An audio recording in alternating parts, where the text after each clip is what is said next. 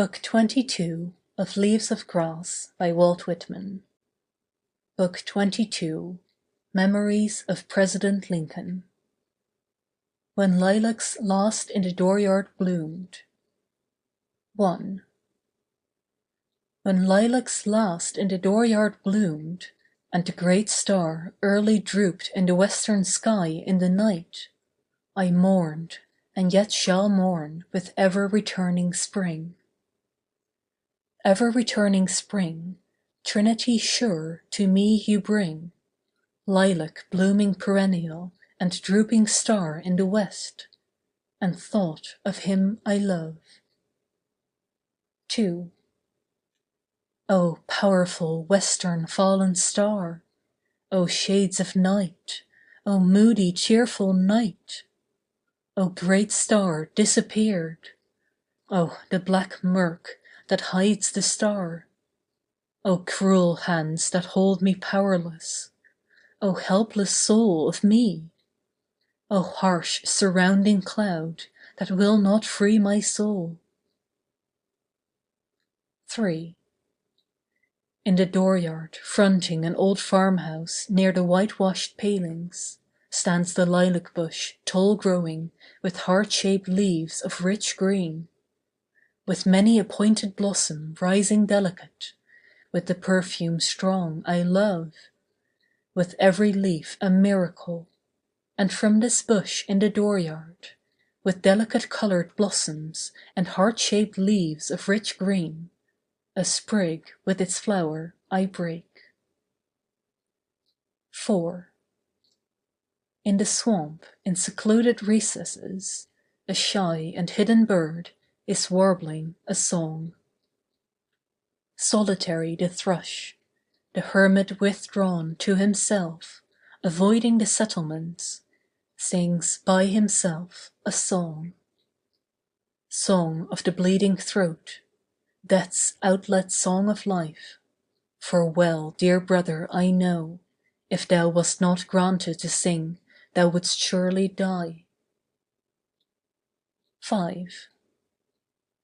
Over the breast of the spring, the land amid cities, amid lanes and through old woods, where lately the violets peeped from the ground, spotting the grey debris, amid the grass in the fields each side of the lanes, passing the endless grass, passing the yellow-speared wheat, every grain from its shroud in the dark brown fields uprisen, passing the apple-tree blows of white and pink in the orchards, carrying a corpse to where it shall rest in the grave, night and day journeys a coffin.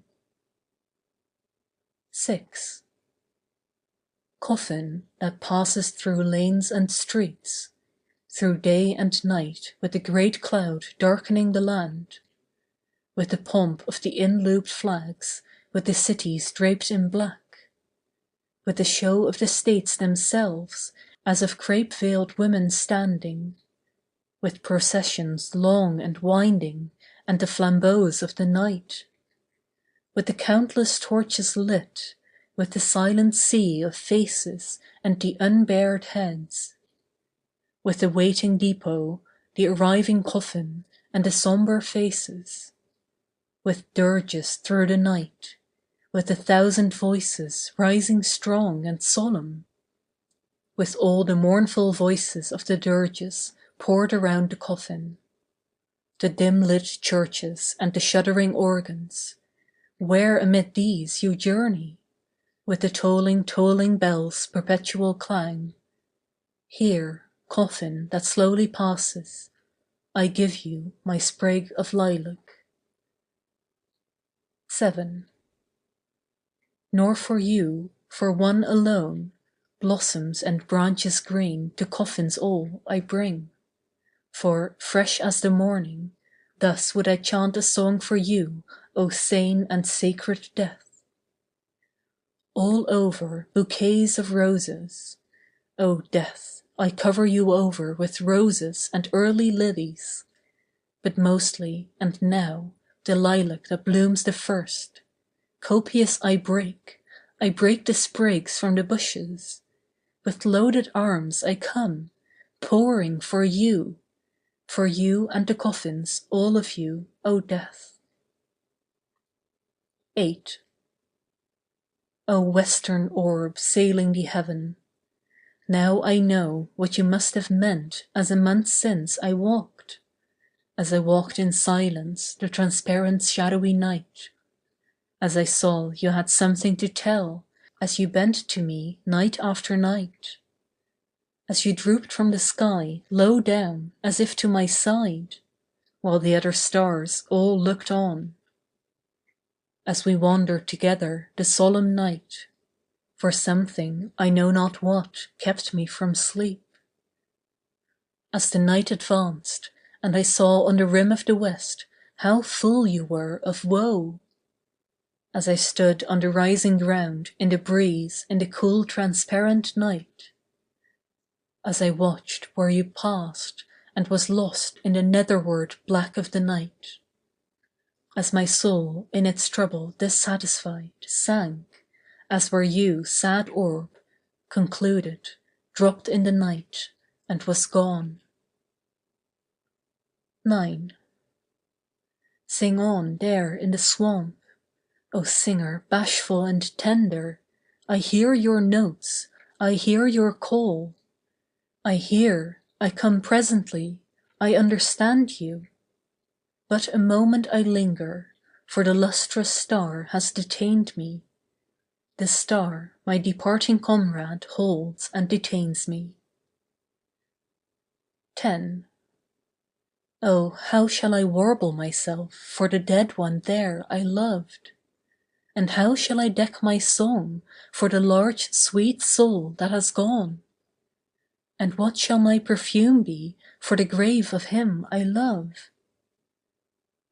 Sea winds blown from east and west, blown from the eastern sea, and blown from the western sea, till there on the prairies meeting, these, and with these, and the breath of my chant, I'll perfume the grave of him I love. 11. Oh, what shall I hang on the chamber walls? And what shall the pictures be that I hang on the walls, to adorn the burial house of him I love?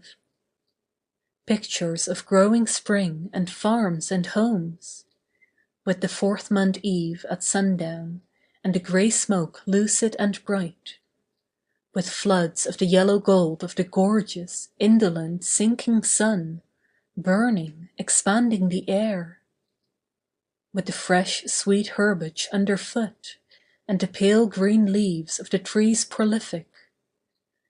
In the distance, the flowing glades, the breast of the river, with a wind dapple here and there, with ranging hills on the banks, with many a line against the sky, and shadows, and the city at hand with dwellings so dense, and stacks of chimneys, and all the scenes of life and the workshops, and the workmen homeward returning.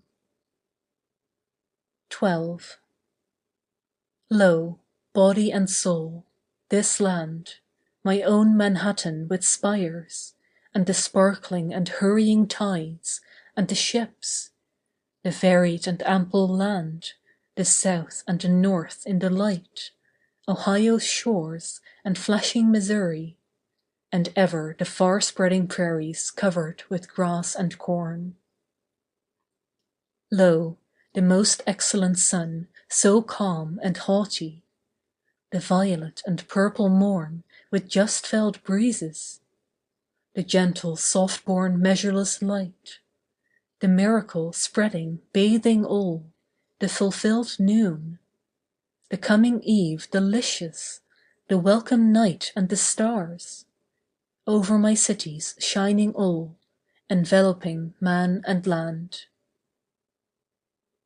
13. Sing on, you grey-brown bird.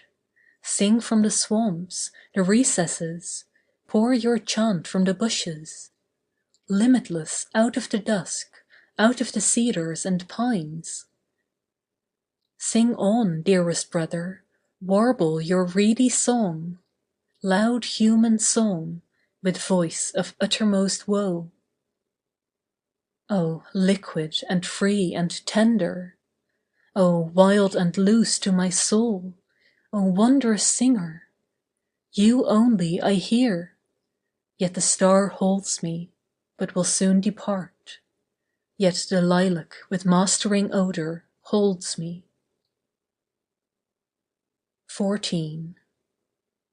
Now, while I sat in the day and looked forth, in the close of the day with its light and the fields of spring, and the farmers preparing their crops, in the large unconscious scenery of my land with its lakes and forests, in the heavenly aerial beauty, after the perturbed winds and the storms, under the arching heavens of the afternoon swift passing, and the voices of children and women, the many moving sea tides, and I saw the ships how they sailed, and the summer approaching with richness, and the fields all busy with labour, and the infinite separate houses, how they all went on, each with its meals and minutiae of daily usages, and the streets, how their throbbings throbbed, and the cities pent, lo, then and there, falling upon them all and among them all, enveloping me with the rest, appeared the cloud, appeared the long black trail, and I knew death, its thought, and the sacred knowledge of death.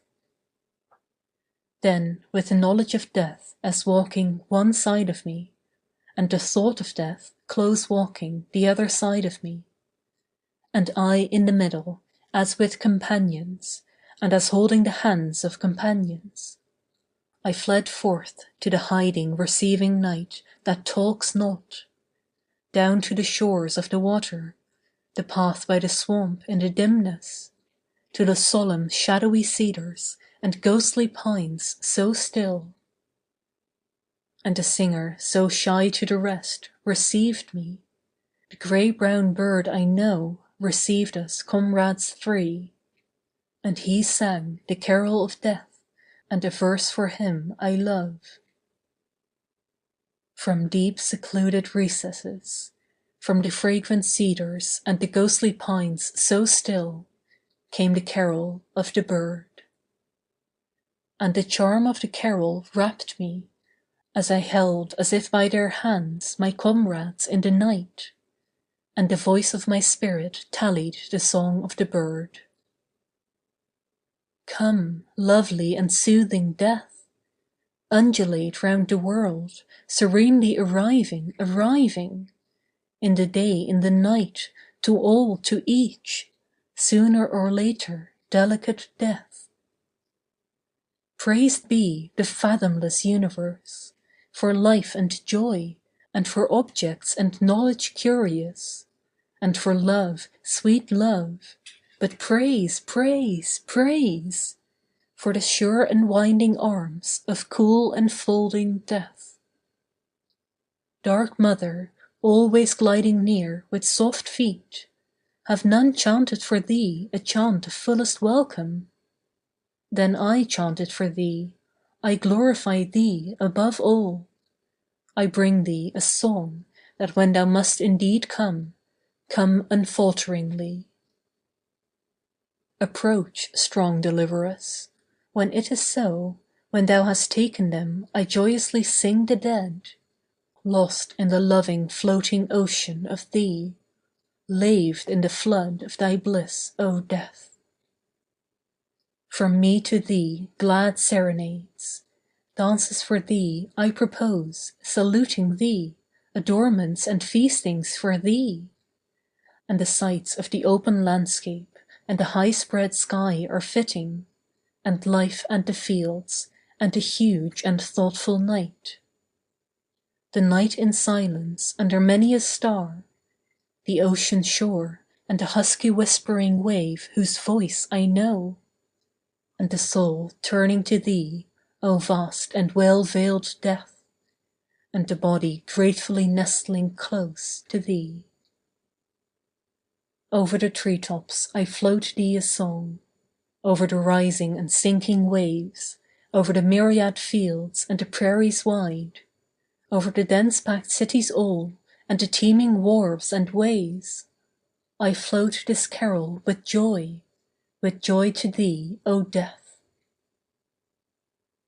15. To the tally of my soul, loud and strong kept up the grey-brown bird, with pure deliberate notes spreading, filling the night. Loud in the pines and cedars dim, clear in the freshness moist and the swamp perfume, and I with my comrades there in the night. While my sight that was bound in my eyes unclosed, as to long panoramas of visions. And I saw askant the armies, I saw as in noiseless dreams hundreds of battle flags, borne through the smoke of the battles, and pierced with missiles I saw them, and carried hither and yon through the smoke, and torn and bloody, and at last but a few shreds left on the staffs, and all in silence, and the staffs all splintered and broken. I saw battle corpses, myriads of them, and the white skeletons of young men, I saw them. I saw the debris of all the slain soldiers of the war. But I saw they were not as was thought. They themselves were fully at rest, they suffered not. The living remained and suffered, the mother suffered, and the wife and child and the musing comrades suffered, and the armies that remained suffered. 16. Passing the visions, passing the night, passing, unloosing the hold of my comrades' hands, passing the song of the hermit bird and the tallying song of my soul, victorious song, death's outlet song, yet varying ever-altering song, as low and wailing, yet clear the notes, rising and falling, flooding the night, sadly sinking and fainting, as warning, and yet again bursting with joy, covering the earth and filling the spread of the heaven, as that powerful psalm in the night I heard from recesses. Passing, I leave thee lilac with heart-shaped leaves, I leave thee there in the dooryard, blooming, returning with spring. I cease from my song for thee, from my gaze on thee in the west, fronting the west, communing with thee, O comrade lustrous with silver face in the night. Yet each to keep and all, retrievements out of the night, the song, the wondrous chant of the grey-brown bird, and the tallying chant, the echo aroused in my soul, with the lustrous and drooping star, with the countenance full of woe, with the holders holding my hand, nearing the call of the bird. Comrades mine and I in the midst, and their memory ever to keep, for the dead I loved so well, for the sweetest, wisest soul of all my days and lands, and this for his dear sake. Lilac and star and bird, twined with the chant of my soul, there in the fragrant pines and the cedars dusk and dim. O Captain, my Captain! O Captain, my Captain! Our fearful trip is done. The ship has weathered every wrack, the prize we sought is won. The port is near, the bells I hear, the people all exulting, while follow eyes the steady keel, the vessel grim and daring. But, O heart, heart, heart! Oh, the bleeding drops of red, where on the deck my captain lies, fallen, cold and dead. O Captain, my Captain, rise up and hear the bells. Rise up, for you the flag is flung, for you the bugle trills, for you bouquets and ribboned wreaths, For you the shores are crowding. For you they call, the swaying mass, their eager faces turning. Here, Captain, dear father, this arm beneath your head. It is some dream that on the deck you've fallen cold and dead. My captain does not answer, his lips are pale and still. My father does not feel my arm, he has no pulse nor will. The ship is anchored safe and sound, its voyage closed and done. From fearful trip the victor's ship comes in with object won. Exult, O shores, and ring, O bells! But I with mournful tread walk the deck my captain lies, fallen, cold and dead. Hushed be the camps today, May 4, 1865. Hushed be the camps today, and soldiers, let us drape our war-worn weapons, and each with musing soul retire to celebrate our dear commander's death. No more for him life's stormy conflicts, nor victory nor defeat, no more time's dark events, charging like ceaseless clouds across the sky. But sing, poet, in our name, sing of the love we bore him, because you, dweller in camps, know it truly. As they invault the coffin there, sing, as they close the doors of earth upon him, one verse for the heavy hearts of soldiers.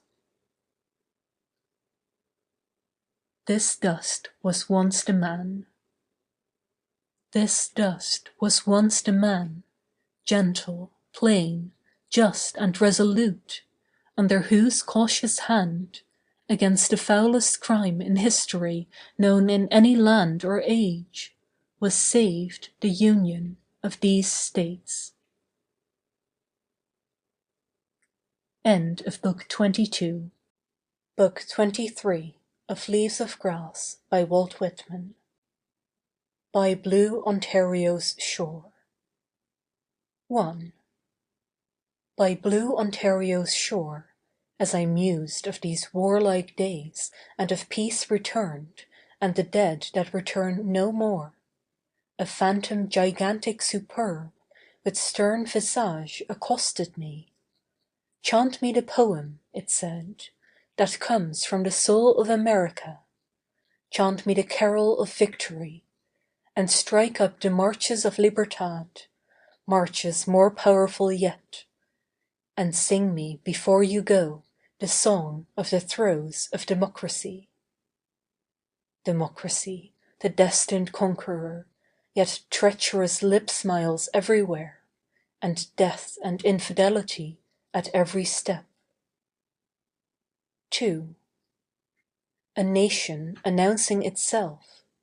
I myself make the only growth by which I can be appreciated.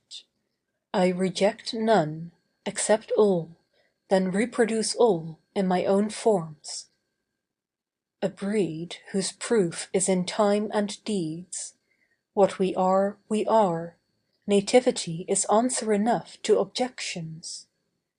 We wield ourselves as a weapon is wielded. We are powerful and tremendous in ourselves. We are executive in ourselves. We are sufficient in the variety of ourselves. We are the most beautiful to ourselves and in ourselves. We stand self-poised in the middle, branching thence over the world, from Missouri, Nebraska, or Kansas, laughing attacks to scorn. Nothing is sinful to us outside of ourselves. Whatever appears, whatever does not appear, we are beautiful or sinful in ourselves only. O mother, O sisters dear, if we are lost, no victor else has destroyed us. It is by ourselves we go down to eternal night. 3. Have you thought there could be but a single supreme? There can be any number of supremes. One does not countervail another any more than one eyesight countervails another, or one life countervails another. All is eligible to all. All is for individuals. All is for you. No condition is prohibited, not God's or any. All comes by the body. Only health puts you rapport with the universe.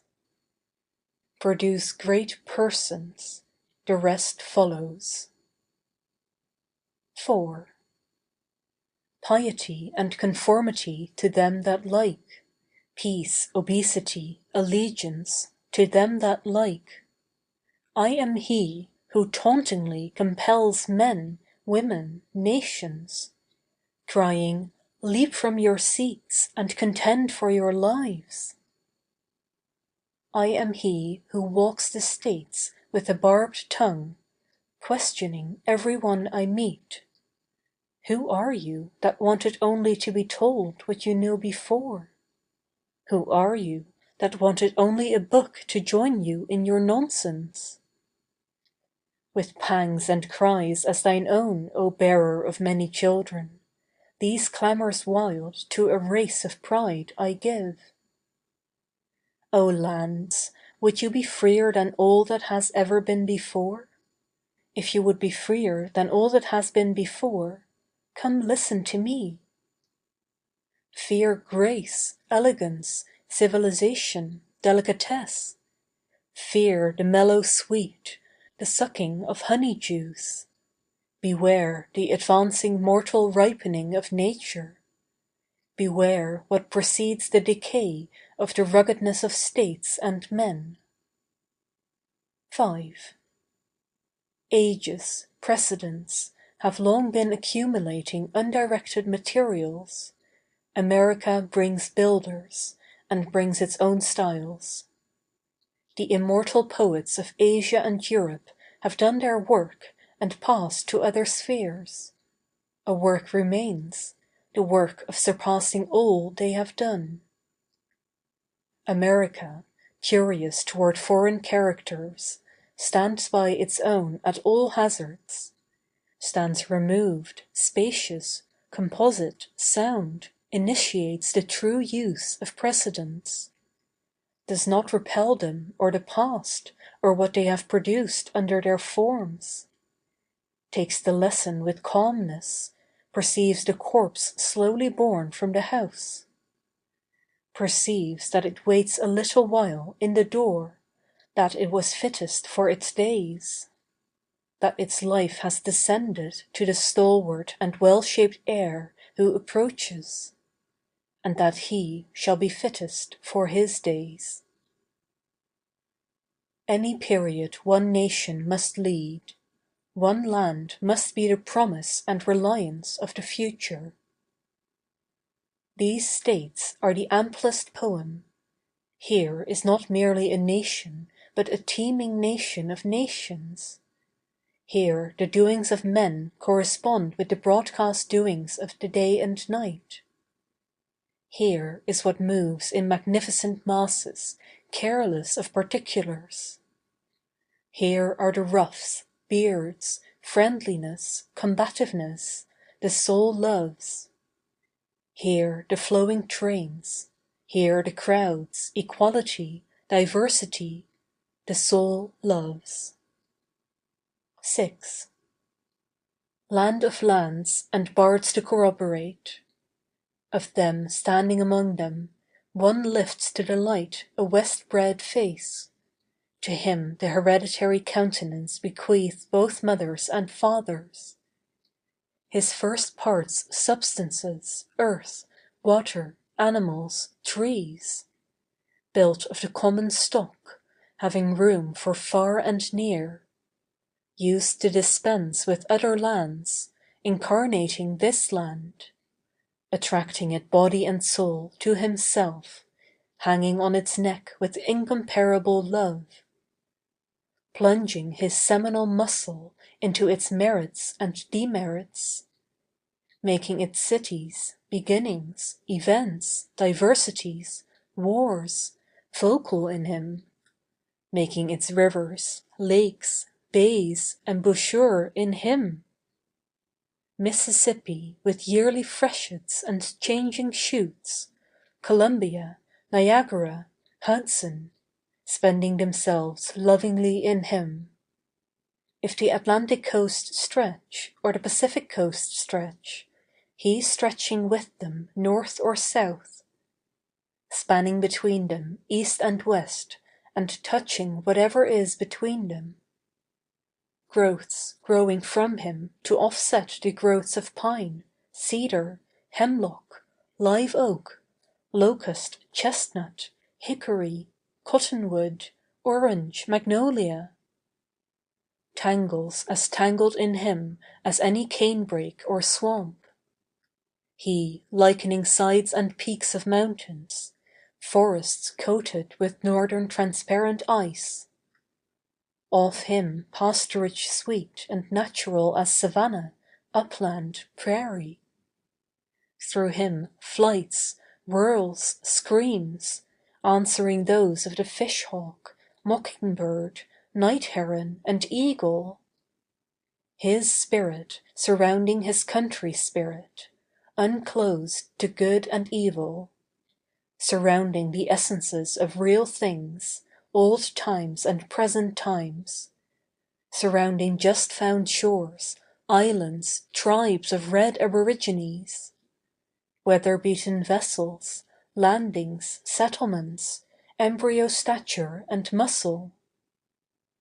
The haughty defiance of the year one, war, peace, the formation of the Constitution, the separate states, the simple elastic scheme, the immigrants, the Union always swarming with blatherers and always sure and impregnable, the unsurveyed interior, log houses, clearings, wild animals, hunters, trappers, surrounding the multiform agriculture, mines, temperature, the gestation of new states, Congress convening every 12th month, the members duly coming up from the uttermost parts, surrounding the noble character of mechanics and farmers, especially the young men, responding their manners, speech, dress, friendships, the gait they have of persons who never knew how it felt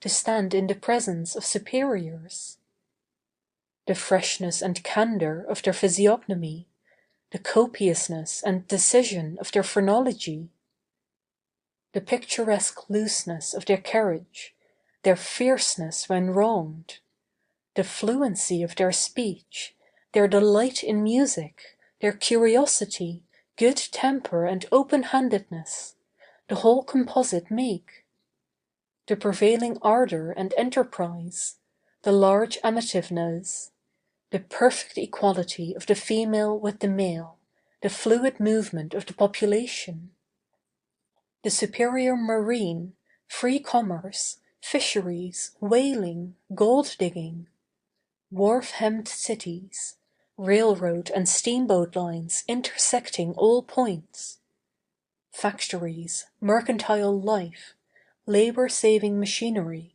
the northeast, northwest, southwest, Manhattan firemen, the Yankee swap, southern plantation life, slavery, the murderous, treacherous conspiracy to raise it upon the ruins of all the rest, on and on to the grapple with it, assassin, then your life or ours be the stake, and respite no more. 7.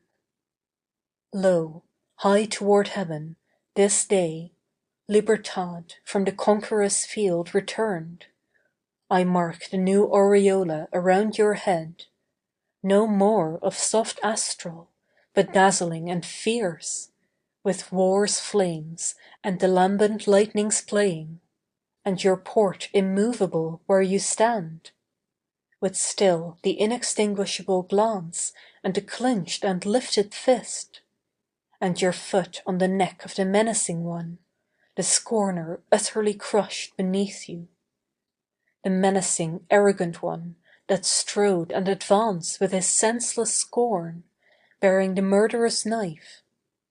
The wide swelling one, the braggart that would yesterday do so much, today a carrion dead and damned, the despised of all the earth, an awful rank, to the dunghill maggots spurned. 8. Others take finish, but the Republic is ever constructive and ever keeps vista. Others adorn the past, but you, O days of the present, I adorn you. O days of the future, I believe in you. I isolate myself for your sake, O America, because you build for mankind, I build for you. O well-beloved stonecutters, I lead them who plan with decision and science. Lead the present with friendly hand toward the future. Bravas to all impulses sending sane children to the next age. But damn that which spends itself with no thought of disdain, pains, dismay, feebleness, it is bequeathing. 9. I listened to the phantom by Ontario's shore. I heard the voice arising, demanding bards. By them all native and grand, by them alone can these states be fused into the compact organism of a nation. To hold men together by paper and seal, or by compulsion, is no account. That only holds men together which aggregates all in a living principle, as the hold of the limbs of the body or the fibers of plants. Of all races and eras, these states with veins full of poetical stuff most need poets, and are to have the greatest, and use them the greatest. Their presidents shall not be their common referee so much as their poets shall. Soul of love and tongue of fire, eye to pierce the deepest deeps and sweep the world. Ah, mother, prolific and full in all besides, yet how long barren, barren? 10. Of these states the poet is the equable man. Not in him, but off from him, things are grotesque, eccentric, fail of their full returns. Nothing out of its place is good, nothing in its place is bad. He bestows on every object or quality its fit proportion, neither more nor less. He is the arbiter of the diverse, he is the key. He is the equalizer of his age and land. He supplies what wants supplying, he checks what wants checking. In peace out of him speaks the spirit of peace, large, rich, thrifty, building populous towns, encouraging agriculture, arts, commerce, lighting the study of man, the soul, health, immortality, government. In war he is the best backer of the war, he fetches artillery as good as the engineers, he can make every word he speaks draw blood. The years straying towards infidelity he withholds by his steady faith. He is no arguer, he is judgment. Nature accepts him absolutely. He judges not as the judge judges, but as the sun falling round helpless thing. As he sees the farthest, he has the most faith. His thoughts are the hymns of the praise of things. In the dispute on God and eternity, he is silent. He sees eternity less like a play with a prologue and dénouement. He sees eternity in men and women.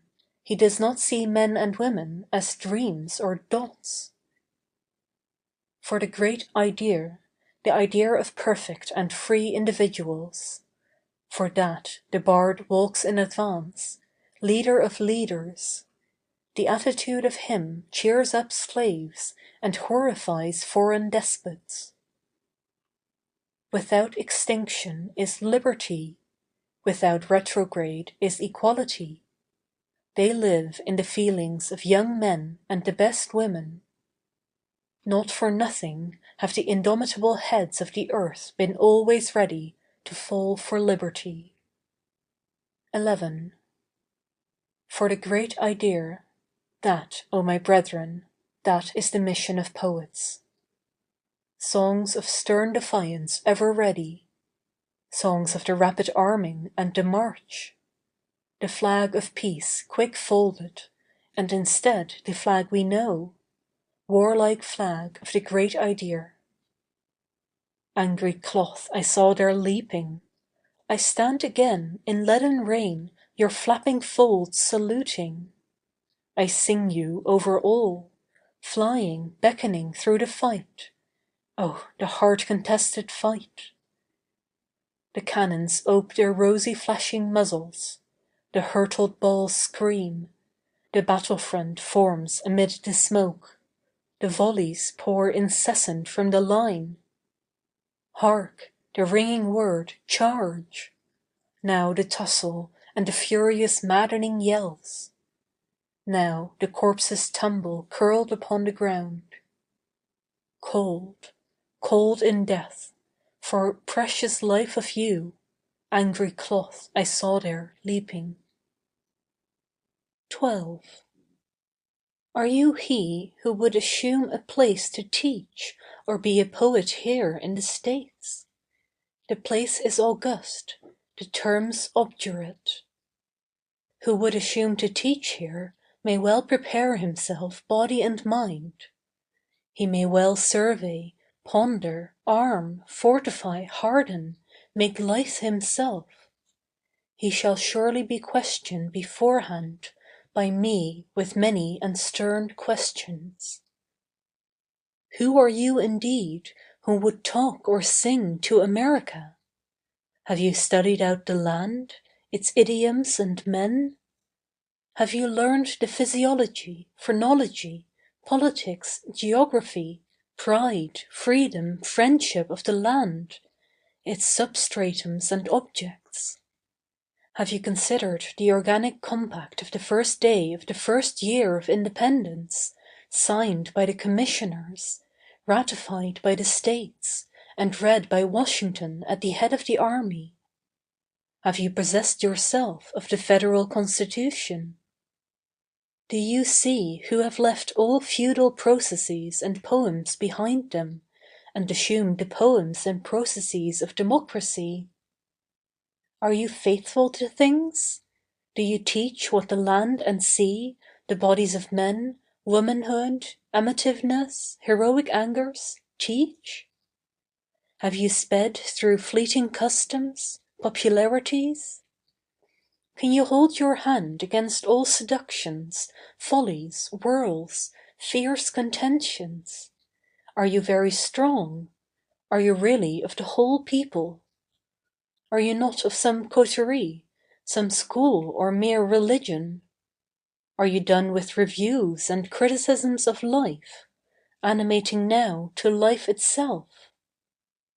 Have you vivified yourself from the maternity of these states? Have you too the old ever-fresh forbearance and impartiality? Do you hold the like love for those hardening to maturity, for the last born, little and big, and for the errant? What is this you bring my America? Is it uniform with my country? Is it not something that has been better told or done before? Have you not imported this or the spirit of it in some ship? Is it not a mere tale, a rhyme, a prettiness? Is the good old cause in it? Has it not dangled long at the heels of the poets, politicians, literates of enemies' lands? Does it not assume that what is notoriously gone is still here? Does it answer universal needs? Will it improve manners? Does it sound with trumpet voice the proud victory of the Union in that secession war? Can your performance face the open fields and the seaside? Will it absorb into me as I absorb food, air, to appear again in my strength, gait, face? Have real employments contributed to it? Original makers, not mere amanuenses? Does it meet modern discoveries, calibers, facts, face to face? What does it mean to American persons, progresses, cities? Chicago, Canada, Arkansas? Does it see behind the apparent custodians the real custodians standing, menacing, silent, the mechanics, Manhattanese, Western men, Southerners, significant alike in their apathy and in the promptness of their love? Does it see what finally befalls and has always finally befallen, each temporizer, patcher, outsider, partialist, alarmist, infidel, who has ever asked anything of America? What mocking and scornful negligence! The track strewed with the dust of skeletons, by the roadside others disdainfully tossed. 13. Rhymes and rhymers pass away, poems distilled from poems pass away. The swarms of reflectors and the polite pass, and leave ashes. Admirers, importers, obedient persons, make but the soil of literature. America justifies itself. Give it time. No disguise can deceive it or conceal from it. It is impassive enough. Only toward the likes of itself will it advance to meet them. If its poets appear, it will in due time advance to meet them. There is no fear of mistake. The proof of a poet shall be sternly deferred till his country absorbs him as affectionately as he has absorbed it. He masters whose spirit masters. He tastes sweetest who results sweetest in the long run. The blood of the brawn beloved of time is unconstrained. In the need of songs, philosophy, an appropriate native grand opera, shipcraft, any craft. He or she is greatest who contributes the greatest original practical example. Already a nonchalant breed, silently emerging, appears on the streets. People's lips salute only doers, lovers, satisfiers, positive knowers. There will shortly be no more priests. I say their work is done. Death is without emergencies here, but life is perpetual emergencies here. Are your body, days, manners, superb? After death, you shall be superb. Justice, health, self-esteem, cleared away with irresistible power. How dare you place anything before a man? 14. Full behind me states, a man before all, myself, typical, before all. Give me the pay I have served for. Give me to sing the songs of the great idea.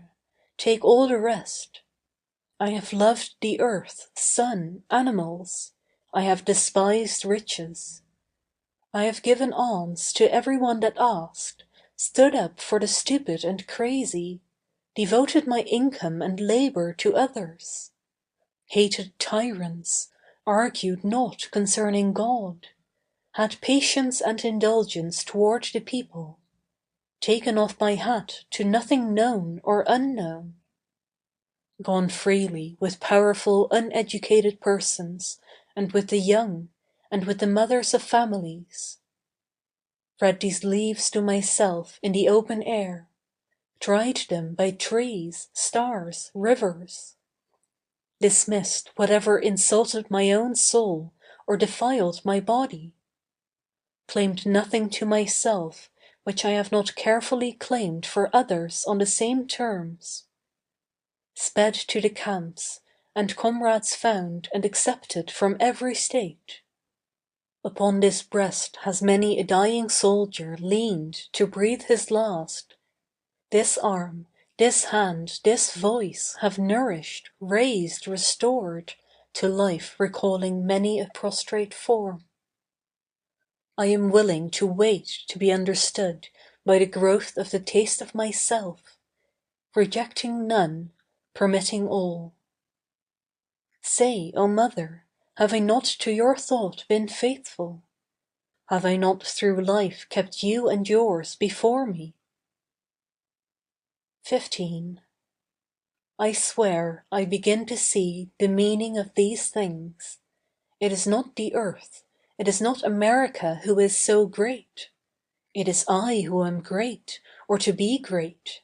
It is you up there, or anyone. It is to walk rapidly through civilizations, governments, theories, through poems, pageants, shows, to form individuals. Underneath all, individuals. I swear nothing is good to me now that ignores individuals. The American compact is altogether with individuals. The only government is that which makes minute of individuals. The whole theory of the universe is directed unerringly to one single individual, namely to you. Mother, with subtle sense severe, with the naked sword in your hand, I saw you at last refuse to treat but directly with individuals. 16. Underneath all, nativity. I swear I will stand by my own nativity, pious or impious, so be it. I swear I am charmed with nothing except nativity. Men, women, cities, nations, are only beautiful from nativity. Underneath all is the expression of love for men and women. I swear I have seen enough of mean and impotent modes of expressing love for men and women. After this day I take my own modes of expressing love for men and women, in myself. I swear I will have each quality of my race in myself. Talk as you like, he only suits these states whose manners favor the audacity and sublime turbulence of the states. Underneath the lessons of things, spirits, nature, governments, ownerships, I swear I perceive other lessons. Underneath all to me is myself, to you yourself, the same monotonous old song.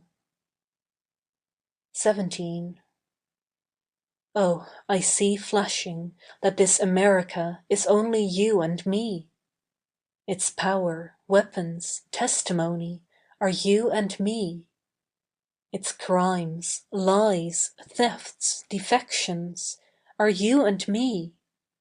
Its Congress is you and me. The officers, capitals, armies, ships are you and me. Its endless gestations of new states are you and me. The war, that war so bloody and grim, the war I will henceforth forget, was you and me. Natural and artificial are you and me. Freedom, language, poems, employments are you and me. Past, present, future are you and me.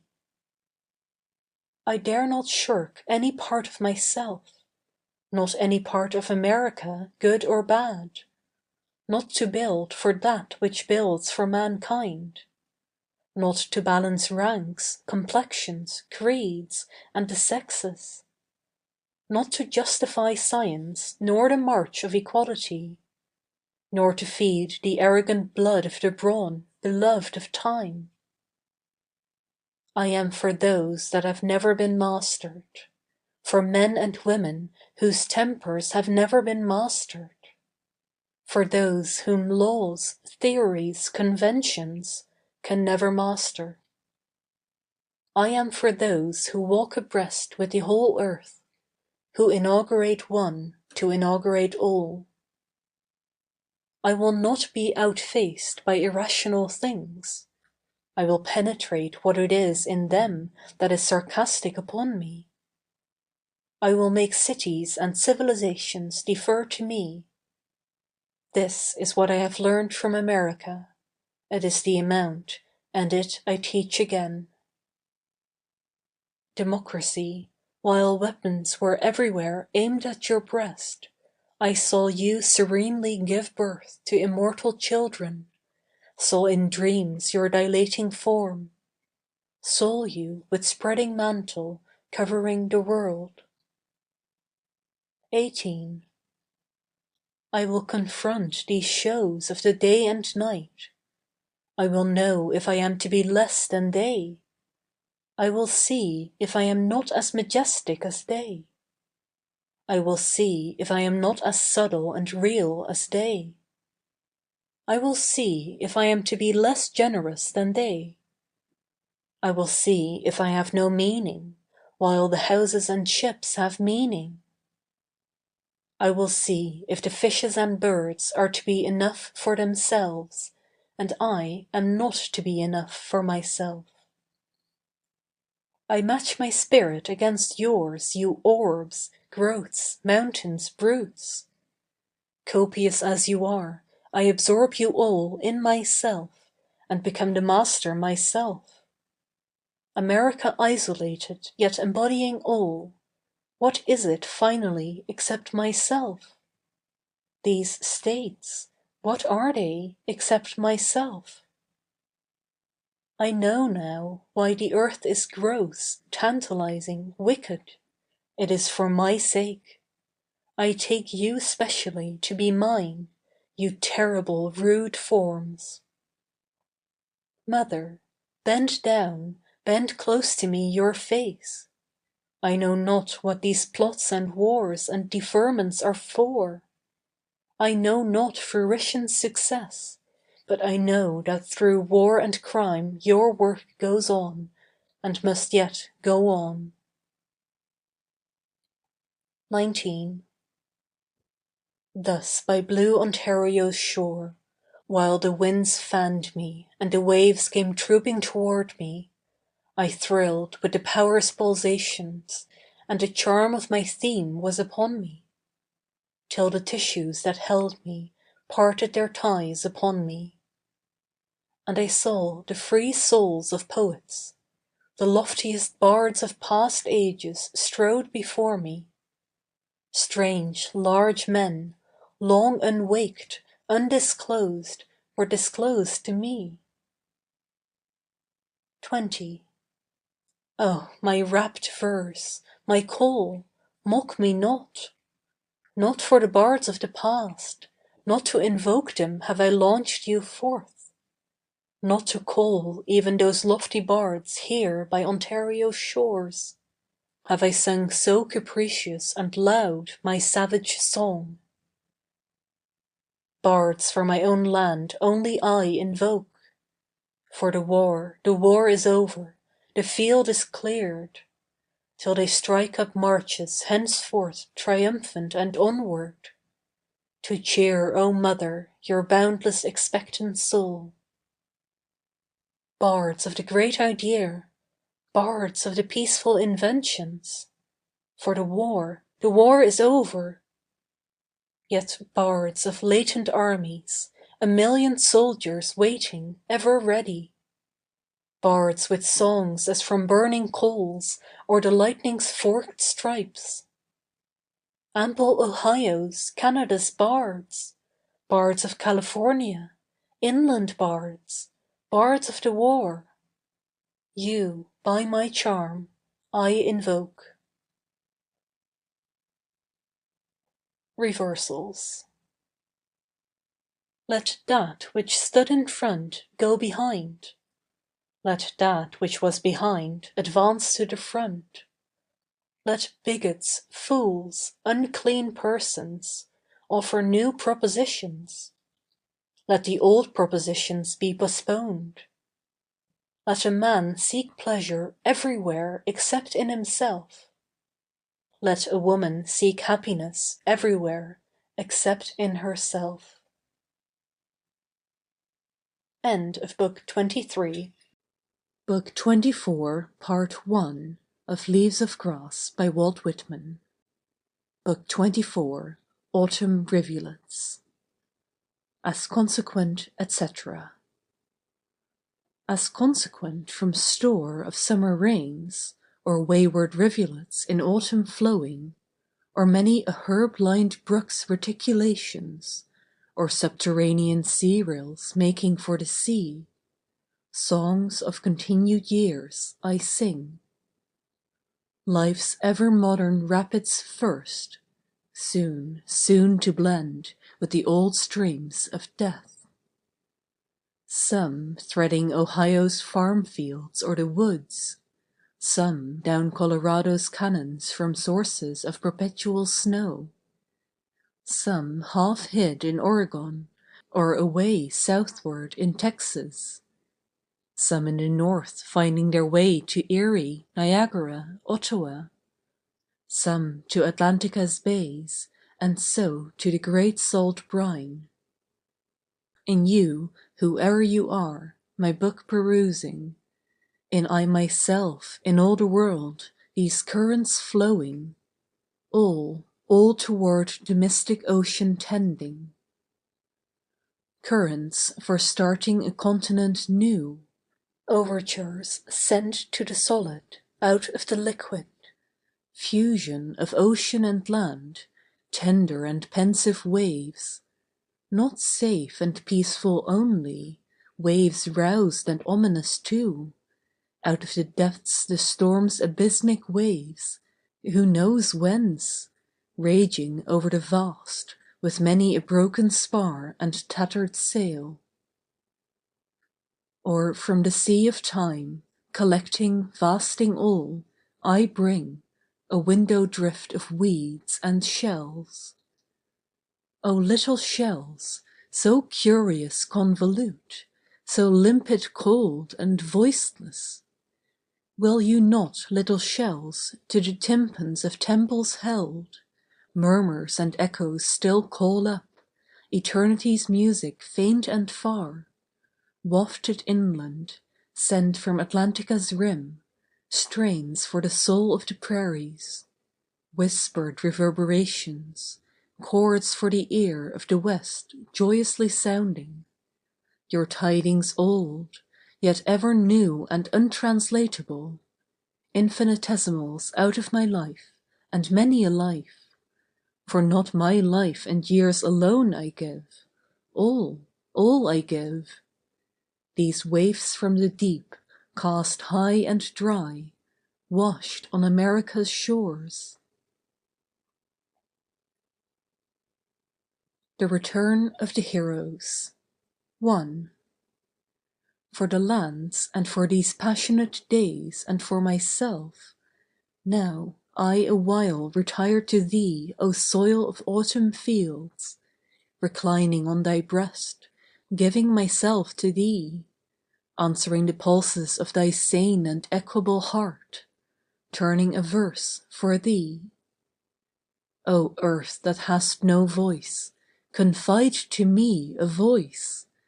O harvest of my lands, O boundless summer growths, O lavish brown parturient earth, O infinite teeming womb, a song to narrate thee.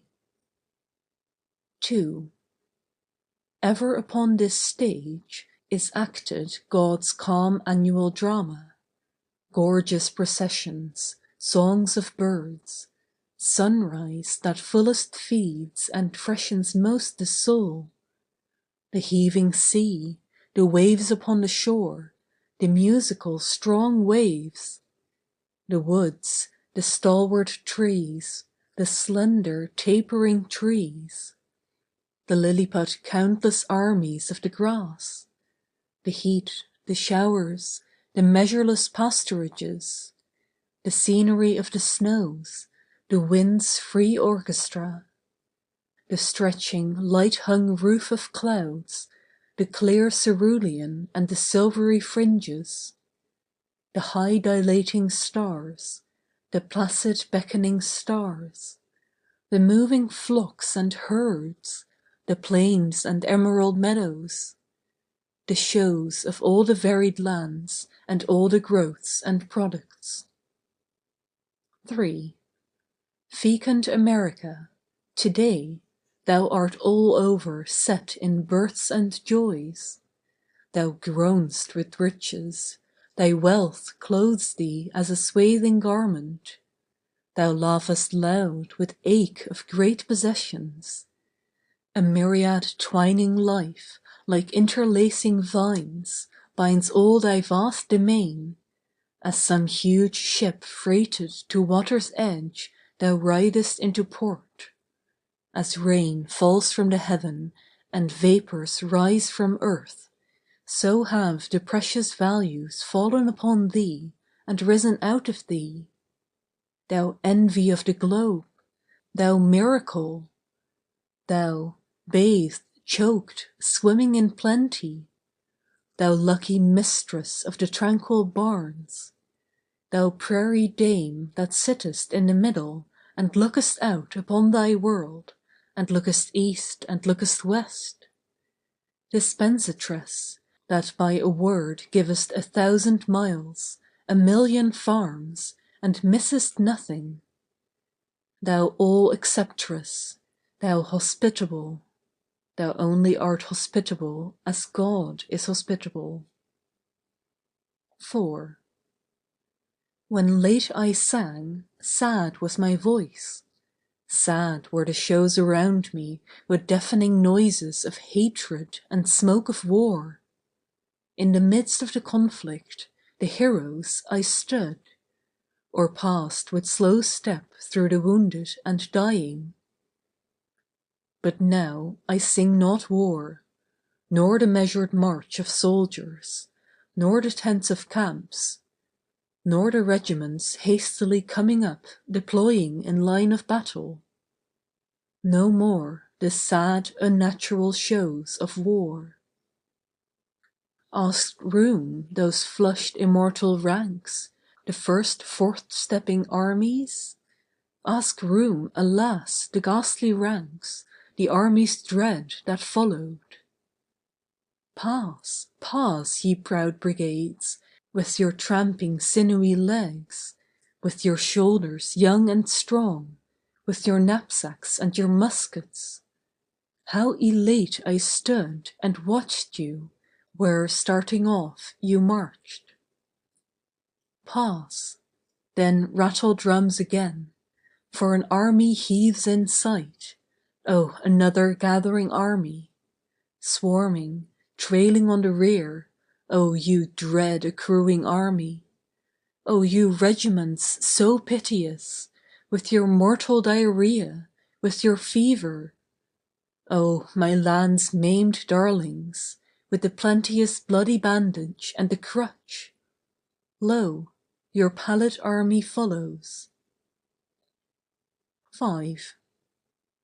But on these days of brightness, on the far-stretching beauteous landscape, the roads and lanes, the high-piled farm wagons, and the fruits and barns, should the dead intrude? Ah, the dead to me mar not, they fit well in nature. They fit very well in the landscape under the trees and grass, and along the edge of the sky in the horizon's far margin.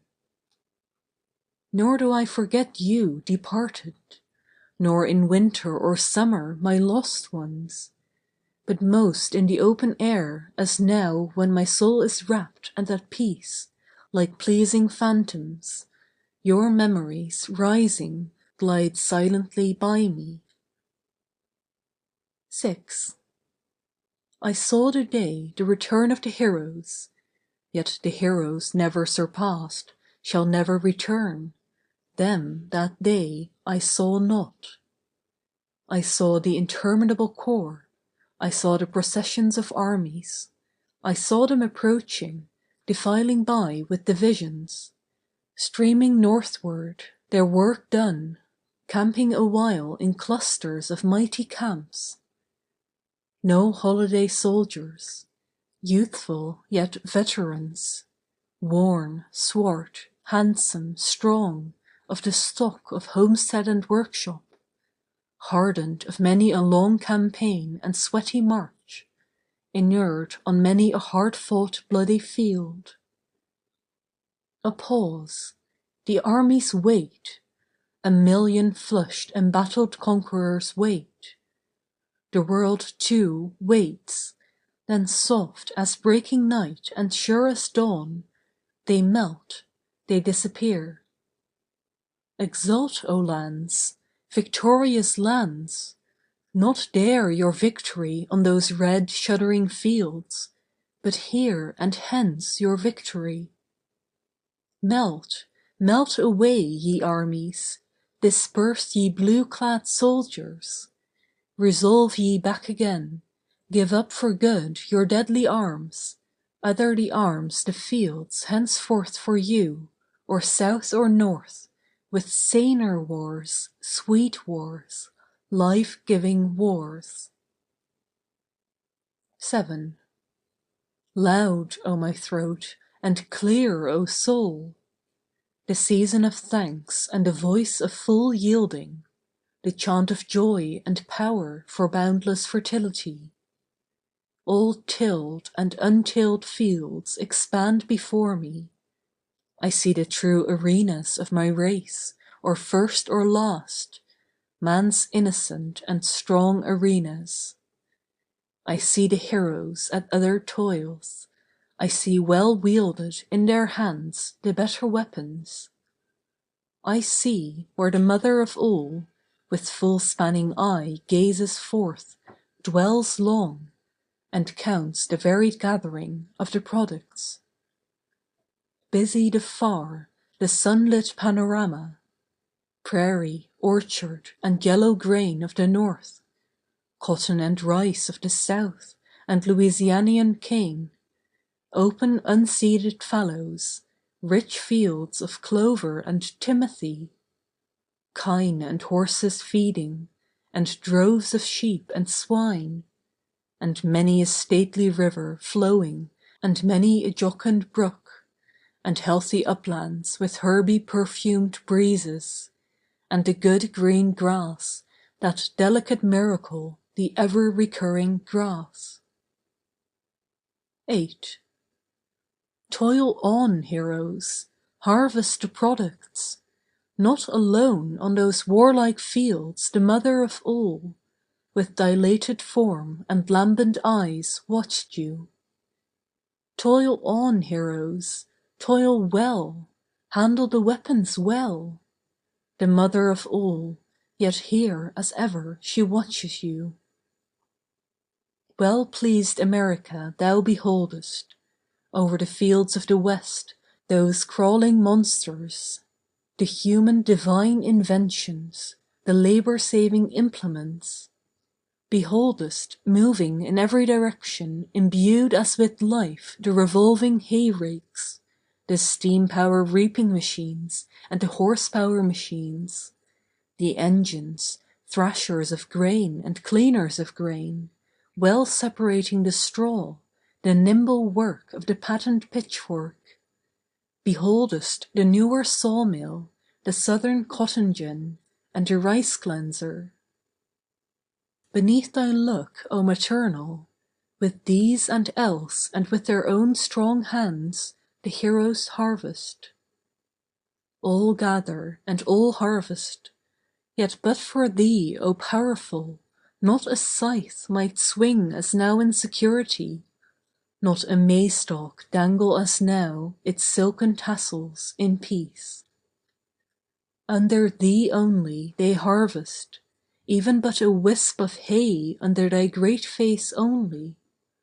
Harvest the wheat of Ohio, Illinois, Wisconsin, every barbed spear under thee. Harvest the maize of Missouri, Kentucky, Tennessee, each ear in its light green sheath. Gather the hay to its myriad mows in the odorous tranquil barns. Oats to their bins, the white potato, the buckwheat of Michigan, to theirs. Gather the cotton in Mississippi or Alabama, dig and hoard the golden, the sweet potato of Georgia and the Carolinas. Clip the wool of California or Pennsylvania. Cut the flax in the Middle States, or hemp or tobacco in the borders. Pick the pea and the bean, or pull apples from the trees or bunches of grapes from the vines, or aught that ripens in all these states or north or south, under the beaming sun and under thee. There was a child went forth. There was a child went forth every day, and the first object he looked upon, that object he became, and that object became part of him for the day or a certain part of the day, or for many years or stretching cycles of years. The early lilacs became part of this child, and grass and white and red morning glories, and white and red clover, and the song of the phoebe bird, and the third-month lambs, and the sow's pink faint litter, and the mare's foal, and the cow's calf, and the noisy bread of the barnyard, or by the mire of the pond-side, and the fish suspending themselves so curiously below there, and the beautiful curious liquid, and the water plants with their graceful flat heads, all became part of him. The field sprouts of fourth month and fifth month became part of him, winter grain sprouts and those of the light yellow corn, and the esculent roots of the garden, and the apple trees covered with blossoms and the fruit afterward, and woodberries and the commonest weeds by the road, and the old drunkard staggering home from the outhouse of the tavern whence he had lately risen, and the schoolmistress that passed on her way to the school, and the friendly boys that passed, and the quarrelsome boys, and the tidy and fresh-cheeked girls, and the barefoot negro boy and girl, and all the changes of city and country wherever he went. His own parents, he that had fathered him and she that had conceived him in her womb and birthed him, they gave this child more of themselves than that. They gave him afterward every day, they became part of him. The mother at home quietly placing the dishes on the supper table, the mother with mild words clean her cap and gown, a wholesome odor falling off her person and clothes as she walks by. The father, strong, self-sufficient, manly, mean, angered, unjust. The blow, the quick loud word, the tight bargain, the crafty lure, the family usages, the language, the company, the furniture, the yearning and swelling heart. Affection that will not be gainsayed, the sense of what is real, the thought if after all it should prove unreal. The doubts of daytime and the doubts of night-time, the curious whether and how. Whether that which appears so is so, or is it all flashes and specks?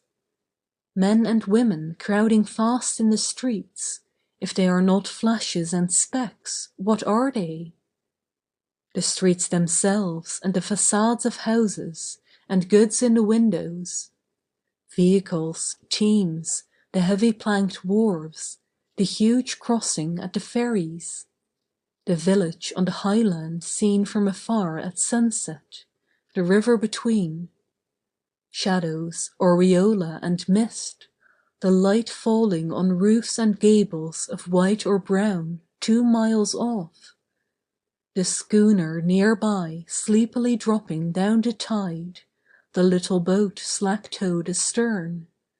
The hurrying, tumbling waves, quick broken crests, slapping. The strata of coloured clouds, the long bar of maroon tint, away solitary by itself, the spread of purity it lies motionless in, the horizon's edge, the flying sea-crow, the fragrance of salt marsh and shore mud. These became part of that child who went forth every day, and who now goes and will always go forth every day. Old Ireland. Far hence amid an isle of wondrous beauty, crouching over a grave an ancient sorrowful mother, once a queen, now lean and tattered seated on the ground, her old white hair drooping dishevelled round her shoulders, at her feet fallen an unused royal harp. Long silent, she too long silent, mourning her shrouded hope and heir, of all the earth her heart most full of sorrow because most full of love. Yet a word, ancient mother, you need crouch there no longer on the cold ground with forehead between your knees. Oh, you need not sit there veiled in your old white hair so dishevelled. For know you the one you mourn is not in that grave. It was an illusion. The son you love was not really dead. The Lord is not dead. He is risen again young and strong in another country. Even while you wept there by your fallen harp by the grave, what you wept for was translated, passed from the grave. The winds favoured and the sea sailed it, and now with rosy and new blood moves today in a new country. The City Dead House. By the city dead house by the gate, as idly sauntering, wending my way from the clangour, I, curious, pause, for lo, an outcast form, a poor dead prostitute brought. Her corpse they deposit unclaimed, it lies on the damp brick pavement. The divine woman, her body, I see the body, I look on it alone.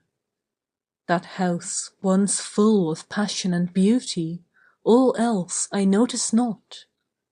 Nor stillness so cold, nor running water from faucet, nor odours morbific impress me. But the house alone, that wondrous house, that delicate fair house, that ruin, that immortal house more than all the rows of dwellings ever built, or white-domed capitol with majestic figure surmounted, or all the old high-spired cathedrals. That little house alone, more than them all, poor, desperate house. Fair, fearful wreck, tenement of a soul, itself a soul. Unclaimed, avoided house, take one breath from my tremulous lips. Take one tear dropped aside as I go for thought of you. Dead house of love, house of madness and sin, crumbled, crushed. House of life, erewhile talking and laughing, but ah, poor house, dead even then. Months, years, an echoing, garnished house, but dead, dead, dead. This compost. 1. Something startles me where I thought I was safest. I withdraw from the still woods I loved. I will not go now on the pastures to walk. I will not strip the clothes from my body to meet my lover the sea. I will not touch my flesh to the earth as to other flesh to renew me. Oh, how can it be that the ground itself does not sicken? How can you be alive, you growths of spring? How can you furnish health, you blood of herbs, roots, orchards, grain? Are they not continually putting distempered corpses within you? Is not every continent worked over and over with sour dead? Where have you disposed of their carcasses? Those drunkards and gluttons of so many generations? Where have you drawn off all the foul liquid and meat? I do not see any of it upon you today, or perhaps I am deceived. I will run a furrow with my plough, I will press my spade through the sod and turn it up underneath. I am sure I shall expose some of the foul meat. 2. Behold this compost, behold it well. Perhaps every mite has once formed part of a sick person, yet behold! The grass of spring covers the prairies. The bean bursts noiselessly through the mold in the garden. The delicate spear of the onion pierces upward. The apple buds cluster together on the apple branches. The resurrection of the wheat appears with pale visage out of its graves. The tinge awakes over the willow tree and the mulberry tree. The he-birds carol mornings and evenings, while the she-birds sit on their nests. The young of poultry break through the hatched eggs. The newborn of animals appear. The calf is dropped from the cow, the colt from the mare. Out of its little hill faithfully rise the potato's dark green leaves. Out of its hill rises the yellow maize stalk, the lilacs bloom in the dooryards. The summer growth is innocent and disdainful above all those strata of sour dead. What chemistry! That the winds are really not infectious. That this is no cheat, this transparent greenwash of the sea which is so amorous after me. That it is safe to allow it to lick my naked body all over with its tongues. That it will not endanger me with the fevers that have deposited themselves in it. That all is clean forever and forever. That the cool drink from the well tastes so good. That blackberries are so flavorous and juicy. That the fruits of the apple orchard and the orange orchard, that melons, grapes, peaches, plums, will none of them poison me. That when I recline on the grass I do not catch any disease, though probably every spear of grass rises out of what was once catching disease. Now I am terrified at the earth. It is that calm and patient. It grows such sweet things out of such corruptions. It turns harmless and stainless on its axis, with such endless successions of diseased corpses. It distills such exquisite winds out of such infused foetor. It renews with such unwitting looks its prodigal, annual, sumptuous crops. It gives such divine materials to men, and accepts such leavings from them at last. To a foiled European revolutionaire. Courage yet, my brother or my sister. Keep on. Liberty is to be subserved whatever occurs. That is nothing that is quelled by one or two failures, or any number of failures, or by the indifference or ingratitude of the people, or by any unfaithfulness, or the show of the tushes of power, soldiers, cannon, penal statutes. What we believe in waits latent forever through all the continents, invites no one, promises nothing, sits in calmness and light, is positive and composed, knows no discouragement, waiting patiently, waiting its time. Not songs of loyalty alone are these, but songs of insurrection also. For I am the sworn poet of every dauntless rebel the world over, and he going with me leaves peace and routine behind him, and stakes his life to be lost at any moment. The battle rages with many a loud alarm and frequent advance and retreat. The infidel triumphs, or supposes he triumphs. The prison, scaffold, garrote, handcuffs, iron necklace and lead balls do their work. The named and unnamed heroes pass to other spheres. The great speakers and writers are exiled, they lie sick in distant lands. The cause is asleep, the strongest throats are choked with their own blood. The young men droop their eyelashes toward the ground when they meet. But for all this liberty has not gone out of the place, nor the infidel entered into full possession. When liberty goes out of a place, it is not the first to go, nor the second or third to go. It waits for all the rest to go, it is the last.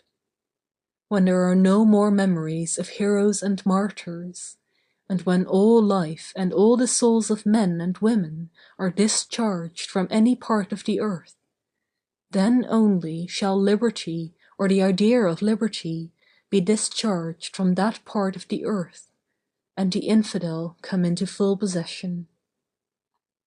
Then courage, European revolter, revoltress! For till all ceases, neither must you cease. I do not know what you are for. I do not know what I am for myself, nor what anything is for. But I will search carefully for it even in being foiled. In defeat, poverty, misconception, imprisonment, for they too are great. Did we think victory great? So it is, but now it seems to me, when it cannot be helped, that defeat is great, and that death and dismay are great.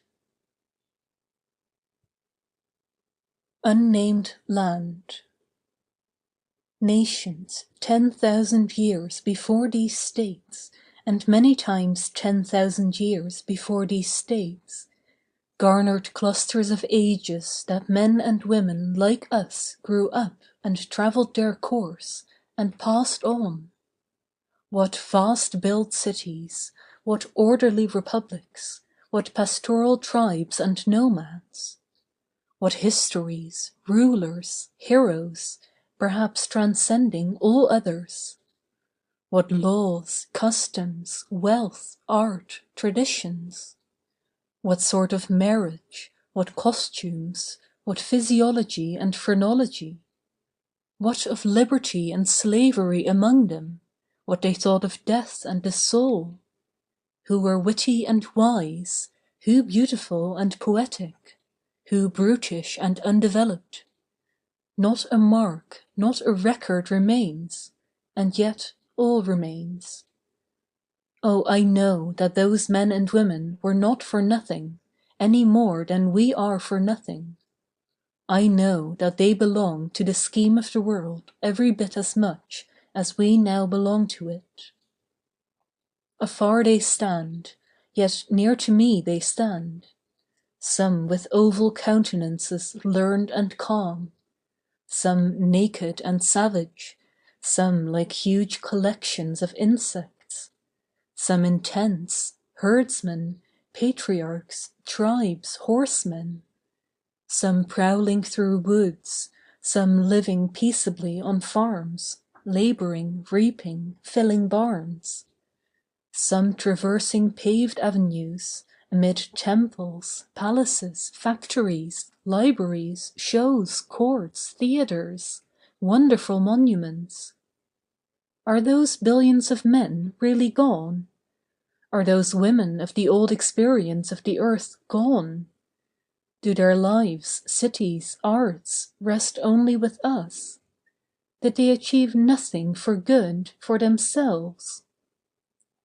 I believe all of those men and women that filled the unnamed lands, every one exists this hour here or elsewhere, invisible to us, in exact proportion to what he or she grew from in life, and out of what he or she did, felt, became, loved, sinned, in life. I believe that was not the end of those nations or any person of them, any more than this shall be the end of my nation, or of me; of their languages, governments, marriage, literature, products, games, wars, manners, crimes, prisons, slaves, heroes, poets. I suspect their results curiously await in the yet unseen world, counterparts of what accrued to them in the seen world.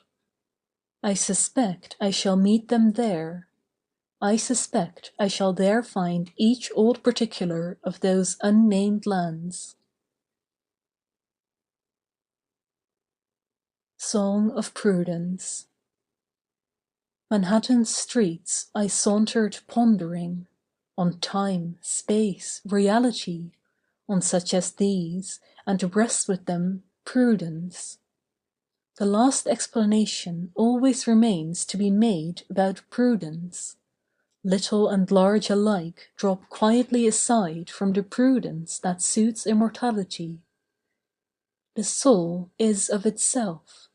All verges to it, all has reference to what ensues. All that a person does, says, thinks, is of consequence. Not a move can a man or woman make that affects him or her in a day, month, any part of the direct lifetime, or the hour of death. But the same affects him or her onward, afterward, through the indirect lifetime. The indirect is just as much as the direct. The spirit receives from the body just as much as it gives to the body, if not more. Not one word or deed, not venereal sore, discoloration, privacy of the onanist, putridity of gluttons or rum drinkers, peculation, cunning, betrayal, murder, seduction, prostitution, but has results beyond death as really as before death. Charity and personal force are the only investments worth anything. No specification is necessary. All that a male or female does, that is vigorous, benevolent, clean, is so much profit to him or her, in the unshakable order of the universe and through the whole scope of it forever. Who has been wise receives interest. Savage, felon, president, judge, farmer, sailor, mechanic, literate, young, old, it is the same. The interest will come round, all will come round. Singly, wholly, to affect now, affected their time, will forever affect, all of the past and all of the present and all of the future, all the brave actions of war and peace, all help given to relatives, strangers, the poor, old, sorrowful, young children, widows, the sick, and to shunned persons. All self-denial that stood steady and aloof on wrecks, and saw others fill the seats of the boats. All offering of substance or life for the good old cause, or for a friend's sake, or opinion's sake. All pains of enthusiasts scoffed at by their neighbors. All the limitless sweet love and precious suffering of mothers. All honest men baffled in strifes recorded or unrecorded. All the grandeur and good of ancient nations whose fragments we inherit. All the good of the dozens of ancient nations unknown to us by name, date, location.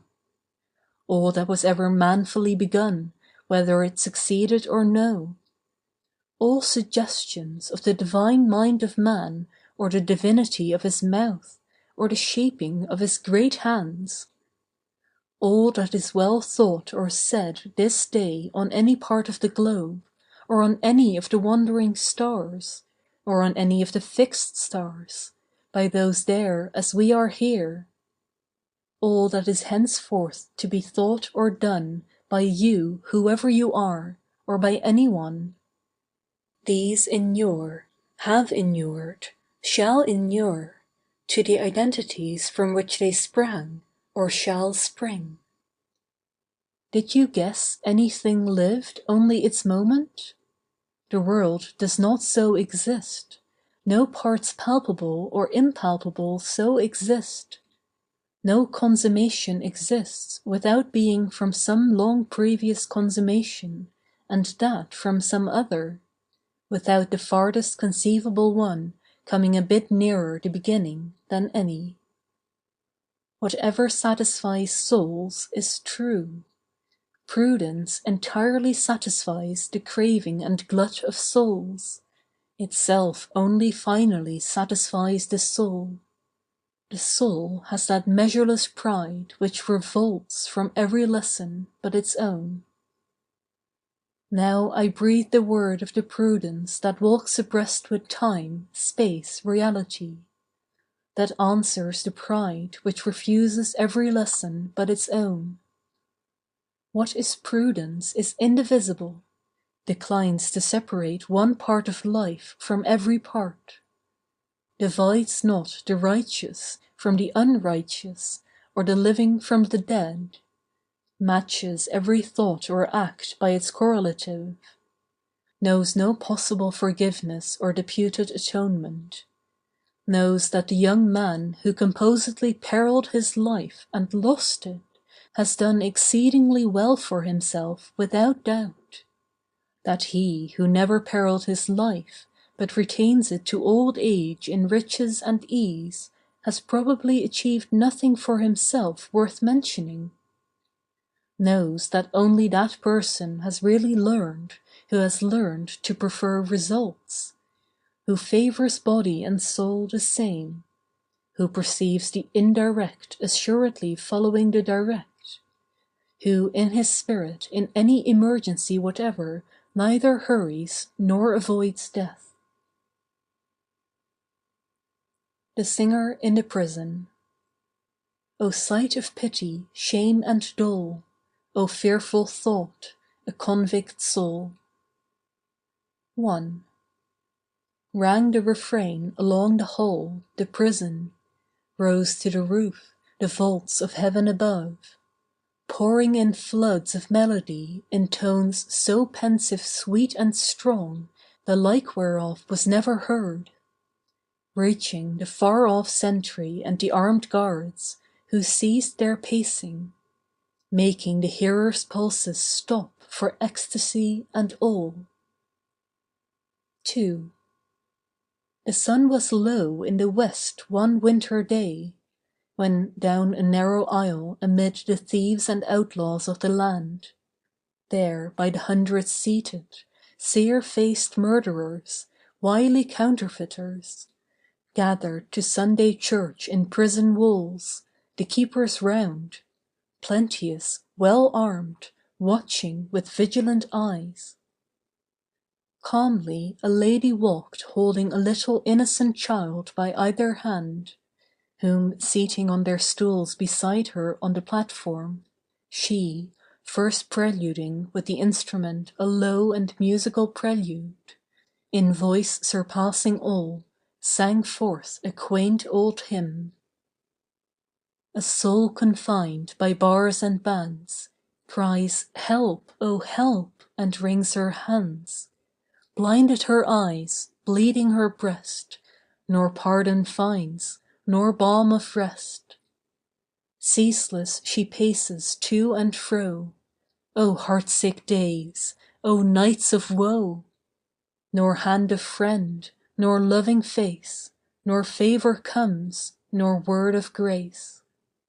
It was not I that sinned the sin, the ruthless body dragged me in. Though long I strove courageously, the body was too much for me.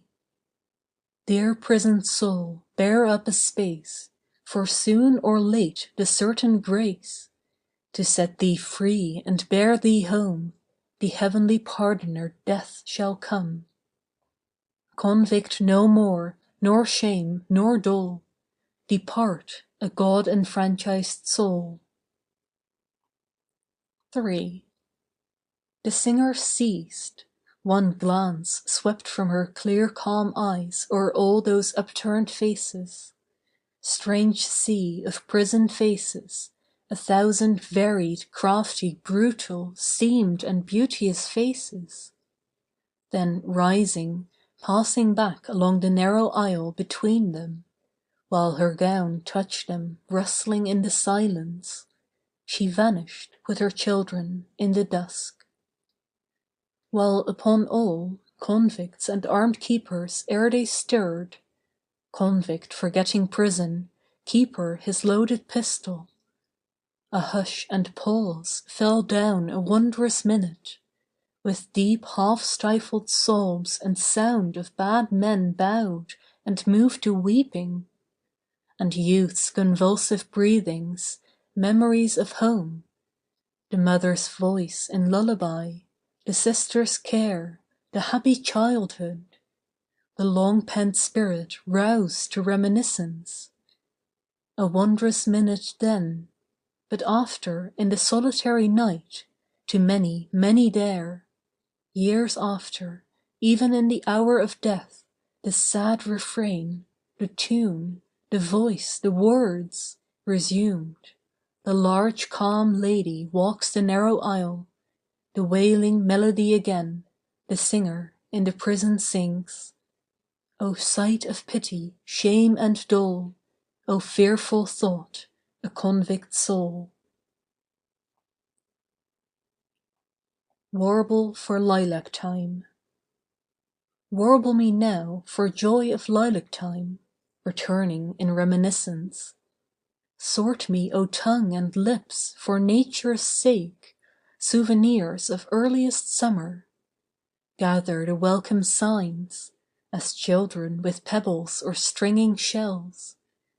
Put in April and May the hylas croaking in the ponds, the elastic air, bees, butterflies, the sparrow with its simple notes, bluebird and darting swallow, nor forget the high-hole flashing his golden wings, the tranquil sunny haze, the clinging smoke, the vapor, shimmer of waters with fish in them, the cerulean above, all that is jocund and sparkling, the brooks running, the maple woods, the crisp February days and the sugar making, the robin where he hops, bright-eyed, brown-breasted, with musical clear call at sunrise and again at sunset, or flitting among the trees of the apple orchard, building the nest of his mate, the melted snow of March, the willow sending forth its yellow-green sprouts,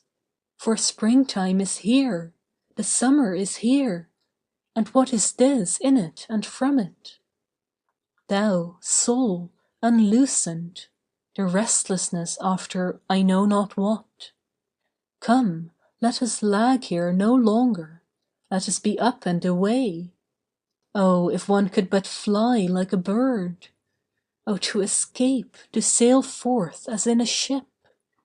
To glide with thee, O soul, o'er all, in all, as a ship o'er the waters, gathering these hints, the preludes, the blue sky, the grass, the morning drops of dew, the lilac scent, the bushes with dark green heart-shaped leaves, wood violets, the little delicate pale blossoms called innocence, samples and sorts not for themselves alone, but for their atmosphere, to grace the bush I love, to sing with the birds, a warble for joy of returning in reminiscence. Outlines for a Tomb. G.P. buried 1870. 1. What may we chant, O thou within this tomb? What tablets, outlines, hang for thee, O millionaire?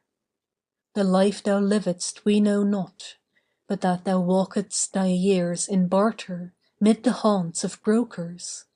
Nor heroism thine, nor war, nor glory. 2. Silent, my soul, with drooping lids, as waiting, pondered, turning from all the samples, monuments of heroes. While through the interior vistas, noiseless uprose, phantasmic, as by night auroras of the north. Lambent tableaus, prophetic, bodiless scenes, spiritual projections. In one, among the city streets a labourer's home appeared, after his day's work done, cleanly, sweet-aired, the gaslight burning, the carpet swept and the fire in the cheerful stove.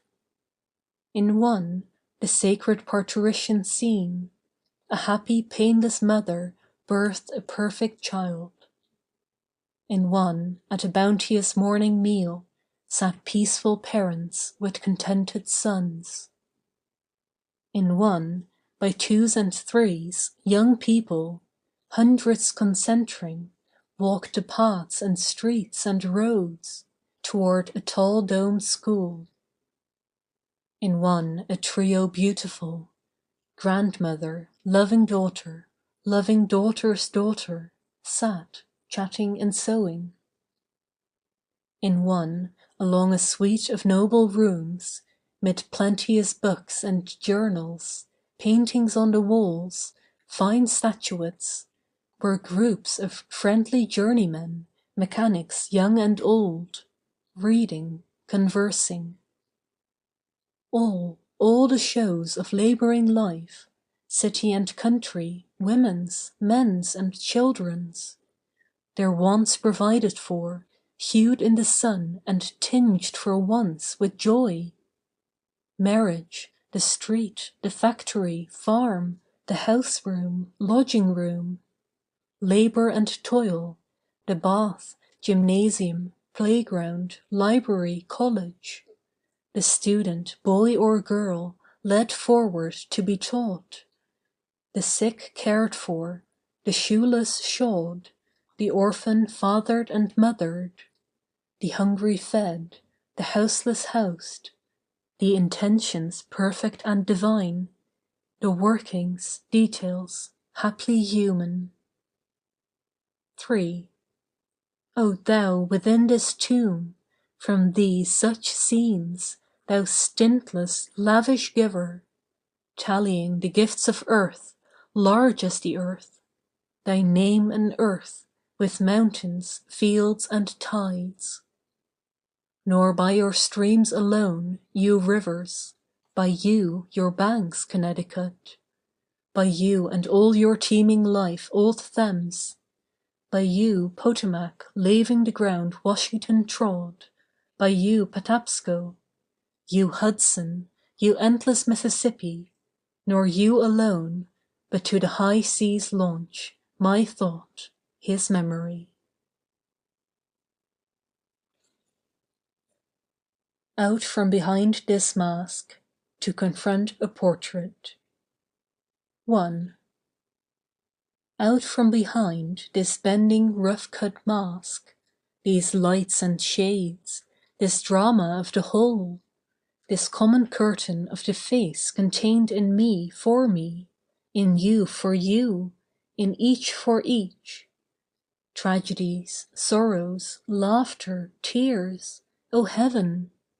The passionate teeming place this curtain hid, this glaze of God's serenest purest sky, this film of Satan's seething pit, this heart's geography's map, this limitless small continent, this soundless sea.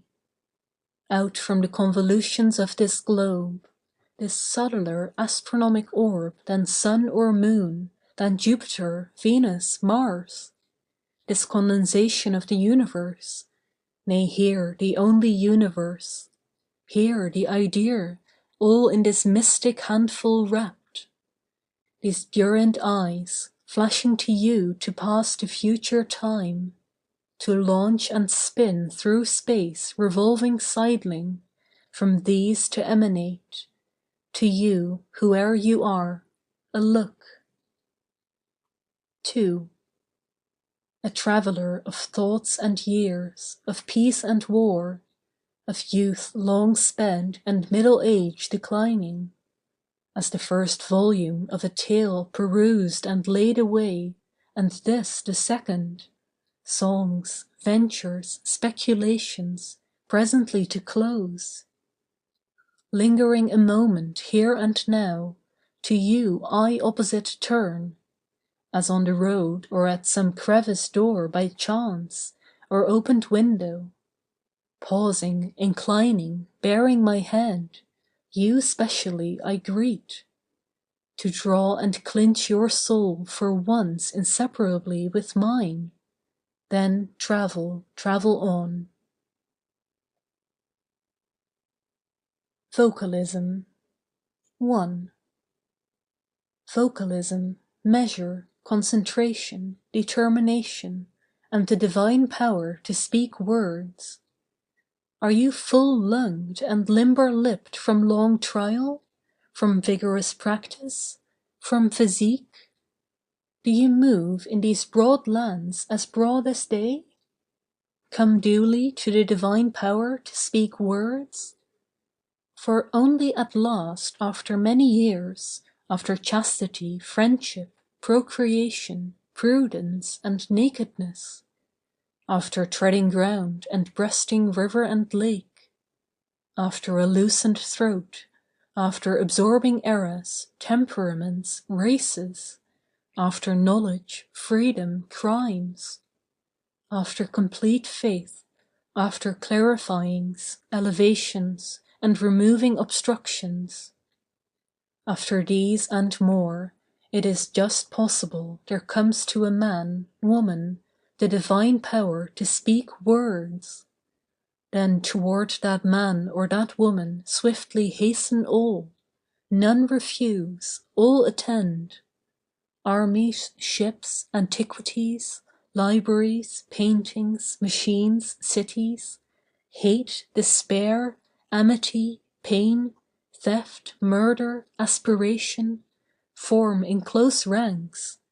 They debouch as they are wanted to march obediently through the mouth of that man or that woman. 2. Oh, what is it in me that makes me tremble so at voices? Surely whoever speaks to me in the right voice, him or her I shall follow, as the water follows the moon, silently, with fluid steps, anywhere around the globe. All waits for the right voices. Where is the practiced and perfect organ? Where is the developed soul? For I see every word uttered thence has deeper, sweeter, new sounds, impossible on less terms.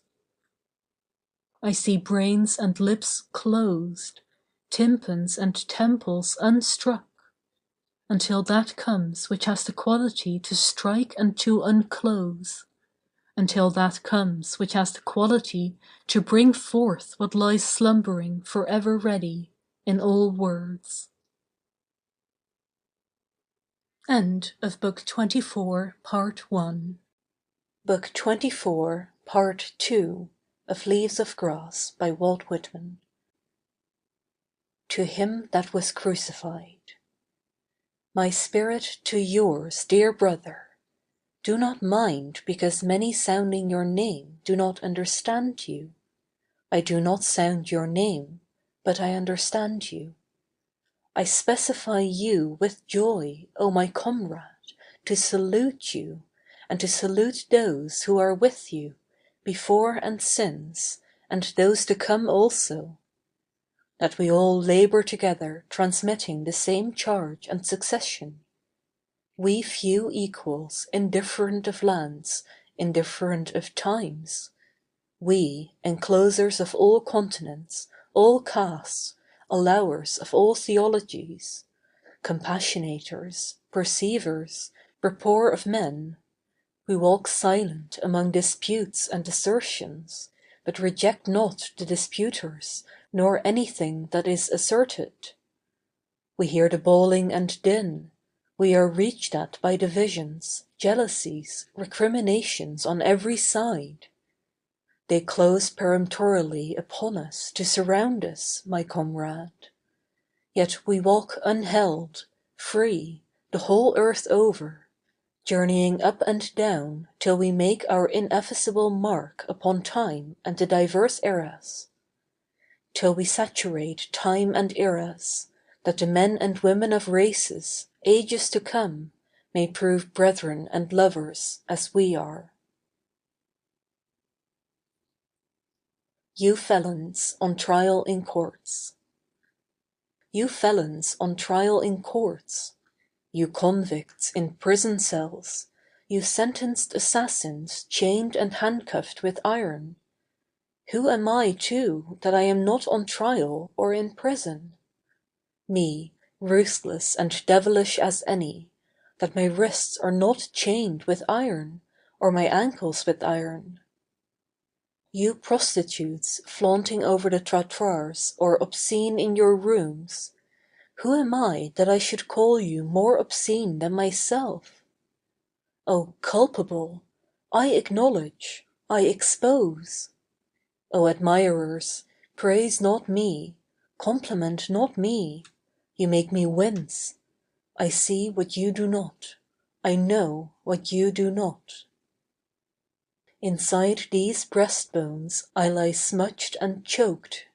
Beneath this face that appears so impassive, hell's tides continually run. Lusts and wickedness are acceptable to me. I walk with delinquents with passionate love. I feel I am of them. I belong to those convicts and prostitutes myself. And henceforth I will not deny them, for how can I deny myself? Laws for Creations. Laws for creations, for strong artists and leaders, for fresh broods of teachers and perfect literates for America, for noble savants and coming musicians. All must have reference to the ensemble of the world and the compact truth of the world. There shall be no subject too pronounced. All works shall illustrate the divine law of indirections. What do you suppose creation is? What do you suppose will satisfy the soul, except to walk free and own no superior? What do you suppose I would intimate to you in 100 ways, but that man or woman is as good as God? And that there is no God any more divine than yourself? And that that is what the oldest and newest myths finally mean? And that you or anyone must approach creations through such laws. To a common prostitute. Be composed, be at ease with me. I am Walt Whitman, liberal and lusty as nature. Not till the sun excludes you do I exclude you. Not till the waters refuse to glisten for you and the leaves to rustle for you, do my words refuse to glisten and rustle for you. My girl, I appoint you with an appointment, and I charge you that you make preparation to be worthy to meet me. And I charge you that you be patient and perfect till I come. Till then, I salute you with a significant look that you do not forget me. I was looking a long while. I was looking a long while for intentions, for a clue to the history of the past for myself, and for these chants. And now I have found it. It is not in those paged fables in the libraries. Them I neither accept nor reject. It is no more in the legends than in all else. It is in the present. It is this earth today. It is in democracy, the purport and aim of all the past. It is the life of one man or one woman today, the average man of today. It is in languages, social customs, literatures, arts. It is in the broad show of artificial things, ships, machinery, politics, creeds, modern improvements, and the interchange of nations. All for the modern, all for the average man of today. Thought. Of persons arrived at high positions, ceremonies, wealth, scholarships, and the like. To me, all that those persons have arrived at sinks away from them, except as it results to their bodies and souls, so that often to me they appear gaunt and naked. And often to me each one mocks the others, and mocks himself or herself.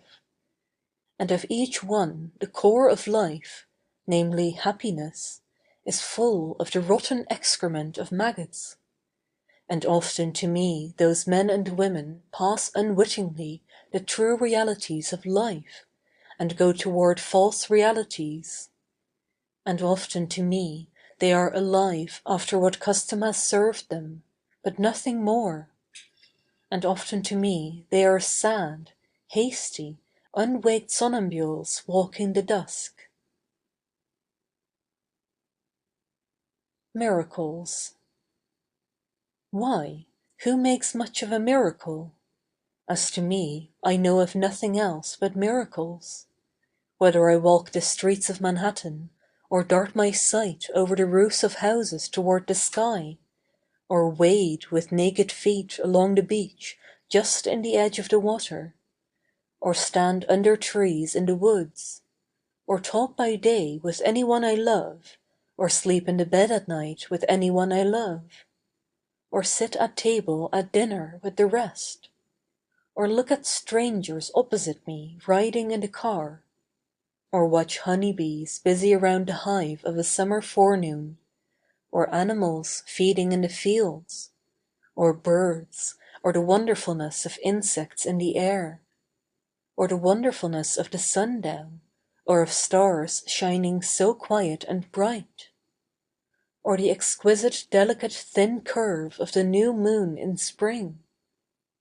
These with the rest, one and all, are to me miracles, the whole referring, yet each distinct and in its place.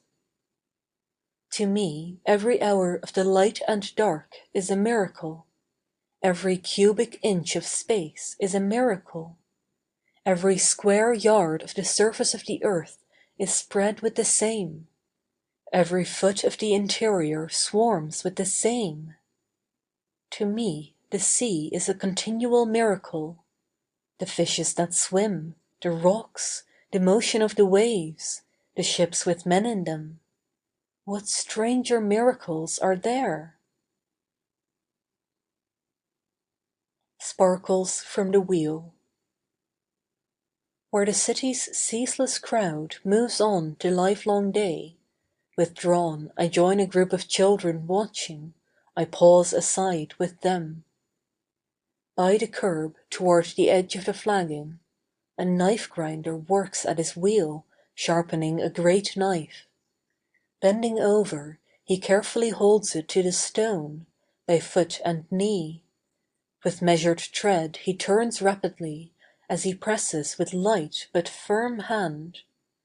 Forth issue then in copious golden jets, sparkles from the wheel. The scene and all its belongings, how they seize and affect me. The sad sharp-chinned old man with worn clothes and broad shoulder-band of leather. Myself effusing and fluid, a phantom curiously floating, now here absorbed and arrested. The group, an unminded point set in a vast surrounding. The attentive, quiet children, the loud, proud, restive bass of the streets. The low hoarse purr of the whirling stone, the light-pressed blade.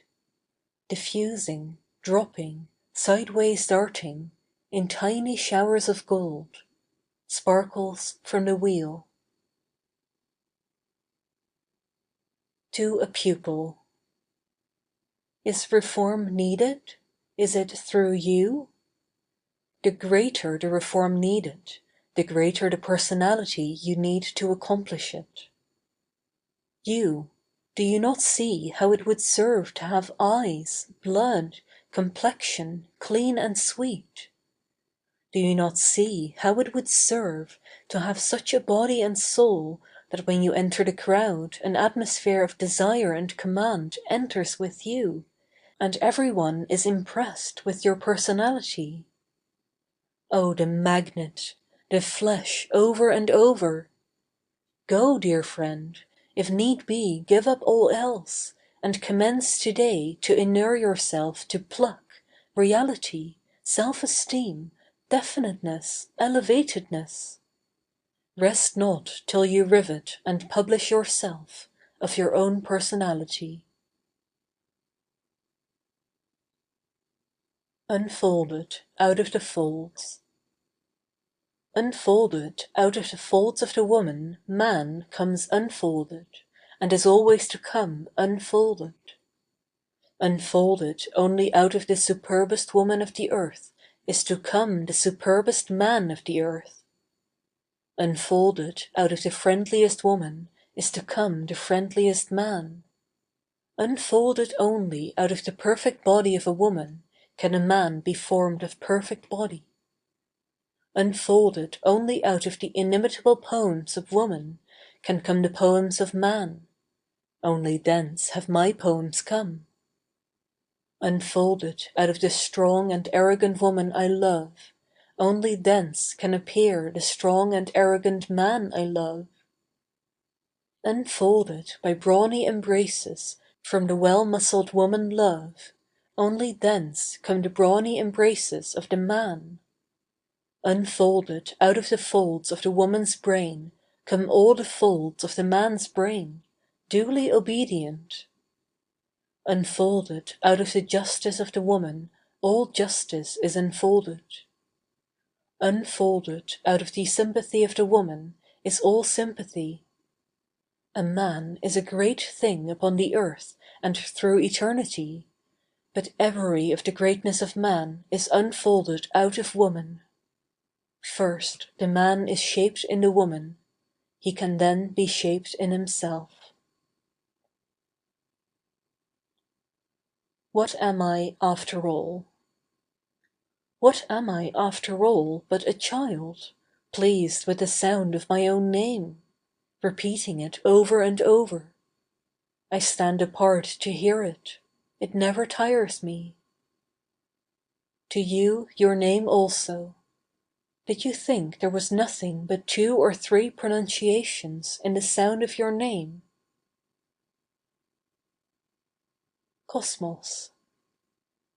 Who includes diversity and is nature, who is the amplitude of the earth, and the coarseness and sexuality of the earth, and the great charity of the earth, and the equilibrium also, who has not looked forth from the windows the eyes for nothing, or whose brain held audience with messengers for nothing, who contains believers and disbelievers, who is the most majestic lover, who holds duly his or her triune proportion of realism, spiritualism, and of the aesthetic or intellectual, who, having considered the body, finds all its organs and parts good, who, out of the theory of the earth and of his or her body, understands by subtle analogies all other theories, the theory of a city, a poem, and of the large politics of these states,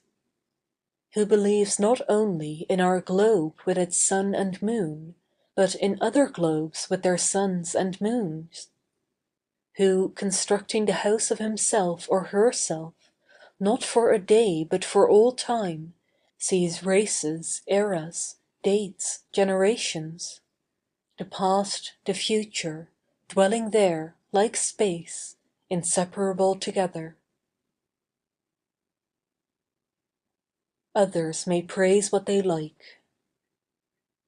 Others may praise what they like, but I, from the banks of the running Missouri, praise nothing in art or aught else, till it has well inhaled the atmosphere of this river, also the western prairie scent, and exudes it all again.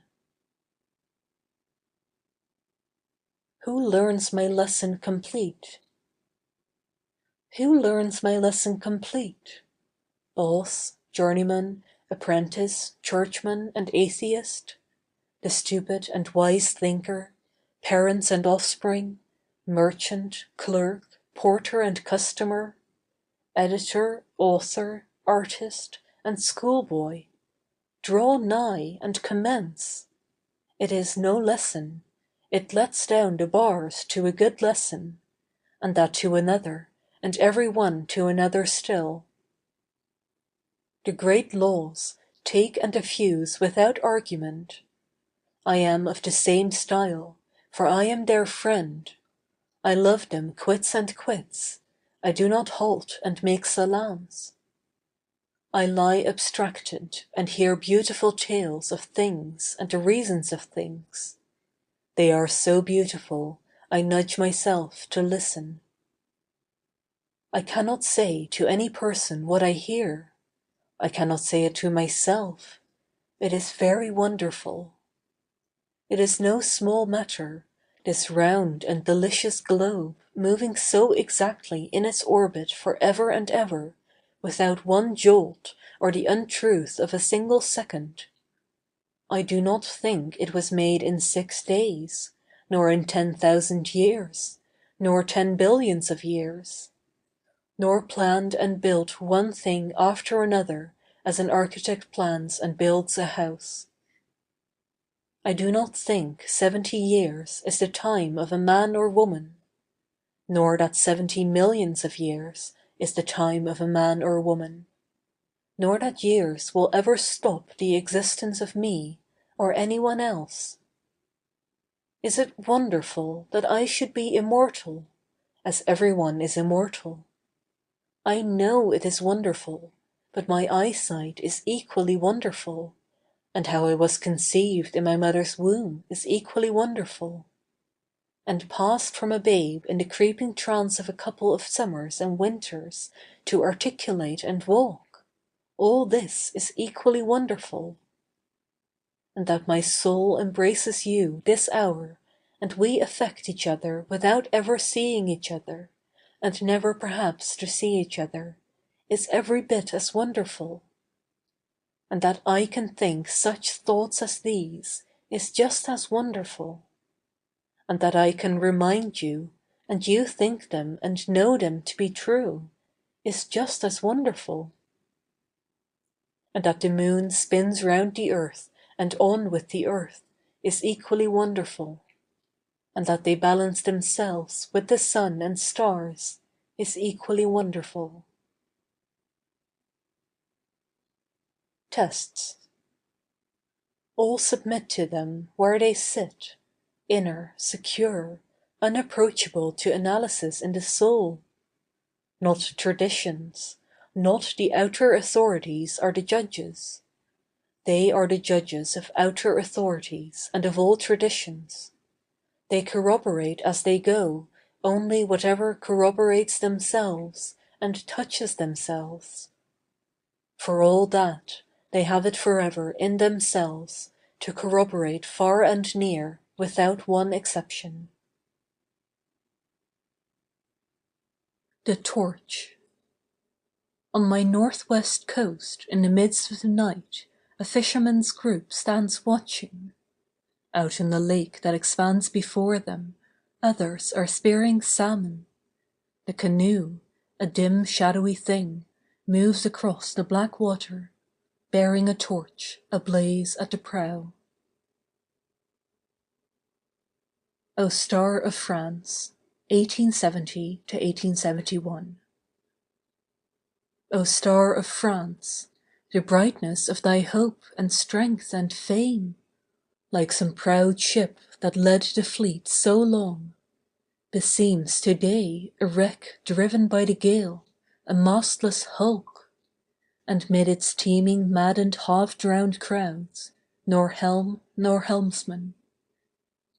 Dim smitten star, orb not of France alone, pale symbol of my soul, its dearest hopes, the struggle and the daring, rage divine for liberty, of aspirations toward the far ideal, enthusiast's dream of brotherhood, of terror to the tyrant and the priest. Star crucified, by traitors sold, star panting o'er a land of death, heroic land, strange, passionate, mocking, frivolous land. Miserable! Yet for thy errors, vanities, sins, I will not now rebuke thee. Thy unexampled woes and pangs have quelled them all, and left thee sacred. In that amid thy many faults thou ever aimedst highly, in that thou wouldst not really sell thyself, however great the price, in that thou surely wakedst weeping from thy drugged sleep, in that alone among thy sisters thou, giantess, didst rend the ones that shamed thee, in that thou couldst not, wouldst not, wear the usual chains, this cross, thy livid face, thy pierced hands and feet, the spear thrust in thy side. O star, O ship of France, beat back and baffled long, bear up, O smitten orb, O ship, continue on. Sure as the ship of all, the earth itself, product of deathly fire and turbulent chaos, forth from its spasms of fury and its poisons, issuing at last in perfect power and beauty, onward beneath the sun following its course, so thee, O ship of France. Finished the days, the clouds dispelled, the travail o'er, the long-sought extrication, when lo, reborn, high o'er the European world, in gladness answering thence, as face afar to face, reflecting ours, Columbia. Again thy star, O France, fair lustrous star, in heavenly peace, clearer, more bright than ever, shall beam immortal. The Ox-Tamer. In a far-away northern country in the placid pastoral region, lives my farmer friend, the theme of my recitative, a famous tamer of oxen. There they bring him the 3-year-olds and the 4-year-olds to break them. He will take the wildest steer in the world and break him and tame him.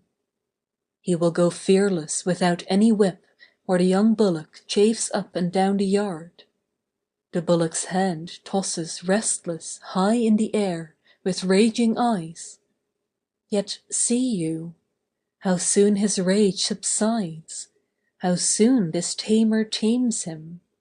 See you, on the farms hereabout 100 oxen young and old, and he is the man who has tamed them.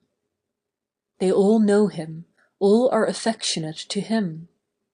See you, some are such beautiful animals, so lofty-looking. Some are buff-colored, some mottled, one has a white line running along his back, some are brindled. Some have wide flaring horns, a good sign. See you, the bright hides. See, the two with stars on their foreheads. See, the round bodies and broad backs. How straight and square they stand on their legs! What fine, sagacious eyes! How straight they watch their tamer. They wish him near them. How they turn to look after him. What yearning expression! How uneasy they are when he moves away from them. Now I marvel what it can be he appears to them. Books, politics, poems, depart, all else departs. I confess I envy only his fascination, my silent, illiterate friend, whom 100 oxen love there in his life on farms, in the northern country far, in the placid pastoral region. An old man's thought of school, for the inauguration of a public school, Camden, New Jersey, 1874. An old man's thought of school, an old man's gathering youthful memories and blooms that youth itself cannot. Now only do I know you, O fair auroral skies, O morning dew upon the grass! And these I see, these sparkling eyes, these stores of mystic meaning, these young lives, building, equipping like a fleet of ships, immortal ships, soon to sail out over the measureless seas, on the soul's voyage. Only a lot of boys and girls? Only the tiresome spelling, writing, ciphering classes? Only a public school? Ah, more, infinitely more. As George Fox raised his warning cry, is it this pile of brick and mortar, these dead floors, windows, rails, you call the church? Why, this is not the church at all. The church is living, ever-living souls. And you, America, cast you the real reckoning for your present, the lights and shadows of your future, good or evil. To girlhood, boyhood look, the teacher and the school. Wandering at morn. Wandering at morn, emerging from the night from gloomy thoughts, thee in my thoughts, yearning for thee harmonious union, thee singing bird divine, thee coiled in evil times my country, with craft and black dismay, with every meanness, treason thrust upon thee. This common marvel I beheld, the parent thrush I watched feeding its young, the singing thrush whose tones of joy and faith ecstatic fail not to certify and cheer my soul. There pondered, felt I, if worms, snakes, loathsome grubs may to sweet spiritual songs be turned, if vermin so transposed, so used and blessed may be, then may I trust in you, your fortunes, days, my country. Who knows but these may be the lessons fit for you? From these your future song may rise with joyous trills, destined to fill the world. Italian Music in Dakota. The 17th, the finest regimental band I ever heard. Through the soft evening air and winding all, rocks, woods, fort, cannon, pacing sentries, endless wilds, in dulcet streams, in flutes and cornets' notes, electric, pensive, turbulent, artificial, yet strangely fitting even here, meanings unknown before, subtler than ever, more harmony, as if born here, related here, not to the city's frescoed rooms, not to the audience of the opera house. Sounds, echoes, wandering strains, as really here at home. Sonnambula's innocent love, trios with Norma's anguish, and thy ecstatic chorus Poliuto. Rayed in the limpid yellow slanting sundown. Music, Italian music in Dakota. While nature, sovereign of this gnarled realm, lurking in hidden barbaric grim recesses, acknowledging rapport however far removed, as some old root or soil of earth its last born flower or fruit, listens well pleased. With all thy gifts. With all thy gifts, America, standing secure, rapidly tending, overlooking the world, power, wealth, extent, vouchsafe to thee, with these and like of these vouchsafe to thee. What if one gift thou lackest? The ultimate human problem never solving. The gift of perfect women fit for thee. What if that gift of gifts thou lackest? The towering feminine of thee, the beauty, health, completion, fit for thee, the mothers fit for thee. My picture gallery. In a little house keep I picture suspended. It is not a fixed house. It is round. It is only a few inches from one side to the other. Yet behold, it has room for all the shows of the world, all memories. Here the tableaus of life, and here the groupings of death. Here, do you know this? This is Cicerone himself. With finger raised, he points to the prodigal pictures. The Prairie States. A newer garden of creation, no primal solitude. Dense, joyous, modern, populous millions, cities and farms, with iron interlaced, composite, tied, many in one, by all the world contributed, freedoms and laws and thrift society, the crown and teeming paradise, so far of time's accumulations, to justify the past. End of Book 24. Book 25 of Leaves of Grass by Walt Whitman. Proud music of the storm. 1. Proud music of the storm, blast that careers so free, whistling across the prairies. Strong hum of forest treetops, wind of the mountains, personified dim shapes. You hidden orchestras, you serenades of phantoms with instruments alert, blending with nature's rhythmus all the tongues of nations. You chords left as by vast composers, you choruses, you formless, free, religious dances, you from the Orient, you undertone of rivers, roar of pouring cataracts, you sounds from distant guns with galloping cavalry, echoes of camps with all the different bugle calls, trooping tumultuous, filling the midnight late, bending me powerless. Entering my lonesome slumber chamber, why have you seized me? 2. Come forward, O my soul, and let the rest retire. Listen, lose not, it is toward thee they tend. Parting the midnight, entering my slumber chamber. For thee they sing and dance, O soul.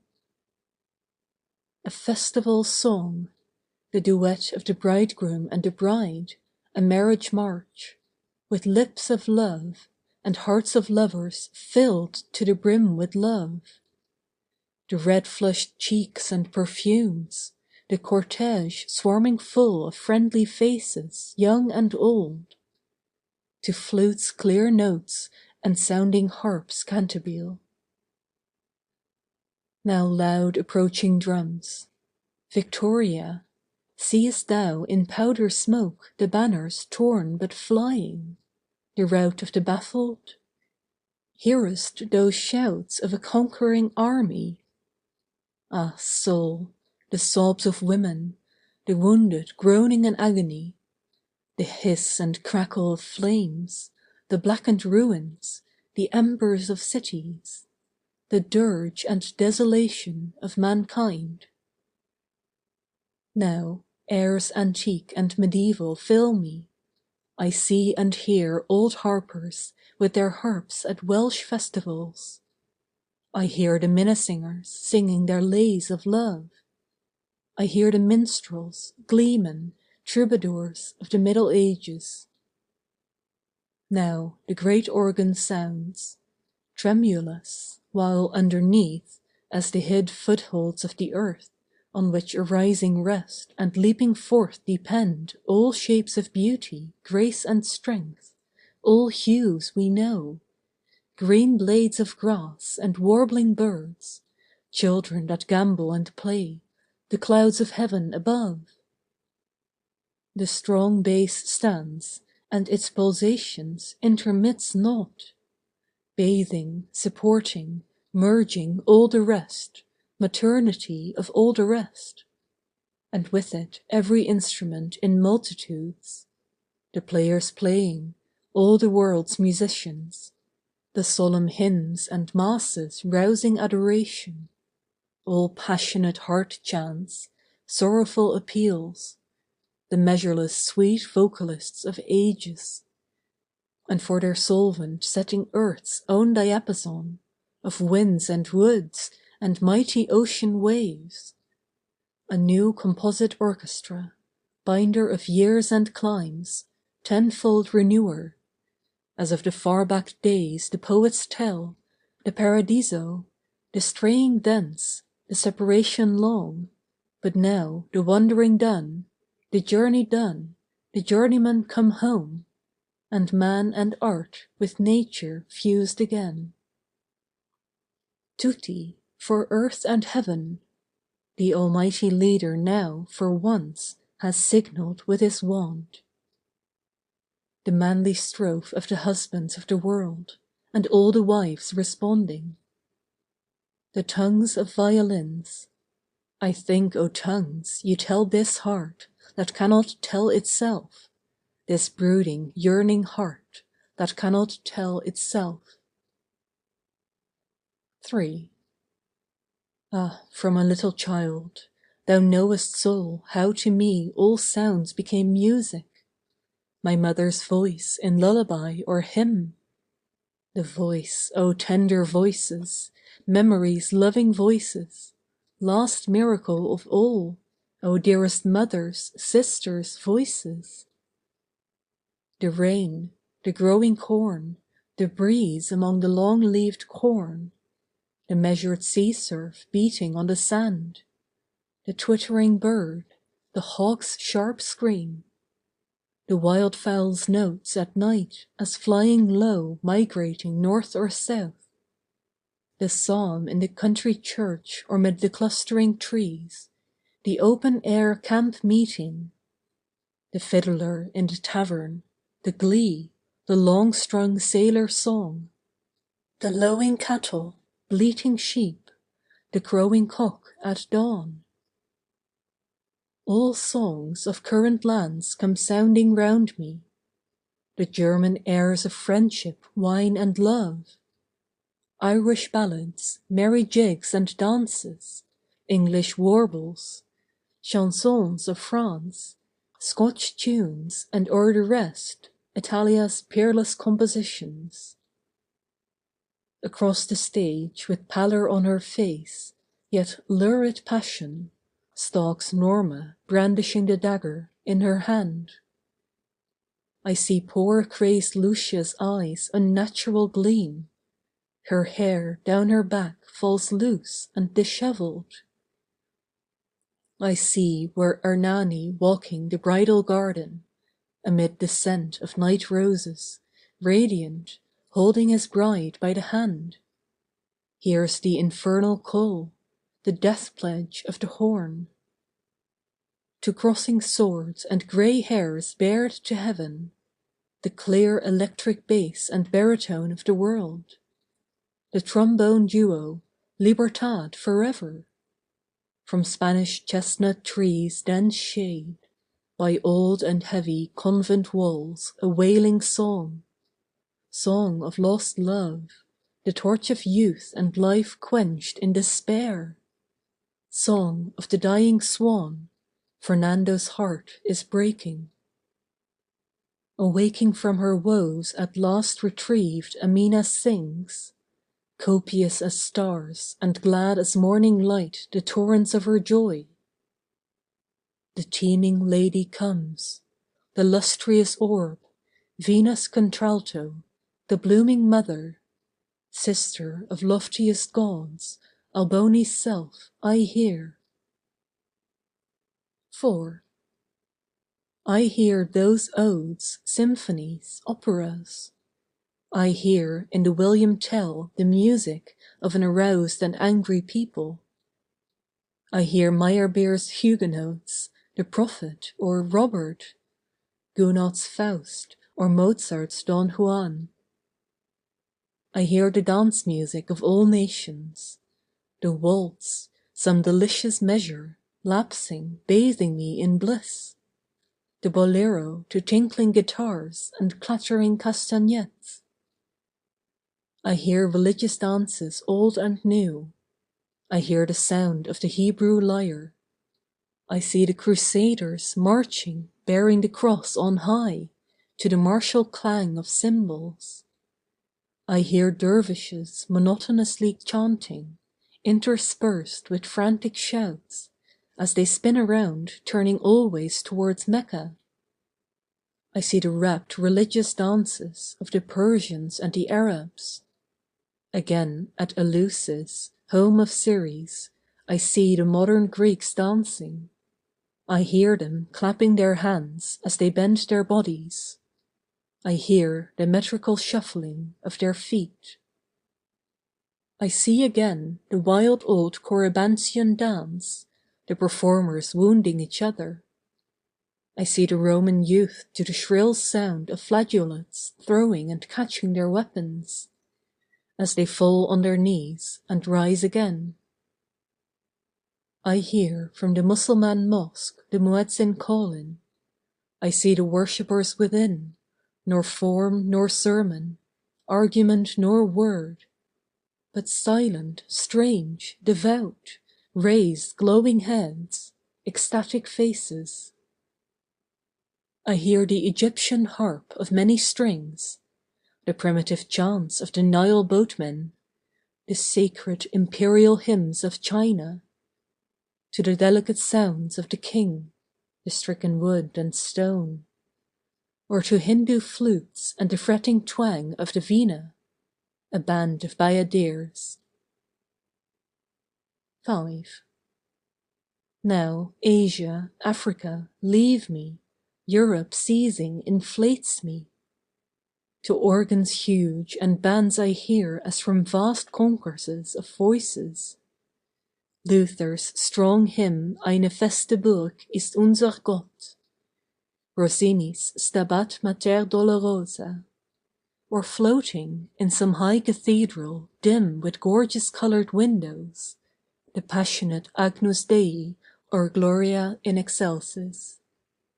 Composers, mighty maestros, and you, sweet singers of old lands, soprani, tenori, bassi, to you a new bard caroling in the west, obeisant sends his love.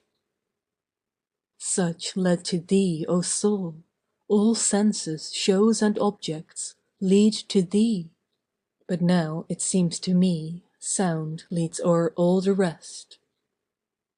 I hear the annual singing of the children in St. Paul's Cathedral, or under the high roof of some colossal hall, the symphonies, oratorios of Beethoven, Handel, or Haydn. The creation in billows of godhood laves me. Give me to hold all sounds, I madly struggling cry. Fill me with all the voices of the universe. Endow me with their throbbings, nature's also. The tempests, waters, winds, operas and chants, marches and dances. Utter, pour in, for I would take them all. 6. Then I woke, softly, and pausing, questioning awhile the music of my dream, and questioning all those reminiscences, the tempest in its fury, and all the songs of sopranos and tenors, and those rapt oriental dances of religious fervor, and the sweet varied instruments, and the diapason of organs, and all the artless plaints of love and grief and death, I said to my silent curious soul out of the bed of the slumber chamber, "Come, for I have found the clue I sought so long. Let us go forth refreshed amid the day, cheerfully tallying life, walking the world, the real, nourished henceforth by our celestial dream." And I said, moreover, "Haply what thou hast heard, O soul, was not the sound of winds, nor dream of raging storm, nor sea hawk's flapping wings, nor harsh scream, nor vocalism of sun-bright Italy, nor German organ majestic, nor vast concourse of voices, nor layers of harmonies, nor stroves of husbands and wives, nor sound of marching soldiers, nor flutes, nor harps, nor the bugle calls of camps, but to a new rhythmus fitted for thee, poems bridging the way from life to death, vaguely wafted in night air, uncaught, unwritten, which let us go forth in the bold day and write. End of Book 25. Book 26 of Leaves of Grass by Walt Whitman. Passage to India. 1. Singing my days. Singing the great achievements of the present. Singing the strong light works of engineers. Our modern wonders. The antique ponderous seven outvied. In the old world, the East, the Suez Canal. The new, by its mighty railroad spanned. The seas inlaid with eloquent gentle wires. Yet first to sound, and ever sound, the cry with thee, O soul, "The past, the past, the past!" The past, the dark unfathomed retrospect, the teeming gulf, the sleepers and the shadows. The past, the infinite greatness of the past. For what is the present after all but a growth out of the past? As a projectile formed, impelled, passing a certain line, still keeps on, so the present utterly formed, impelled by the past. 2. Passage, O soul, to India! Eclaircise the myths Asiatic, the primitive fables. Not you alone, proud truths of the world, nor you alone, ye facts of modern science, but myths and fables of eld, Asia's, Africa's fables, the far-darting beams of the spirit, the unloosed dreams, the deep-diving Bibles and legends, the daring plots of the poets, the elder religions. O you temples fairer than lilies poured over by the rising sun! O you fables spurning the known, eluding the hold of the known, mounting to heaven! You lofty and dazzling towers, pinnacled, red as roses, burnished with gold! Towers of fables immortal fashioned from mortal dreams! You too I welcome and fully the same as the rest. You too with joy I sing. Passage to India. Lo, soul, seest thou not God's purpose from the first? The earth to be spanned, connected by network, to marry and be given in marriage, the oceans to be crossed, the distant brought near, the lands to be welded together. A worship new I sing. Your captains, voyagers, explorers, yours. You engineers, you architects, machinists, yours. You, not for trade or transportation only, but in God's name, and for thy sake, O soul. 3. Passage to India. Lo, soul, for thee of tableaus twain, I see in one the Suez Canal initiated, opened. I see the procession of steamships, the Empress Angenice leading the van. I mark from on deck the strange landscape, the pure sky, the level sand in the distance. I pass swiftly the picturesque groups, the workmen gathered, the gigantic dredging machines. In one again, different, yet thine, all thine, O soul, the same. I see over my own continent the Pacific Railroad surmounting every barrier. I see continual trains of cars winding along the Platte carrying freight and passengers. I hear the locomotives rushing and roaring, and the shrill steam whistle. I hear the echoes reverberate through the grandest scenery in the world. I cross the Laramie Plains. I note the rocks in grotesque shapes, the buttes. I see the plentiful larkspur and wild onions, the barren, colorless, sage deserts. I see, in glimpses afar, or towering immediately above me, the great mountains. I see the Wind River and the Wasatch Mountains. I see the Monument Mountain and the Eagle's Nest. I pass the promontory. I ascend the Nevadas. I scan the noble Elk Mountain and wind around its base. I see the Humboldt Range. I thread the valley and cross the river. I see the clear waters of Lake Tahoe. I see forests of majestic pines. Or crossing the great desert, the alkaline plains, I behold enchanting mirages of waters and meadows. Marking through these, and after all, in duplicate slender lines, bridging the 3,000 or 4,000 miles of land travel, tying the eastern to the western sea, the road between Europe and Asia. Ah, Genoese, thy dream, thy dream! Centuries after thou art laid in thy grave, the shore thou foundest verifies thy dream. 4. Passage to India. Struggles of many a captain, tales of many a sailor dead. Over my mood stealing and spreading they come, like clouds and cloudlets in the unreached sky. Along all history, down the slopes, as a rivulet running, sinking now and now again to the surface rising. A ceaseless thought, a varied train. Lo, soul, to thee, thy sight, they rise. The plans, the voyages again, the expeditions. Again Vasco da Gama sails forth. Again the knowledge gained, the mariner's compass. Lands found and nations born, thou born, America! For purpose vast, man's long probation filled.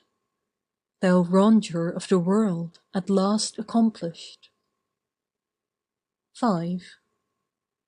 O vast ronger, swimming in space, covered all over with visible power and beauty, alternate light and day, and the teeming spiritual darkness, unspeakable high processions of sun and moon, and countless stars above. Below, the manifold grass and waters, animals, mountains, trees, with inscrutable purpose, some hidden prophetic intention. Now first it seems my thought begins to span thee. Down from the gardens of Asia descending, radiating, Adam and Eve appear, then their myriad progeny after them. Wondering, yearning, curious, with restless explorations, with questionings, baffled, formless, feverish, with never happy hearts, with that sad, incessant refrain, wherefore unsatisfied soul, and whither, O mocking life? Ah, who shall soothe these feverish children? Who justify these restless explorations? Who speak the secret of impassive earth? Who bind it to us? What is this separate nature so unnatural? What is this earth to our affections? Unloving earth, without a throb to answer ours, cold earth, the place of graves. Yet soul, be sure the first intent remains, and shall be carried out. Perhaps even now the time has arrived. After the seas are all crossed, as they seem already crossed, after the great captains and engineers have accomplished their work, after the noble inventors, after the scientist, the chemist, the geologist, ethnologist, finally shall come the poet worthy that name, the true Son of God shall come singing his songs. Then not your deeds only, O voyagers, O scientists and inventors, shall be justified. All these hearts, as of fretted children, shall be soothed. All affection shall be fully responded to, the secret shall be told. All these separations and gaps shall be taken up and hooked and linked together. The whole earth, this cold, impassive, voiceless earth, shall be completely justified. Trinitas divine shall be gloriously accomplished and compacted by the true Son of God, the poet. He shall indeed pass the straits and conquer the mountains. He shall double the Cape of Good Hope to some purpose. Nature and man shall be disjoined and diffused no more. The true Son of God shall absolutely fuse them. 6. Year at whose wide-flung door I sing, year of the purpose accomplished, year of the marriage of continents, climates, and oceans. No mere doge of Venice now wedding the Adriatic. I see, O year, in you, the vast terraqueous globe given and giving all. Europe to Asia, Africa joined, and they to the New World. The lands, geographies, dancing before you, holding a festival garland, as brides and bridegrooms hand in hand. Passage to India, cooling airs from Caucasus far, soothing cradle of man, the river Euphrates flowing, the paths lit up again. Low soul, the retrospect brought forward, the old, most populous, wealthiest of earth's lands, the streams of the Indus and the Ganges and their many affluents. I my shores of America walking today behold, resuming all.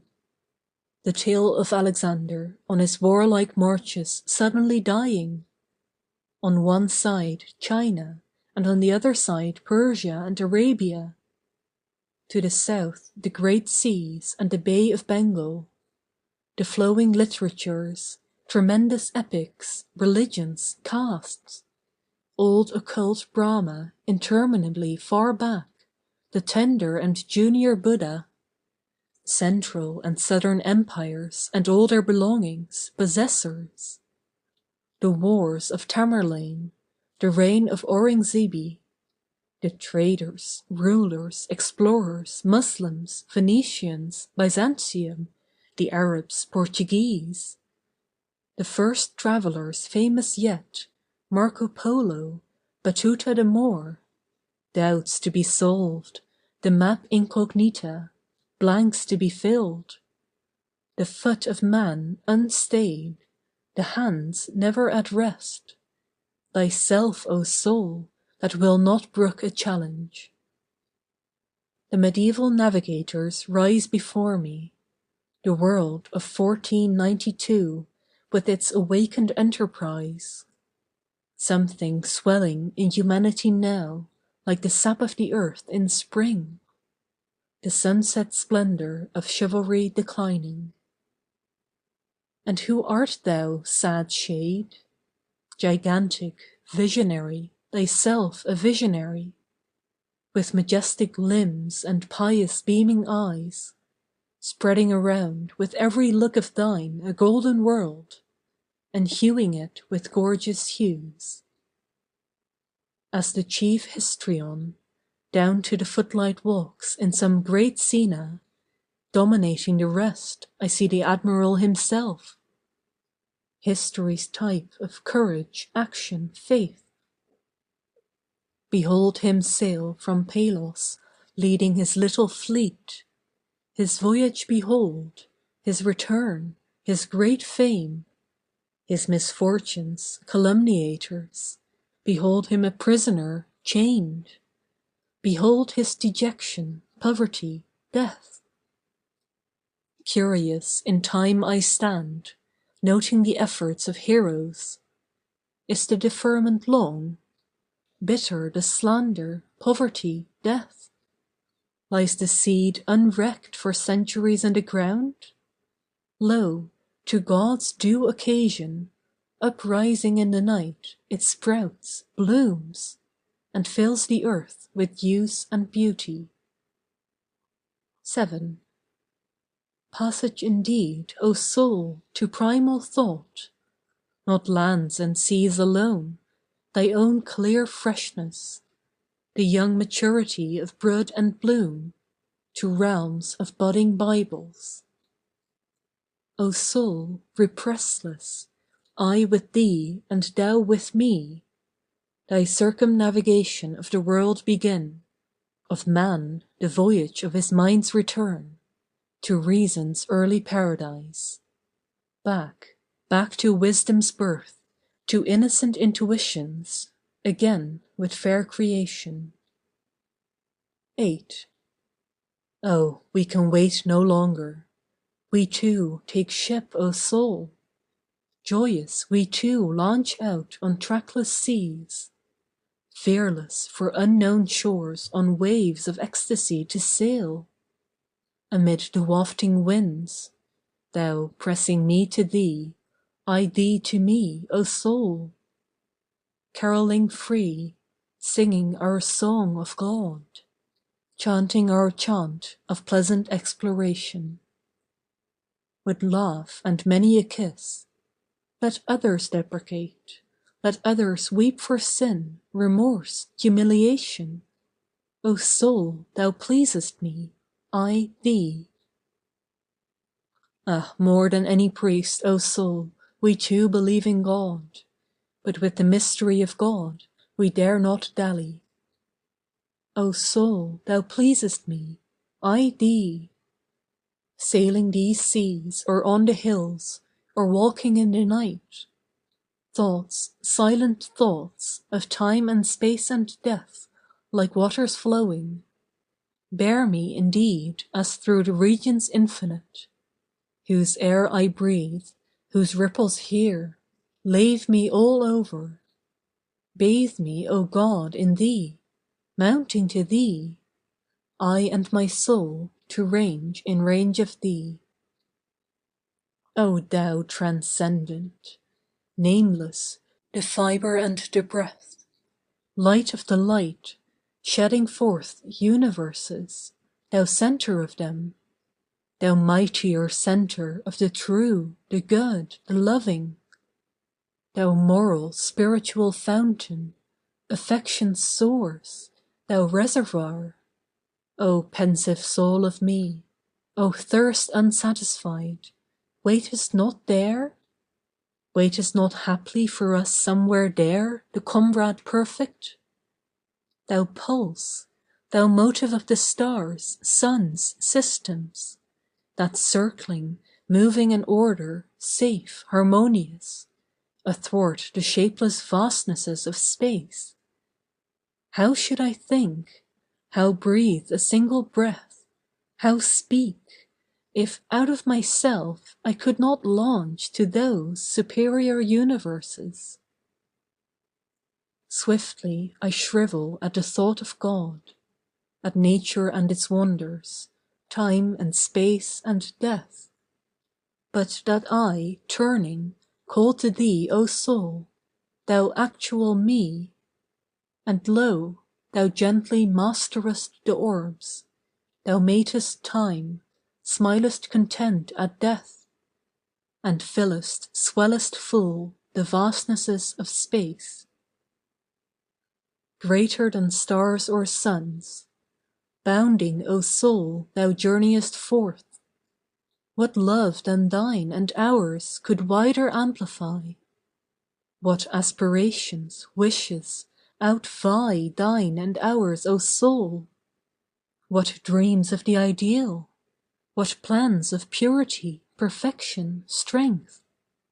What cheerful willingness for others' sake to give up all? For others' sake to suffer all?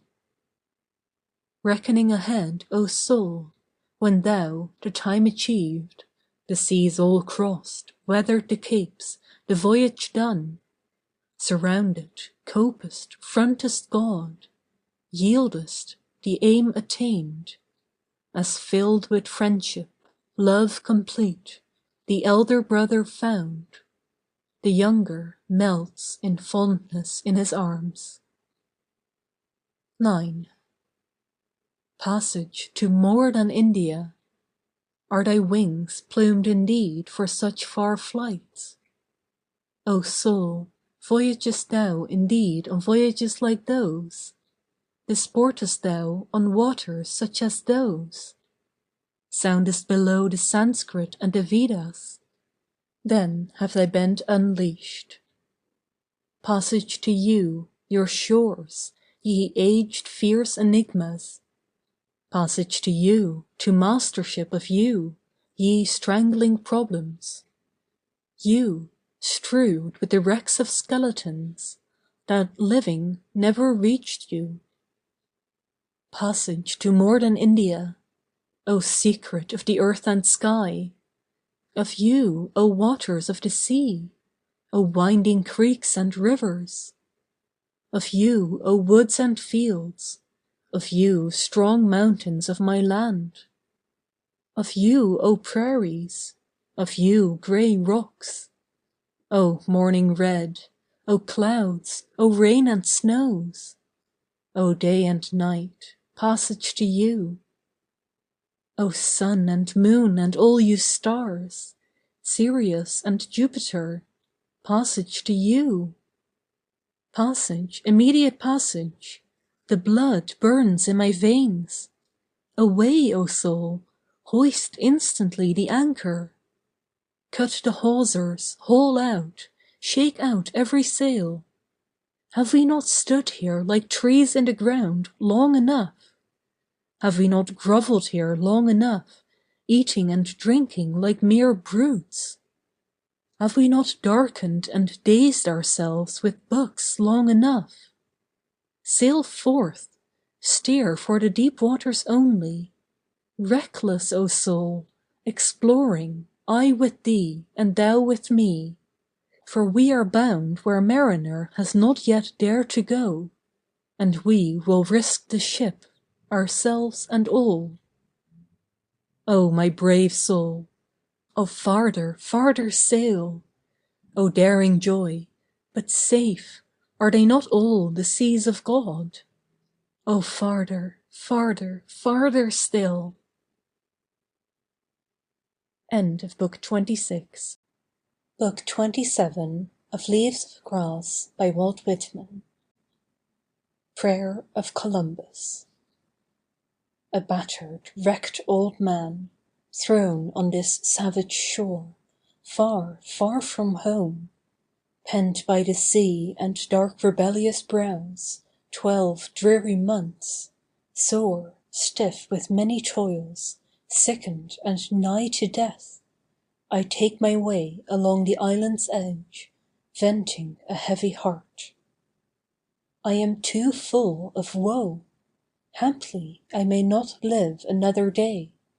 I cannot rest, O God, I cannot eat or drink or sleep, till I put forth myself, my prayer, once more to thee. Breathe, bathe myself once more in thee, commune with thee, report myself once more to thee. Thou knowest my years entire, my life, my long and crowded life of active work, not adoration merely. Thou knowest the prayers and vigils of my youth. Thou knowest my manhood's solemn and visionary meditations.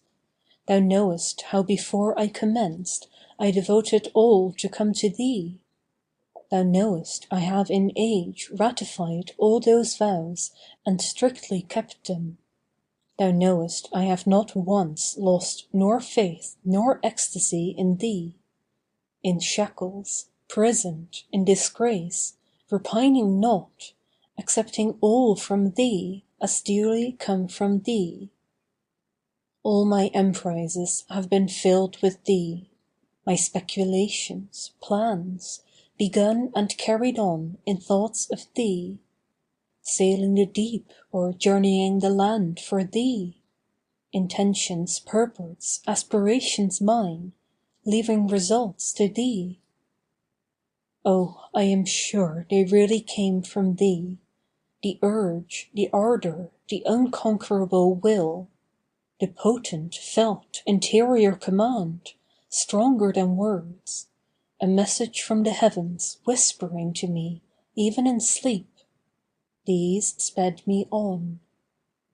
By me and these the work so far accomplished, by me earth's elder cloyed and stifled lands uncloyed, unloosed, by me the hemispheres rounded and tied, the unknown to the known. The end I know not, it is all in thee, or small or great I know not. Haply what broad fields, what lands, haply the brutish measureless human undergrowth I know, transplanted there may rise to stature, knowledge worthy thee. Haply the swords I know may there indeed be turned to reaping tools. Haply the lifeless cross I know, Europe's dead cross, may bud and blossom there. One effort more, my altar this bleak sand, that thou, O God, my life hast lighted, with ray of light, steady, ineffable, vouchsafed of thee. Light rare untellable, lighting the very light, beyond all signs, descriptions, languages. For that, O God, be it my latest word, here on my knees, old, poor and paralyzed, I thank thee. My terminus near, the clouds already closing in upon me, the voyage balked, the course disputed, lost, I yield my ships to thee. My hands, my limbs grow nerveless, my brain feels racked, bewildered. Let the old timbers part, I will not part.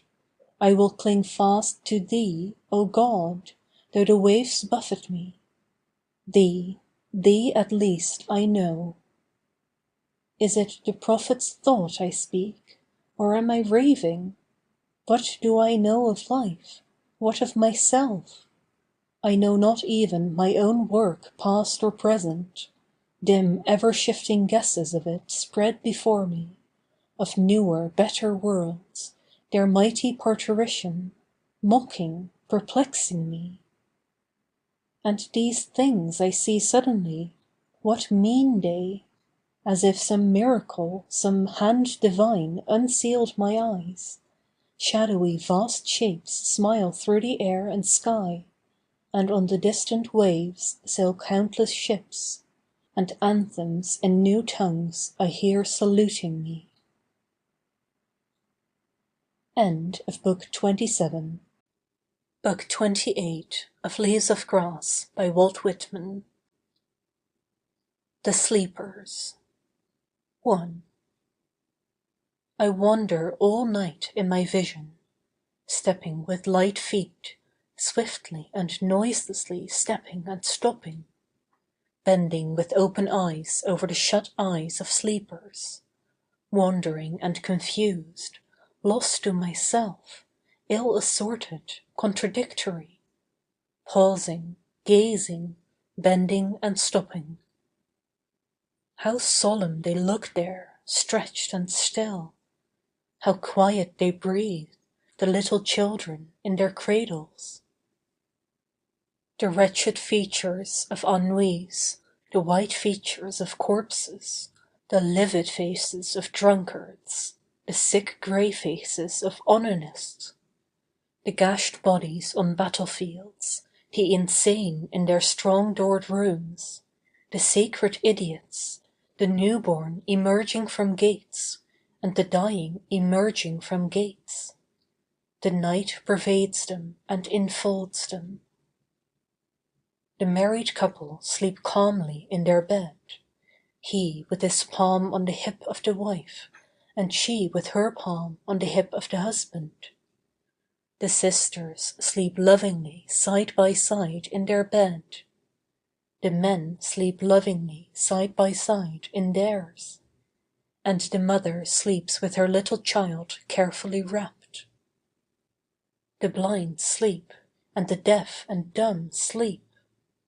The prisoner sleeps well in the prison. The runaway son sleeps.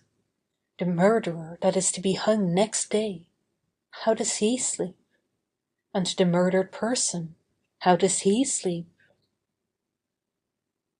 The female that loves unrequited sleeps, and the male that loves unrequited sleeps. The head of the money-maker that plotted all day sleeps, and the enraged and treacherous dispositions, all sleep. I stand in the dark, with drooping eyes, by the worst suffering and the most restless. I pass my hands soothingly to and fro a few inches from them. The restless sink in their beds, they fitfully sleep. Now I pierce the darkness, new beings appear. The earth recedes from me into the night. I saw that it was beautiful, and I see that what is not the earth is beautiful. I go from bedside to bedside. I sleep close with the other sleepers, each in turn. I dream in my dream all the dreams of the other dreamers, and I become the other dreamers. I am a dance play up there, the fit is whirling me fast. I am the ever laughing, it is new moon and twilight. I see the hiding of douceurs, I see nimble ghosts whichever way look, cache and cache again deep in the ground and sea, and where it is neither ground nor sea. Well do they do their jobs, those journeymen divine. Only from me can they hide nothing, and would not if they could. I reckon I am their boss, and they make me a pet besides, and surround me and lead me and run ahead when I walk, to lift their cunning covers, to signify me with stretched arms, and resume the way. Onward we move, a gay gang of blackguards, with mirth-shouting music and wild flapping pennants of joy. I am the actor, the actress, the voter, the politician, the emigrant and the exile, the criminal that stood in the box, he who has been famous and he who shall be famous after today, the stammerer, the well-formed person, the wasted or feeble person. I am she who adorned herself and folded her hair expectantly. My truant lover has come, and it is dark. Double yourself and receive me, darkness. Receive me and my lover too. He will not let me go without him. I roll myself upon you as upon a bed. I resign myself to the dusk.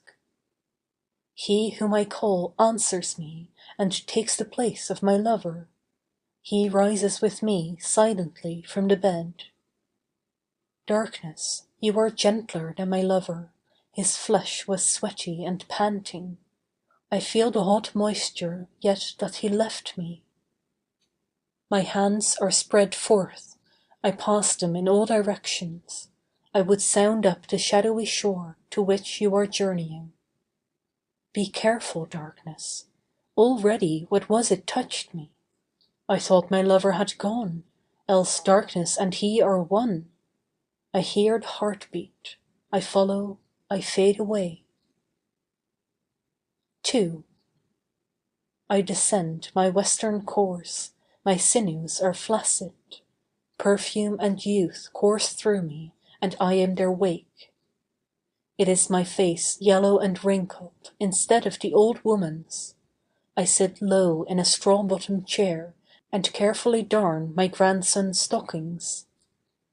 It is I too, the sleepless widow, looking out on the winter midnight.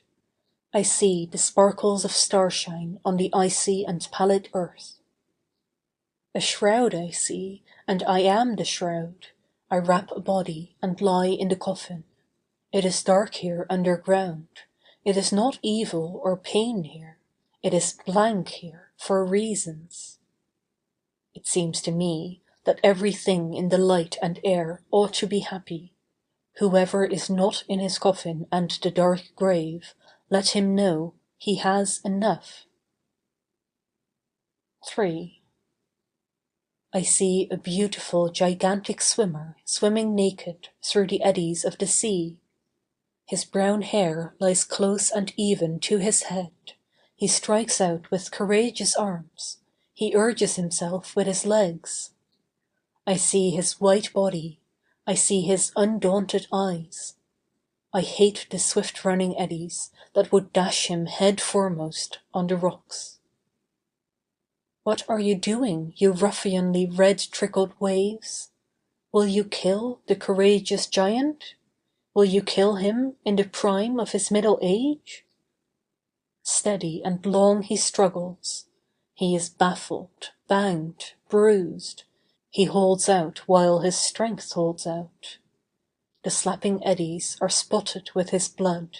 They bear him away. They roll him, swing him, turn him. His beautiful body is borne in the circling eddies. It is continually bruised on rocks. Swiftly and out of sight is borne the brave corpse. 4. I turn, but do not extricate myself. Confused, a past reading, another, but with darkness yet. The beach is cut by the razory ice wind, the wreck guns sound. The tempest lulls, the moon comes floundering through the drifts.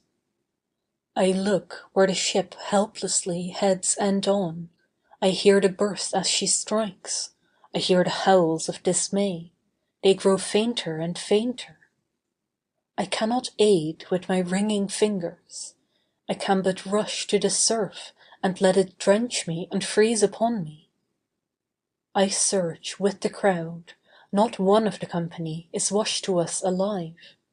In the morning I help pick up the dead and lay them in rows in a barn. 5. Now of the older war days, the defeat at Brooklyn. Washington stands inside the lines. He stands on the entrenched hills amid a crowd of officers. His face is cold and damp. He cannot repress the weeping drops. He lifts the glass perpetually to his eyes. The color is blanched from his cheeks. He sees the slaughter of the Southern braves confided to him by their parents. The same at last, and at last when peace is declared. He stands in the room of the old tavern. The well-beloved soldiers all pass through. The officers, speechless and slow, draw near in their turns. The chief encircles their necks with his arm and kisses them on the cheek. He kisses lightly the wet cheeks one after another. He shakes hands and bids goodbye to the army. 6. Now what my mother told me one day as we sat at dinner together, of when she was a nearly grown girl living home with her parents on the old homestead. A red squaw came one breakfast time to the old homestead. On her back she carried a bundle of rushes for rush-bottoming chairs. Her hair, straight, shiny, coarse, black, profuse, half enveloped her face.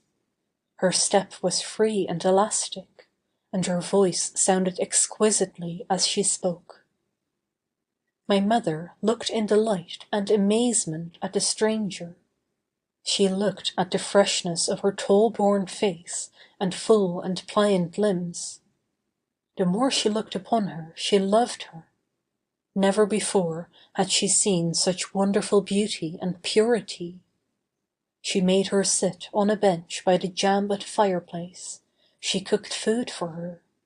She had no work to give her, but she gave her remembrance and fondness. The red squaw stayed all the forenoon, and toward the middle of the afternoon she went away. Oh, my mother was loath to have her go away. All the week she thought of her, she watched for her many a month. She remembered her many a winter and many a summer, but the red squaw never came nor was heard of there again. 7. A show of the summer softness, a contact of something unseen, an amour of the light and air. I am jealous and overwhelmed with friendliness, and will go gallivant with the light and air myself. Oh, love and summer, you are in the dreams and in me. Autumn and winter are in the dreams. The farmer goes with his thrift. The droves and crops increase. The barns are well filled. Elements merge in the night. Ships make tacks in the dreams. The sailor sails. The exile returns home. The fugitive returns unharmed. The immigrant is back beyond months and years. The poor Irishman lives in the simple house of his childhood, with the well-known neighbors and faces. They warmly welcome him. He is barefoot again. He forgets he is well off. The Dutchman voyages home, and the Scotchman and Welshman voyage home, and the native of the Mediterranean voyages home. To every port of England, France, Spain, enter well-filled ships. The Swiss foots it towards his hills. The Prussian goes his way, the Hungarian his way, and the Pole his way. The Swede returns, and the Dane and Norwegian return. The homeward bound and the outward bound. The beautiful lost swimmer, the ennui, the onanist, the female that loves unrequited, the money-maker. The actor and actress, those through with their parts and those waiting to commence.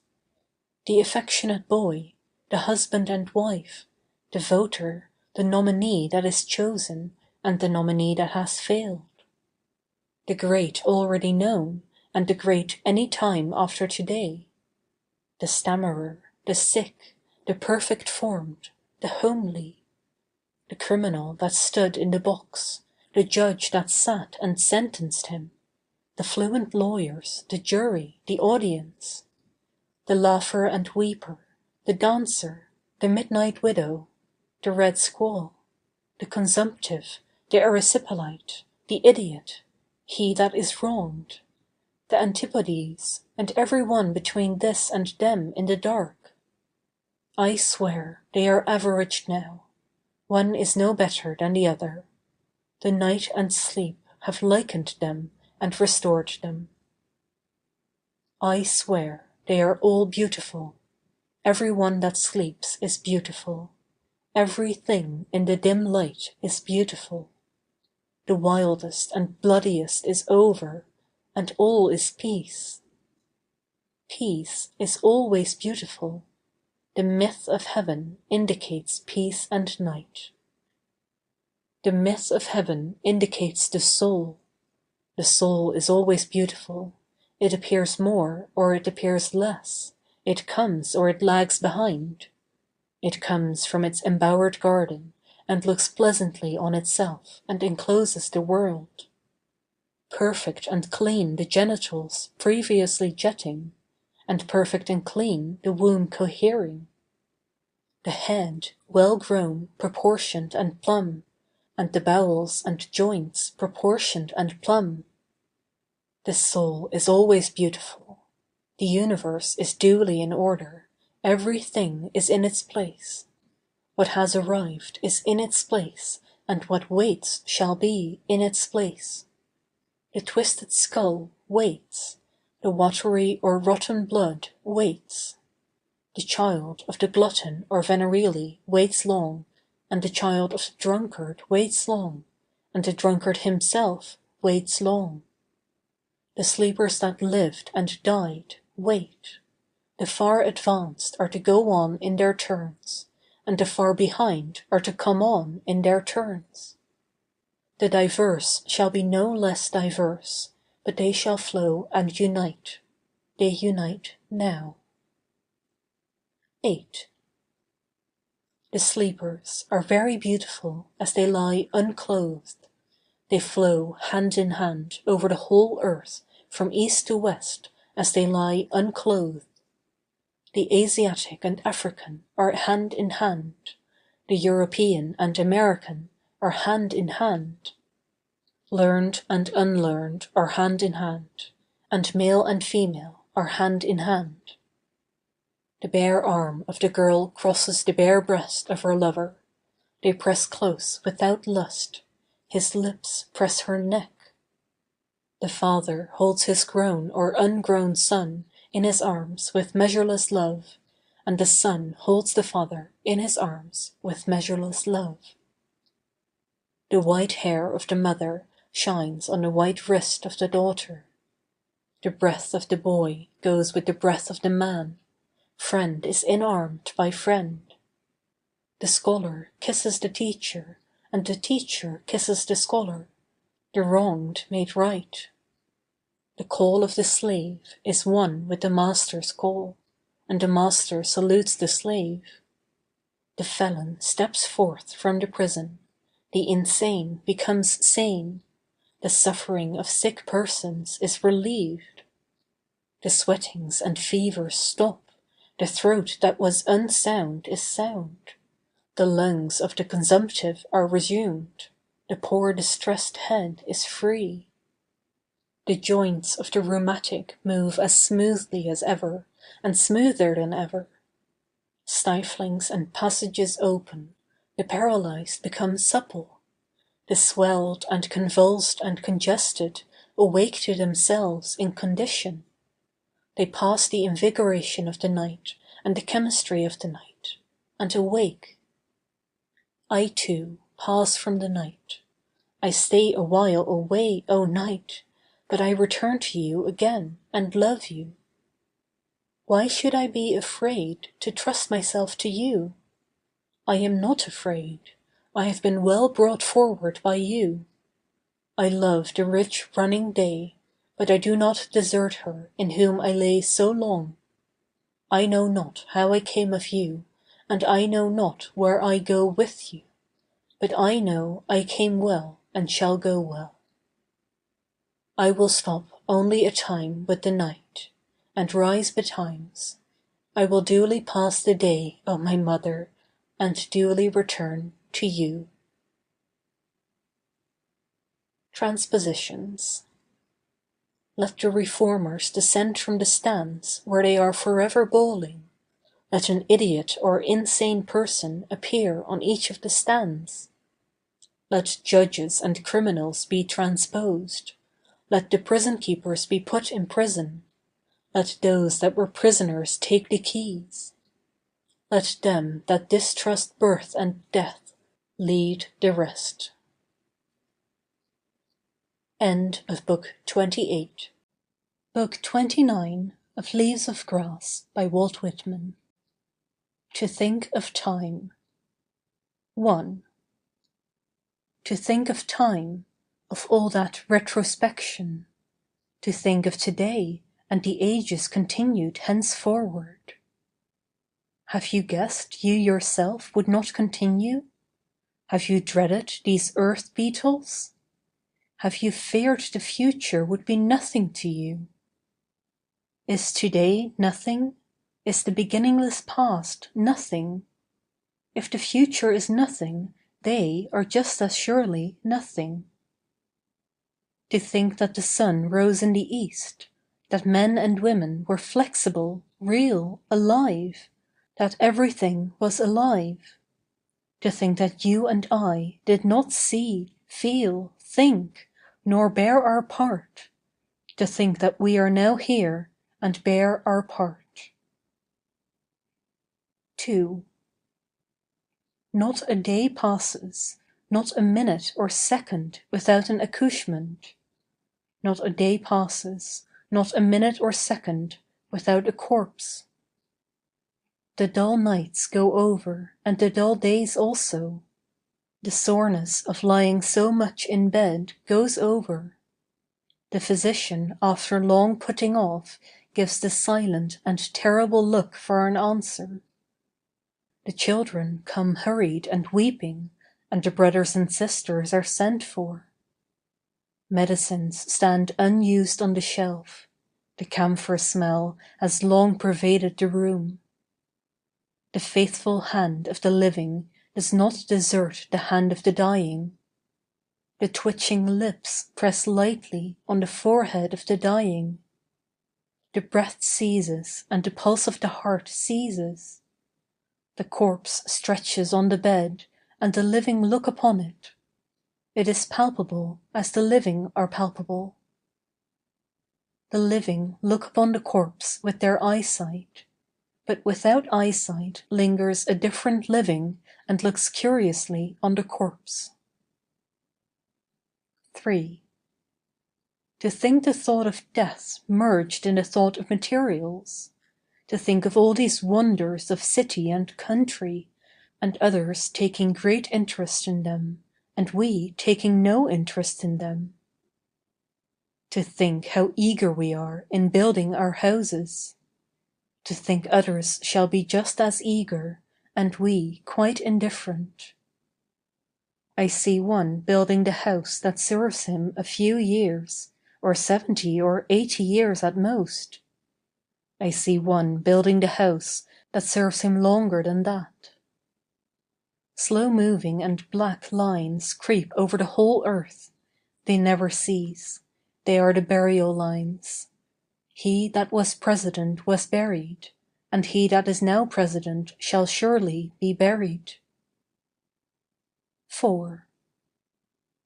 A reminiscence of the vulgar fate, a frequent sample of the life and death of workmen, each after his kind. Cold dash of waves at the ferry wharf, posh and ice in the river, half-frozen mud in the streets. A grey discouraged sky overhead, the short last daylight of December.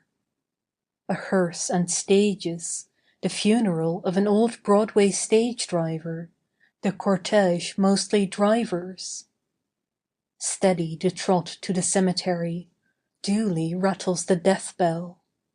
The gate is passed, the new dug grave is halted at, the living alight, the hearse uncloses. The coffin is passed out, lowered and settled. The whip is laid on the coffin. The earth is swiftly shovelled in. The mound above is flatted with the spades. Silence. A minute. No one moves or speaks. It is done. He is decently put away. Is there anything more? He was a good fellow, free-mouthed, quick-tempered, not bad-looking, ready with life or death for a friend, fond of women, gambled, ate hearty, drank hearty, had known what it was to be flush, grew low-spirited toward the last, sickened, was helped by a contribution. Died, aged 41 years, and that was his funeral. Thumb extended, finger uplifted, apron, cape, gloves, strap, wet weather clothes, whip carefully chosen. Boss, spotter, starter, hostler, somebody loafing on you, you loafing on somebody, headway, man before and man behind. Good day's work, bad day's work, pet stock, mean stock, first out, last out, turning in at night. To think that these are so much and so nigh to other drivers, and he there takes no interest in them. 5. The markets, the government, the working man's wages, to think what account they are through our nights and days. To think that other working men will make just as great account of them, yet we make little or no account. The vulgar and the refined, what you call sin and what you call goodness, to think how wide a difference. To think the difference will still continue to others, yet we lie beyond the difference. To think how much pleasure there is. Do you enjoy yourself in the city? Or engaged in business? Or planning a nomination and election? Or with your wife and family? Or with your mother and sisters? Or in womanly housework? Or the beautiful maternal cares? These also flow onward to others. You and I flow onward. But in due time you and I shall take less interest in them. Your farm, profits, crops. To think how engrossed you are. To think there will still be farms, profits, crops. Yet for you, of what avail? 6. What will be well, for what is well. To take interest is well, and not to take interest shall be well. The domestic joys, the daily housework or business, the building of houses, are not phantasms, they have weight, form, location. Farms, profits, crops, markets, wages, government, are none of them phantasms. The difference between sin and goodness is no delusion. The earth is not an echo. Man and his life and all the things of his life are well considered. You are not thrown to the winds. You gather certainly and safely around yourself. Yourself, yourself, yourself, forever and ever. 7. It is not to diffuse you that you were born of your mother and father. It is to identify you. It is not that you should be undecided, but that you should be decided. Something long preparing and formless is arrived and formed in you. You are henceforth secure, whatever comes or goes. The threads that were spun are gathered. The wet crosses the warp. The pattern is systematic. The preparations have every one been justified. The orchestra have sufficiently tuned their instruments, the baton has given the signal. The guest that was coming, he waited long, he is now housed. He is one of those who are beautiful and happy, he is one of those that to look upon and be with is enough. The law of the past cannot be eluded. The law of the present and future cannot be eluded. The law of the living cannot be eluded, it is eternal. The law of promotion and transformation cannot be eluded. The law of heroes and good doers cannot be eluded. The law of drunkards, informers, mean persons, not one iota thereof can be eluded. 8. Slow-moving and black lines go ceaselessly over the earth. Northerner goes carried, and Southerner goes carried, and they on the Atlantic side and they on the Pacific, and they between, and all through the Mississippi country, and all over the earth. The great masters and cosmos are well as they go. The heroes and good doers are well. The known leaders and inventors, and the rich owners and pious and distinguished may be well. But there is more account than that. There is strict account of all. The interminable hordes of the ignorant and wicked are not nothing. The barbarians of Africa and Asia are not nothing. The perpetual succession of shallow people are not nothing as they go. Of and in all these things, I have dreamed that we are not to be changed so much, nor the law of us changed. I have dreamed that heroes and good doers shall be under the present and past law, and that murderers, drunkards, liars, shall be under the present and past law. For I have dreamed that the law they are under now is enough. And I have dreamed that the purpose and essence of the known life, the transient, is to form and decide identity for the unknown life, the permanent. If all came but to ashes of dung, if maggots and rats ended us, then alarum, for we are betrayed, then indeed suspicion of death. Do you suspect death? If I were to suspect death, I should die now. Do you think I could walk pleasantly and well suited towards annihilation? Pleasantly and well suited I walk. Whither I walk I cannot define, but I know it is good. The whole universe indicates that it is good. The past and the present indicate that it is good. How beautiful and perfect are the animals! How perfect the earth, and the minutest thing upon it! What is called good is perfect, and what is called bad is just as perfect. The vegetables and minerals are all perfect, and the imponderable fluids perfect.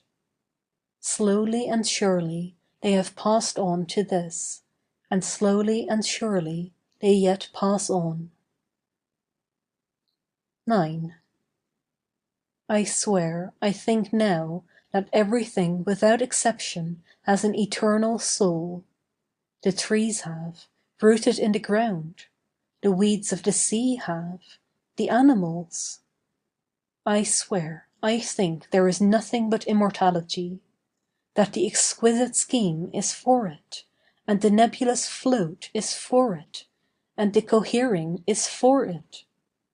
And all preparation is for it, and identity is for it, and life and materials are altogether for it. End of Book 29. Book 30 of Leaves of Grass by Walt Whitman. Book 30. Whispers of Heavenly Death. Darest thou now, O soul? Darest thou now, O soul? Walk out with me toward the unknown region, where neither ground is for the feet, nor any path to follow. No map there, nor guide, nor voice sounding, nor touch of human hand, nor face with blooming flesh, nor lips nor eyes are in that land. I know it not, O soul, nor dost thou. All is a blank before us. All waits undreamed of in that region, that inaccessible land. Till when the ties loosen, all but the ties eternal, time and space, nor darkness, gravitation, sense, nor any bounds bounding us. Then we burst forth, we float, in time and space, O soul, prepared for them, equal, equipped at last. O joy, O fruit of all! Them to fulfill, O soul. Whispers of Heavenly Death. Whispers of heavenly death murmured I hear, labial gossip of night, sibilant chorals, footsteps gently ascending, mystical breezes wafted soft and low, ripples of unseen rivers, tides of a current flowing, forever flowing. Or is it the plashing of tears, the measureless waters of human tears? I see, just see skyward, great cloud masses. Mournfully slowly they roll, silently swelling and mixing with at times a half-dimmed, saddened, far-off star, appearing and disappearing. Some parturition rather, some solemn immortal birth, on the frontiers to eyes impenetrable, some soul is passing over. Chanting the Square Deific. 1. Chanting the Square Deific, out of the One advancing, out of the sides, out of the old and new, out of the square entirely divine, solid, four-sided, all the sides needed. From this side Jehovah am I, old Brahm I, and I Saturnius am. Not time affects me, I am time, old, modern as any, unpersuadable, relentless, executing righteous judgments, as the earth, the father, the brown old Kronos, with laws, aged beyond computation, yet never new, ever with those mighty laws rolling. Relentless I forgive no man. Whoever sins, dies. I will have that man's life. Therefore let none expect mercy. Have the seasons, gravitation, the appointed days, mercy? No more have I. But as the seasons and gravitation, and as all the appointed days that forgive not, I dispense from this side judgments inexorable without the least remorse. 2. Consolator most mild, the promised one advancing, with gentle hand extended, the mightier God am I, foretold by prophets and poets in their most rapt prophecies and poems. From this side, lo, the Lord Christ gazes. Lo, Hermes I. Lo, mine is Hercules' face. All sorrow, labour, suffering, I, tallying it, absorb in myself. Many times have I been rejected, taunted, put in prison, and crucified, and many times shall be again. All the world have I given up, for my dear brothers' and sisters' sake, for the soul's sake. Wending my way through the homes of men, rich or poor, with the kiss of affection. For I am affection, I am the cheer-bringing God, with hope and all-enclosing charity, with indulgent words as to children, with fresh and sane words, mine only. Young and strong I pass, knowing well I am destined myself to an early death. But my charity has no death, my wisdom dies not, neither early nor late, and my sweet love bequeathed here and elsewhere never dies. 3.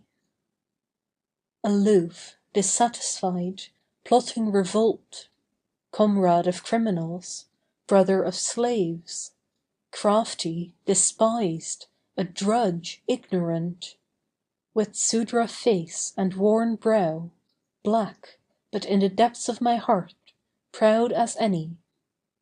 Lifted now and always against whoever scorning assumes to rule me. Morose, full of guile, full of reminiscences, brooding, with many wiles. Though it was thought I was baffled, and dispelled, and my wiles done, but that will never be. Defiant, I, Satan, still live, still utter words, in new lands duly appearing, and old ones also. Permanent here from my side, warlike, equal with any, real as any, nor time nor change shall ever change me or my words. 4. Santa Spirita, breather, life, beyond the light, lighter than light, beyond the flames of hell, joyous, leaping easily above hell. Beyond paradise, perfumed solely with mine own perfume, including all life on earth, touching, including God, including Savior and Satan, ethereal, pervading all. For without me, what were all? What were God? Essence of forms, life of the real identities, permanent, positive, namely the unseen. Life of the great round world, the sun and stars, and of man, I, the general soul. Here the square finishing, the solid, I the most solid. Breathe my breath also through these songs. Of him I love day and night. Of him I love day and night. I dreamed I heard he was dead. And I dreamed I went where they had buried him I love, but he was not in that place. And I dreamed I wandered searching among burial places to find him. And I found that every place was a burial place. The houses full of life were equally full of death. This house is now. The streets, the shipping, the places of amusement, the Chicago, Boston, Philadelphia, the Mannahatta, were as full of the dead as of the living. And fuller, oh vastly fuller, of the dead than of the living. And what I dreamed I will henceforth tell to every person and age. And I stand henceforth bound to what I dreamed. And now I am willing to disregard burial places and dispense with them. And if the memorials of the dead were put up indifferently everywhere, even in the room where I eat or sleep, I should be satisfied. And if the corpse of any one I love, or if my own corpse, be duly rendered to powder and poured in the sea, I shall be satisfied. Or if it be distributed to the winds, I shall be satisfied. Yet, ye downcast hours. Yet, ye downcast hours, I know ye also. Weights of lead, how ye clog and cling at my ankles. Earth to a chamber of mourning turns. I hear the o'erweening, mocking voice. Matter is conqueror. Matter, triumphant only, continues onward. Despairing cries float ceaselessly toward me. The call of my nearest lover, putting forth, alarmed, uncertain. The sea I am quickly to sail. Come tell me where I am speeding. Tell me my destination. I understand your anguish, but I cannot help you. I approach, hear, behold, the sad mouth, the look out of the eyes, your mute inquiry. Whither I go from the bed I recline on, come tell me. Old age, alarmed, uncertain. A young woman's voice, appealing to me for comfort. A young man's voice. Shall I not escape? As if a phantom caressed me. As if a phantom caressed me, I thought I was not alone walking here by the shore. But the one I thought was with me, as now I walk by the shore, the one I loved that caressed me. As I lean and look through the glimmering light, that one has utterly disappeared. And those appear that are hateful to me and mock me. Assurances. I need no assurances. I am a man who is preoccupied of his own soul.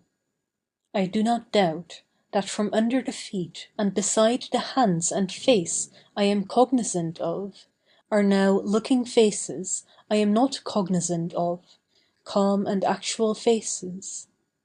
I do not doubt but the majesty and beauty of the world are latent in any iota of the world. I do not doubt I am limitless, and that the universes are limitless. In vain I try to think how limitless.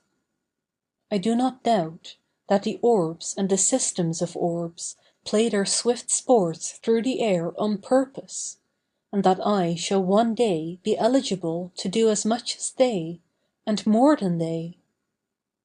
I do not doubt that temporary affairs keep on and on millions of years. I do not doubt interiors have their interiors, and exteriors have their exteriors, and that the eyesight has another eyesight, and the hearing another hearing, and the voice another voice. I do not doubt that the passionately wept deaths of young men are provided for, and that the deaths of young women and the deaths of little children are provided for. Did you think life was so well provided for, and death, the purport of all life, is not well provided for?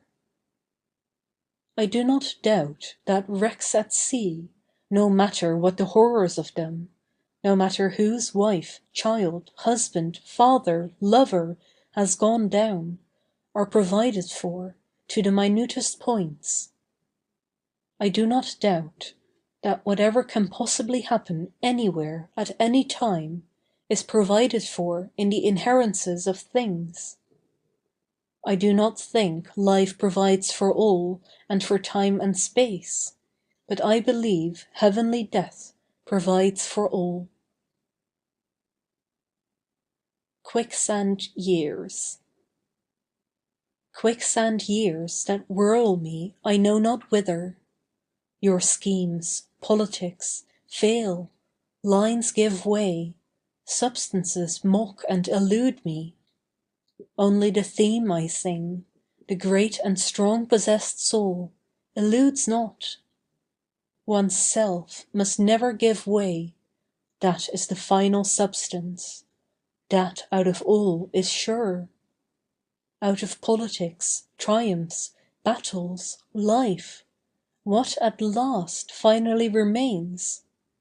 When shows break up, what but one's self is sure? That music always round me. That music always round me, unceasing, unbeginning, yet long untaught I did not hear. But now the chorus I hear, and am elated. A tenor, strong, ascending with power and health, with glad notes of daybreak I hear. A soprano at intervals sailing buoyantly over the tops of immense waves. A transparent bass shuddering lusciously under and through the universe. The triumphant tutti, the funeral wailings with sweet flutes and violins, all these I fill myself with. I hear not the volumes of sound merely, I am moved by the exquisite meanings. I listen to the different voices winding in and out, striving, contending with fiery vehemence to excel each other in emotion. I do not think the performers know themselves, but now I think begin to know them. What ship puzzled at sea? What ship puzzled at sea cons for the true reckoning? Or coming in, to avoid the bars and follow the channel a perfect pilot needs?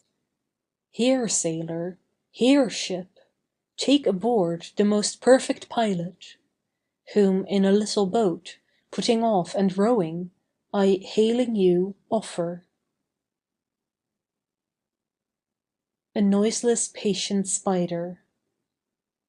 In noiseless patient spider, I marked where on a little promontory it stood isolated. Marked how to explore the vacant vast surrounding. It launched forth filament, filament, filament out of itself. ever unreeling them, ever tirelessly speeding them. And you, O my soul, where you stand, surrounded, detached, in measureless oceans of space, ceaselessly musing, venturing, throwing, seeking the spheres to connect them, till the bridge you will need be formed, till the ductile anchor hold, till the gossamer thread you fling catch somewhere, O my soul. O living always, always dying. O living always, always dying.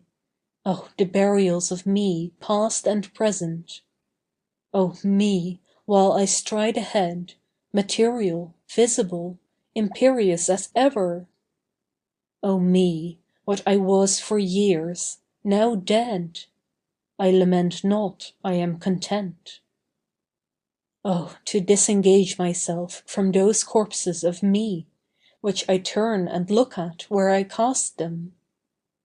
To pass on, oh, living, always living, and leave the corpses behind. To one shortly to die. From all the rest, I single out you, having a message for you. You are to die. Let others tell you what they please, I cannot prevaricate. I am exact and merciless, but I love you, there is no escape for you. Softly, I lay my right hand upon you, you must feel it. I do not argue, I bend my head close and half envelop it. I sit quietly by, I remain faithful. I am more than nurse, more than parent or neighbor. I absolve you from all except yourself spiritual bodily, that is eternal, you yourself will surely escape. The corpse you will leave will be but excrementitious. The sun bursts through in unlooked-for directions. Strong thoughts fill you and confidence. You smile. You forget you are sick, as I forget you are sick. You do not see the medicines. You do not mind the weeping friends. I am with you. I exclude others from you. There is nothing to be commiserated. I do not commiserate. I congratulate you. Night on the Prairies. Night on the prairies. The supper is over. The fire on the ground burns low. The wearied emigrants sleep, wrapped in their blankets. I walk by myself. I stand and look at the stars, which I think now never realized before. Now I absorb immortality and peace. I admire death and test propositions. How plenteous, how spiritual, how résumé. The same old man and soul, the same old aspirations, and the same content. I was thinking the day most splendid, till I saw what the not day exhibited. I was thinking this globe enough, till there sprang out so noiseless around me myriads of other globes. Now, while the great thoughts of space and eternity fill me, I will measure myself by them. And now, touched with the lives of other globes arrived as far along as those of the earth, or waiting to arrive, or passed on farther than those of the earth, I henceforth no more ignore them than I ignore my own life, or the lives of the earth arrived as far as mine, or waiting to arrive. Oh, I see now that life cannot exhibit all to me, as the day cannot. I see that I am to wait for what will be exhibited by death. Thought. As I sit with others at a great feast, suddenly while the music is playing, to my mind, whence it comes I know not, spectral in mist of a wreck at sea, of certain ships, how they sail from port with flying streamers and wafted kisses, and that is the last of them. Of the solemn and murky mystery about the fate of the president. Of the flower of marine science of 50 generations foundered off the northeast coast and going down, of the steamship Arctic going down. Of the veiled tableau women gathered together on deck, pale, heroic, waiting the moment that draws so close. Oh, the moment! A huge sob, a few bubbles, the white foam spurting up, and then the women gone, sinking there while the passionless wet flows on. And I now pondering, are those women indeed gone? Are souls drowned and destroyed so? Is only matter triumphant? The Last Invocation. At the last, tenderly, from the walls of the powerful fortressed house, from the clasp of the knitted locks, from the keep of the well-closed doors, let me be wafted. Let me glide noiselessly forth, with the key of softness unlock the locks, with a whisper set ope the doors, O soul. Tenderly, be not impatient, strong is your hold, O mortal flesh, strong is your hold, O love. As I watch the ploughman ploughing. As I watch the ploughman ploughing, or the sower sowing in the fields, or the harvester harvesting, I saw there too, O life and death, your analogies. Life, life is the tillage, and death is the harvest according. Pensive and faltering. Pensive and faltering, the words the dead I write, for living are the dead. Haply the only living, only real, and I the apparition, I the spectre. End of Book 30. Book 31 of Leaves of Grass by Walt Whitman. Thou mother with thy equal brood. 1. Thou mother with thy equal brood, thou varied chain of different states, yet one identity only, a special song before I go I'd sing o'er all the rest, for thee, the future. I'd sow a seed for thee of endless nationality, I'd fashion thy ensemble including body and soul, I'd show a way ahead thy real union, and how it may be accomplished. The paths to the house I seek to make, but leave to those to come the house itself. Belief I sing, and preparation, as life and nature are not great with reference to the present only, but greater still from what is yet to come, out of that formula for thee I sing. 2. As a strong bird on pinions free, joyous the amplest spaces heavenward cleaving, such be the thought I'd think of thee, America, such be the recitative I'd bring for thee.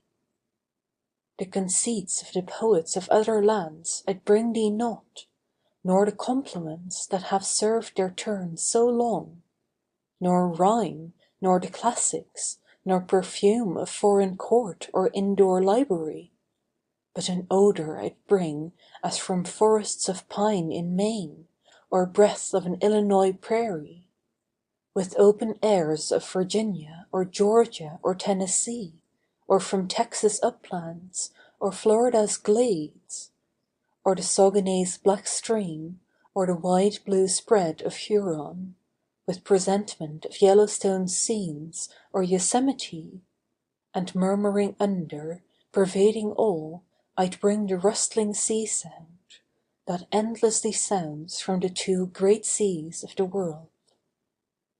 And for thy subtler sense, subtler refrains, dread Mother, preludes of intellect tallying these and thee, mind formulas fitted for thee, real and sane and large as these in thee. Thou, mounting higher, diving deeper than we knew, thou transcendental union, by thee fact to be justified, blended with thought, thought of man justified, blended with God. Through thy idea, lo, the immortal reality. Through thy reality, lo, the immortal idea. 3. Brain of the new world, what a task is thine, to formulate the modern out of the peerless grandeur of the modern, out of thyself, comprising science, to recast poems, churches, art. Recast, maybe discard them, end them, maybe their work is done, who knows?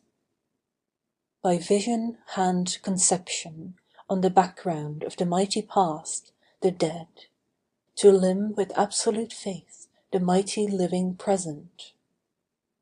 And yet thou living present brain, heir of the dead, the old world brain, thou that lay folded like an unborn babe within its folds so long, thou carefully prepared by it so long, haply thou but unfoldest it, only maturest it to eventuate in thee, the essence of the bygone time contained in thee, its poems, churches, arts, unwitting to themselves, destined with reference to thee.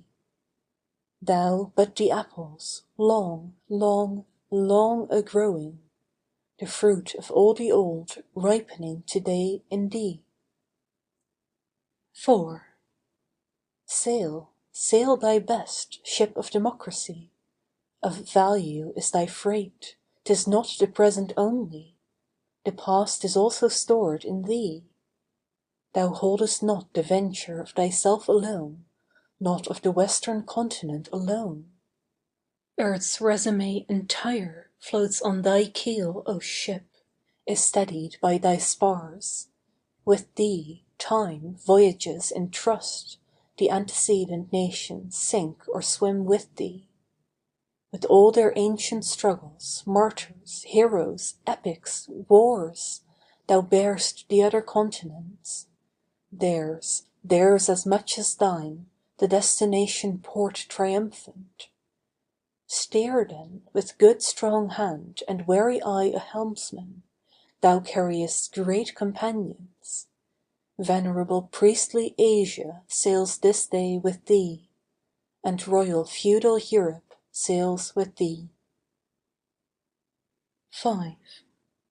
Beautiful world of new superber birth that rises to my eyes, like a limitless golden cloud filling the western sky.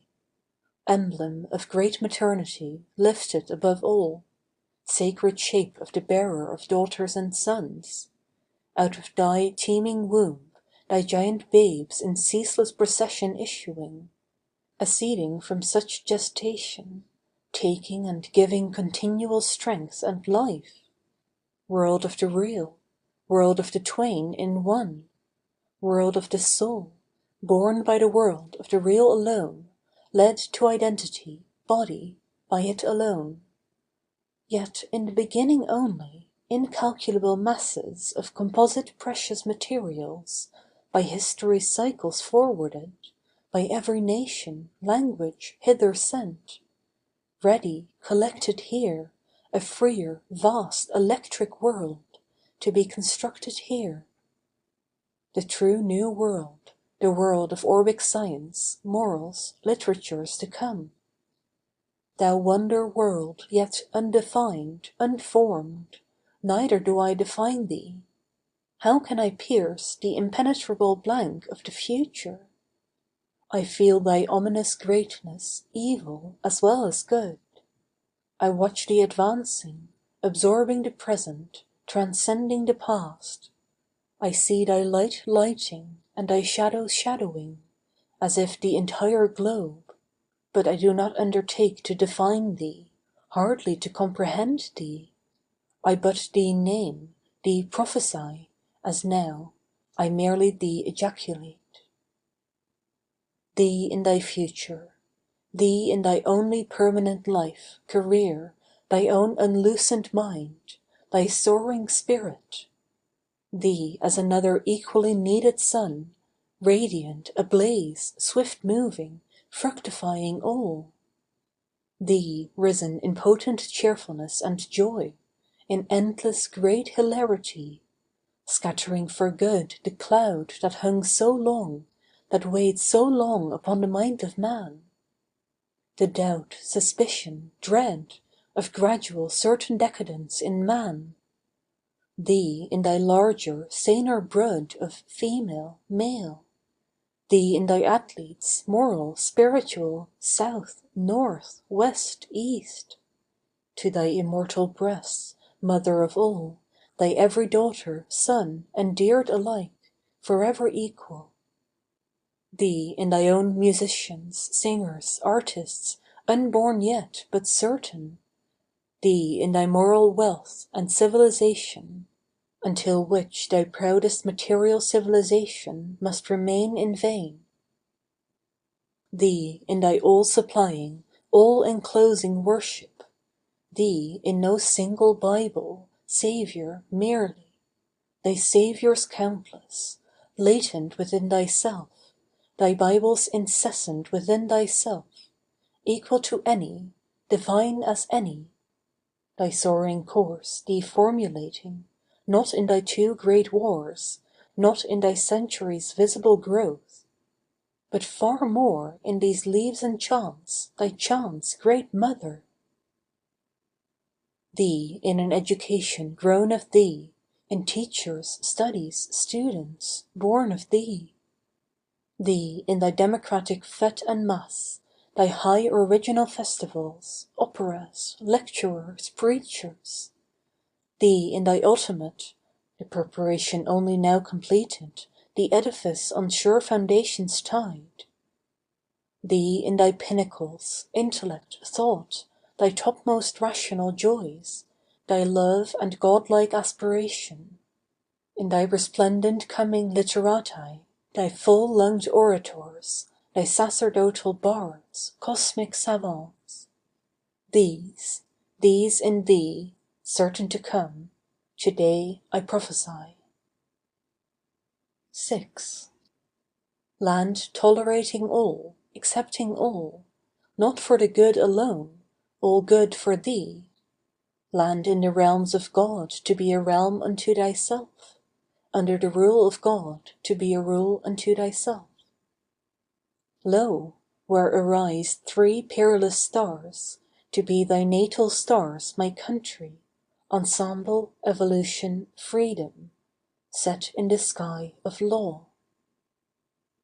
Land of unprecedented faith, God's faith, thy soil, thy very subsoil, all upheaved, the general inner earth so long so sedulously draped over, now hence for what it is boldly laid bare, opened by thee to heaven's light for benefit or bale.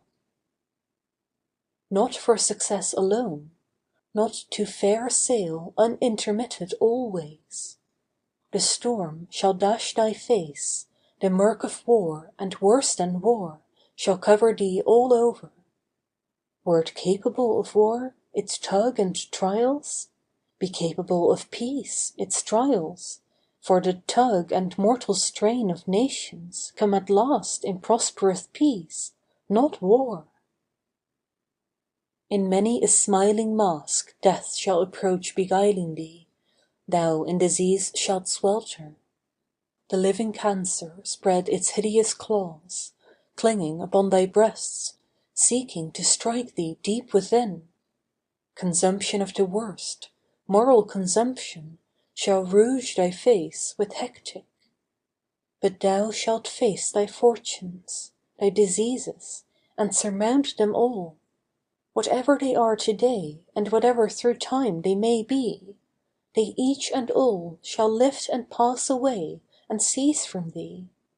while thou, time's spirals rounding, out of thyself still extricating, fusing, equable, natural, mystical union thou, the mortal with immortal blent, shalt soar toward the fulfillment of the future, the spirit of the body and the mind, the soul, its destinies.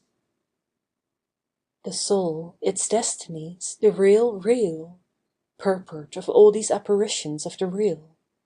In thee, America, the soul, its destinies, thou globe of globes, thou wonder nebulous, by many a throe of heat and cold convulsed, by these thyself solidifying, thou mental, moral orb, thou new, indeed new, spiritual world. The present holds thee not, for such vast growth as thine, for such unparalleled flight as thine, such brood as thine, the future only holds thee and can hold thee.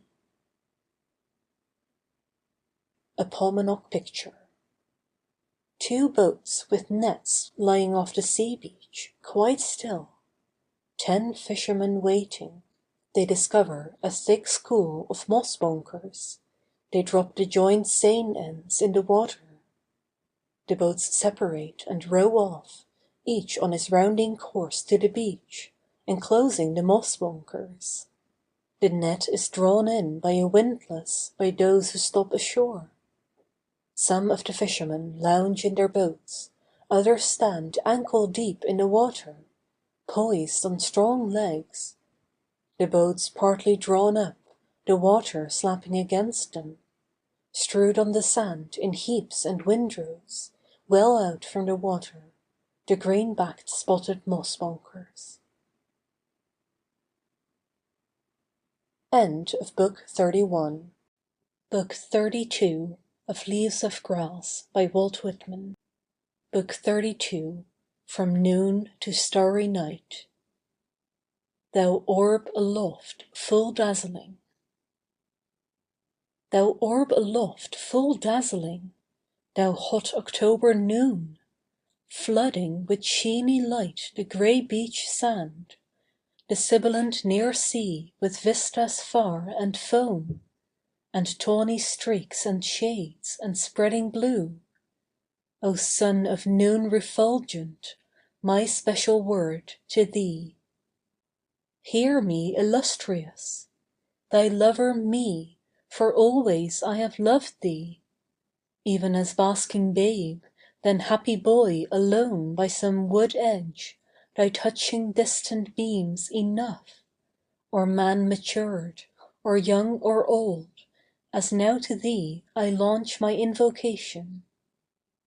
Thou canst not with thy dumbness me deceive, I know before the fitting man all nature yields, though answering not in words, the skies, trees, hear his voice, and thou, O sun, as for thy throes, thy perturbations, sudden breaks and shafts of flame gigantic, I understand them, I know those flames, those perturbations well.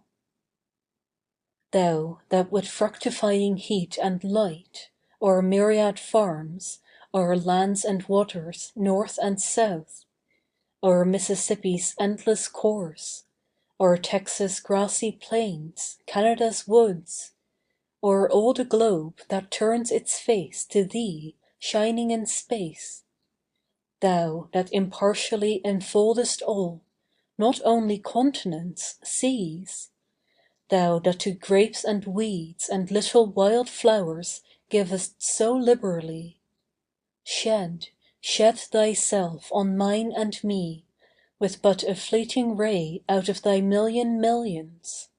Strike through these chants. Nor only launch thy subtle dazzle and thy strength for these. Prepare the later afternoon of me myself. Prepare my lengthening shadows. Prepare my starry nights. Faces. 1. Sauntering the pavement or riding the country by-road, Faces. Faces of friendship, precision, caution, suavity, ideality. The spiritual prescient face, the always welcome common benevolent face. The face of the singing of music, the grand faces of natural lawyers and judges broad at the backtop. The faces of hunters and fishers bulged at the brows, the shaved, blanched faces of orthodox citizens. The pure, extravagant, yearning, questioning artist's face. The ugly face of some beautiful soul. The handsome, detested or despised face. The sacred faces of infants. The illuminated face of the mother of many children. The face of an amour. The face of veneration. The face as of a dream. The face of an immobile rock. The face withdrawn of its good and bad, a castrated face. A wild hawk, his wings clipped by the clipper. A stallion that yielded at last to the thongs and knife of the gelder. Sauntering the pavement thus, or crossing the ceaseless ferry, faces and faces and faces. I see them and complain not, and am content with all. 2. Do you suppose I could be content with all if I thought them their own finale? This now is too lamentable a face for a man.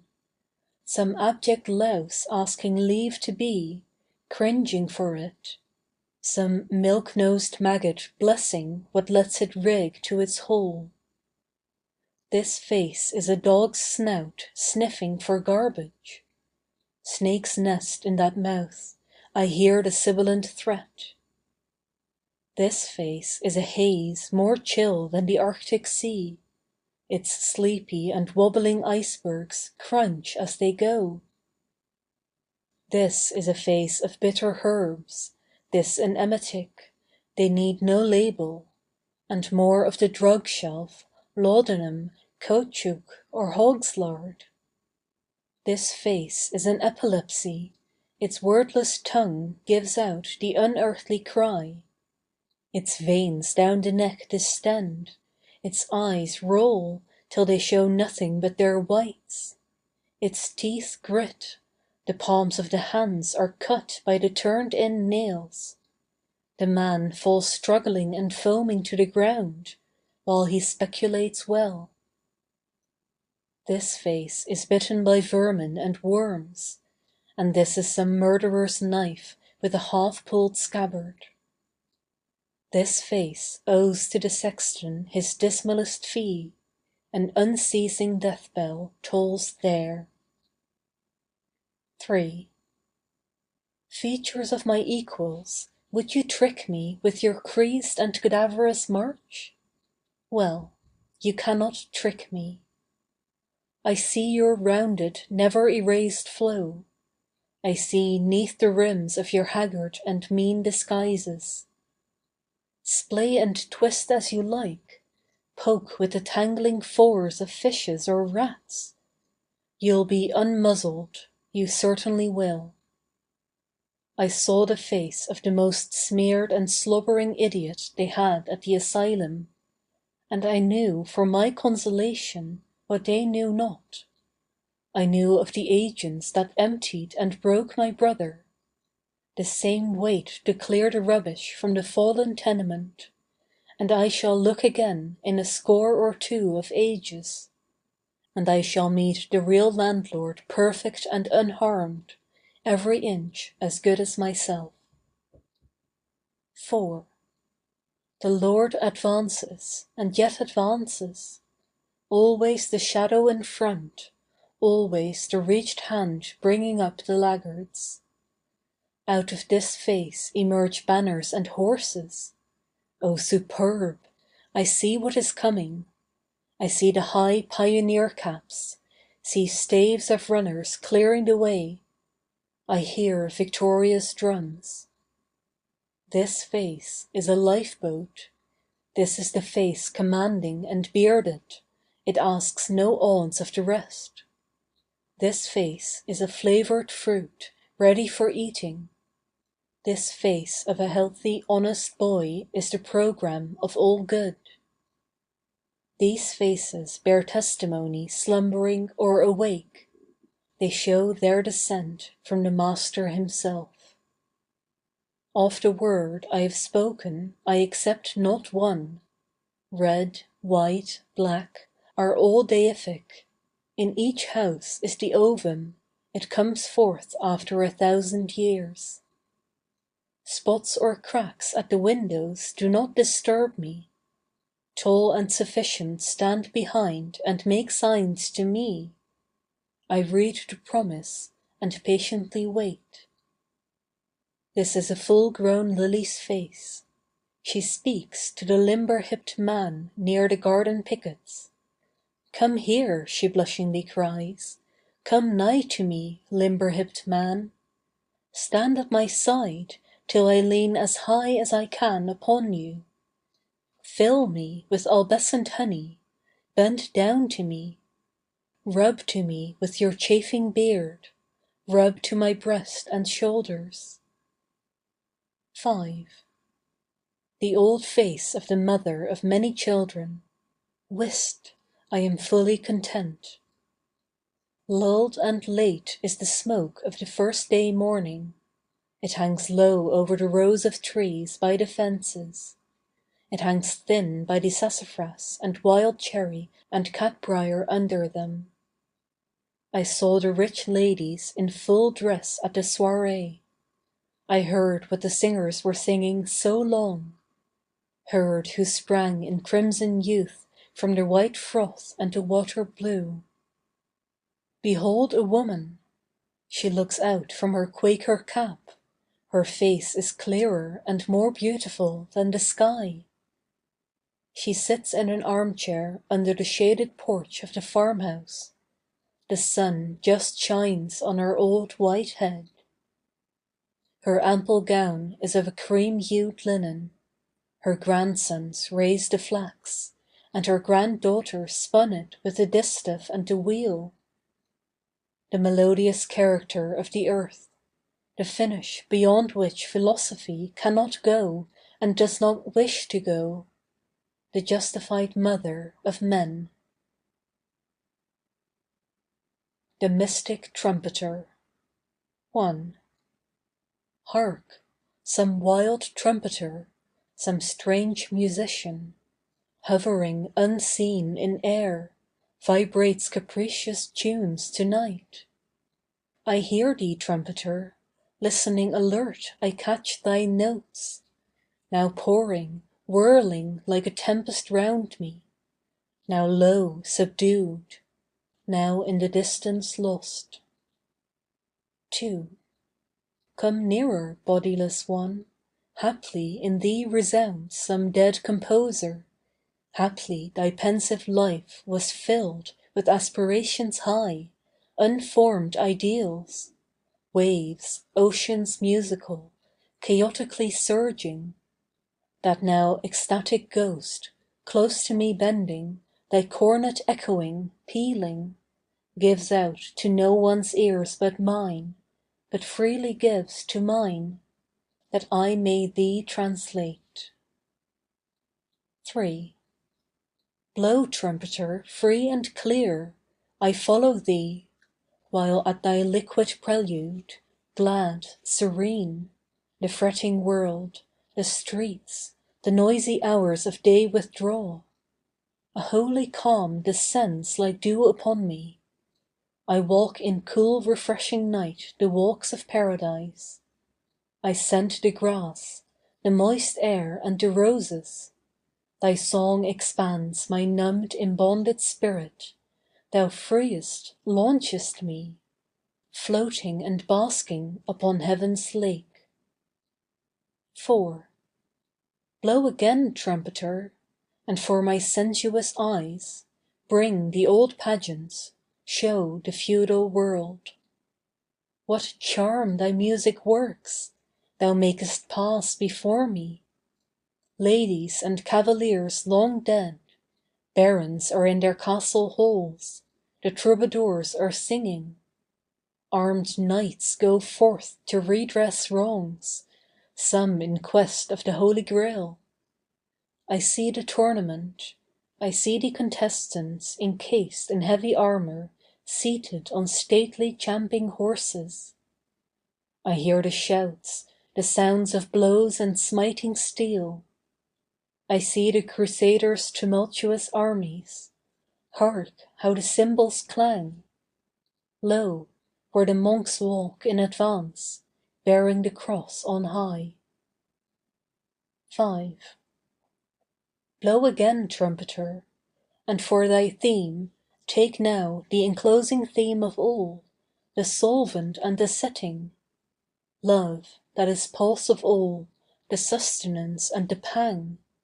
The heart of man and woman, all for love. No other theme but love. Knitting, enclosing, all diffusing love.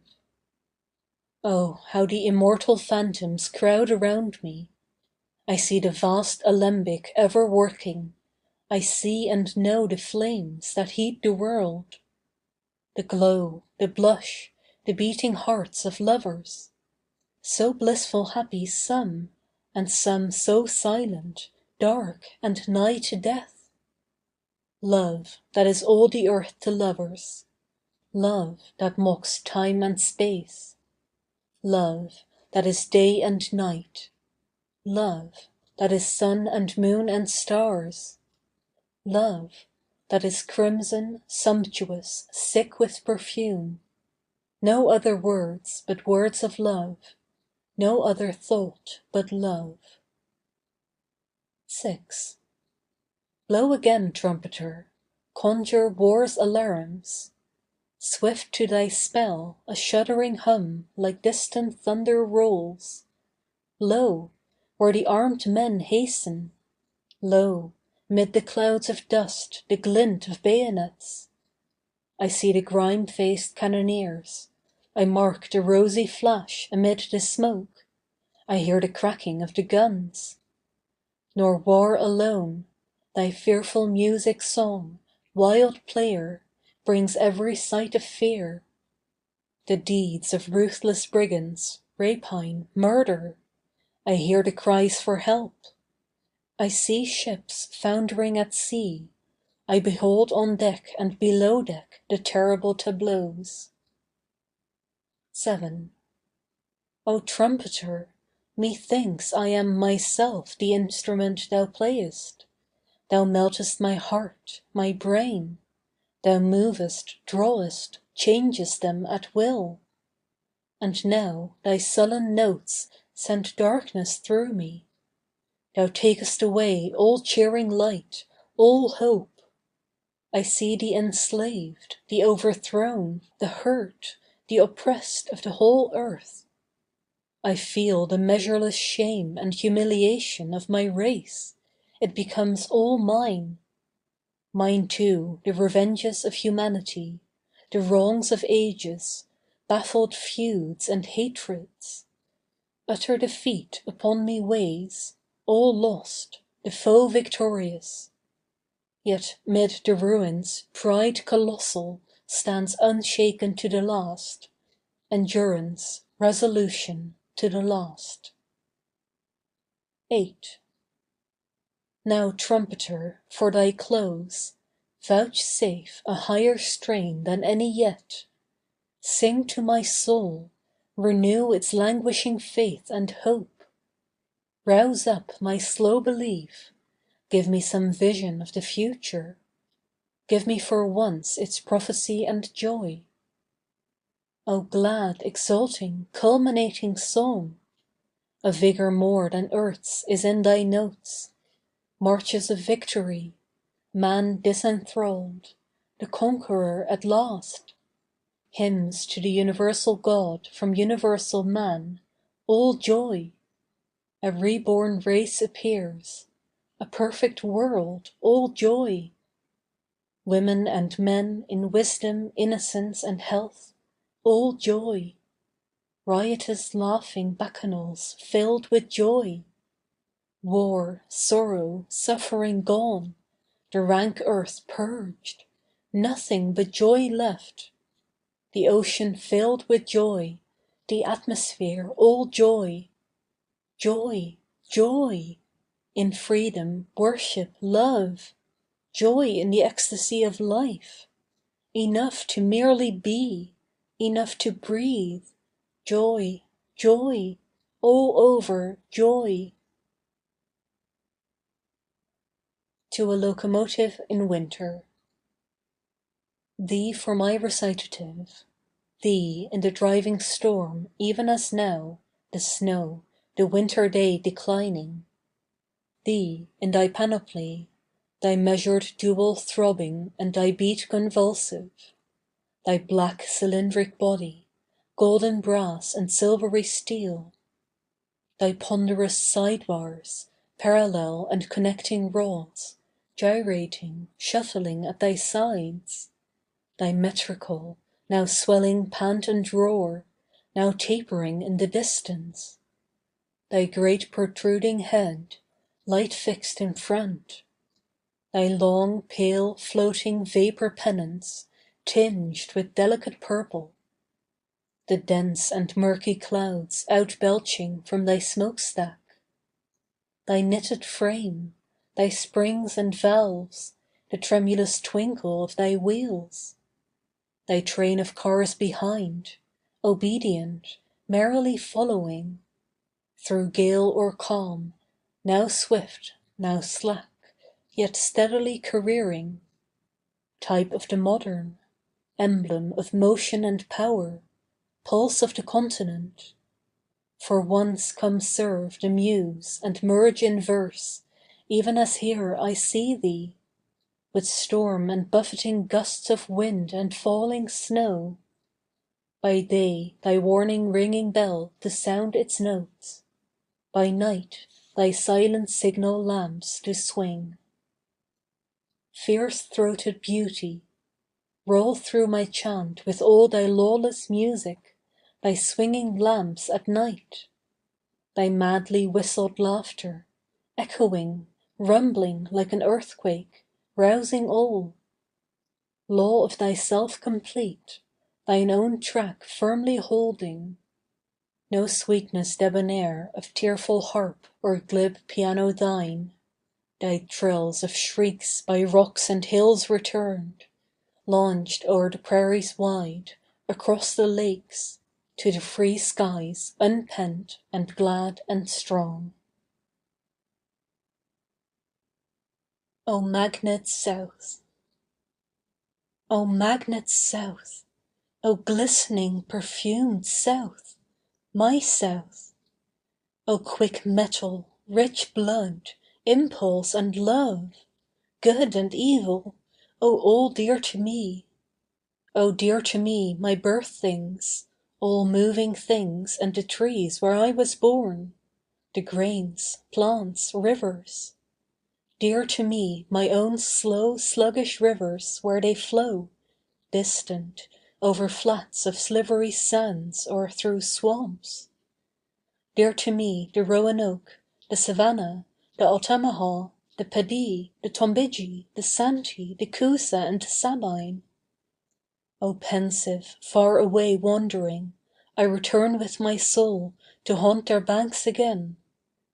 Again in Florida I float on transparent lakes, I float on the Okeechobee, I cross the hummock land or through pleasant openings or dense forests. I see the parrots in the woods, I see the papaw tree and the blossoming titty.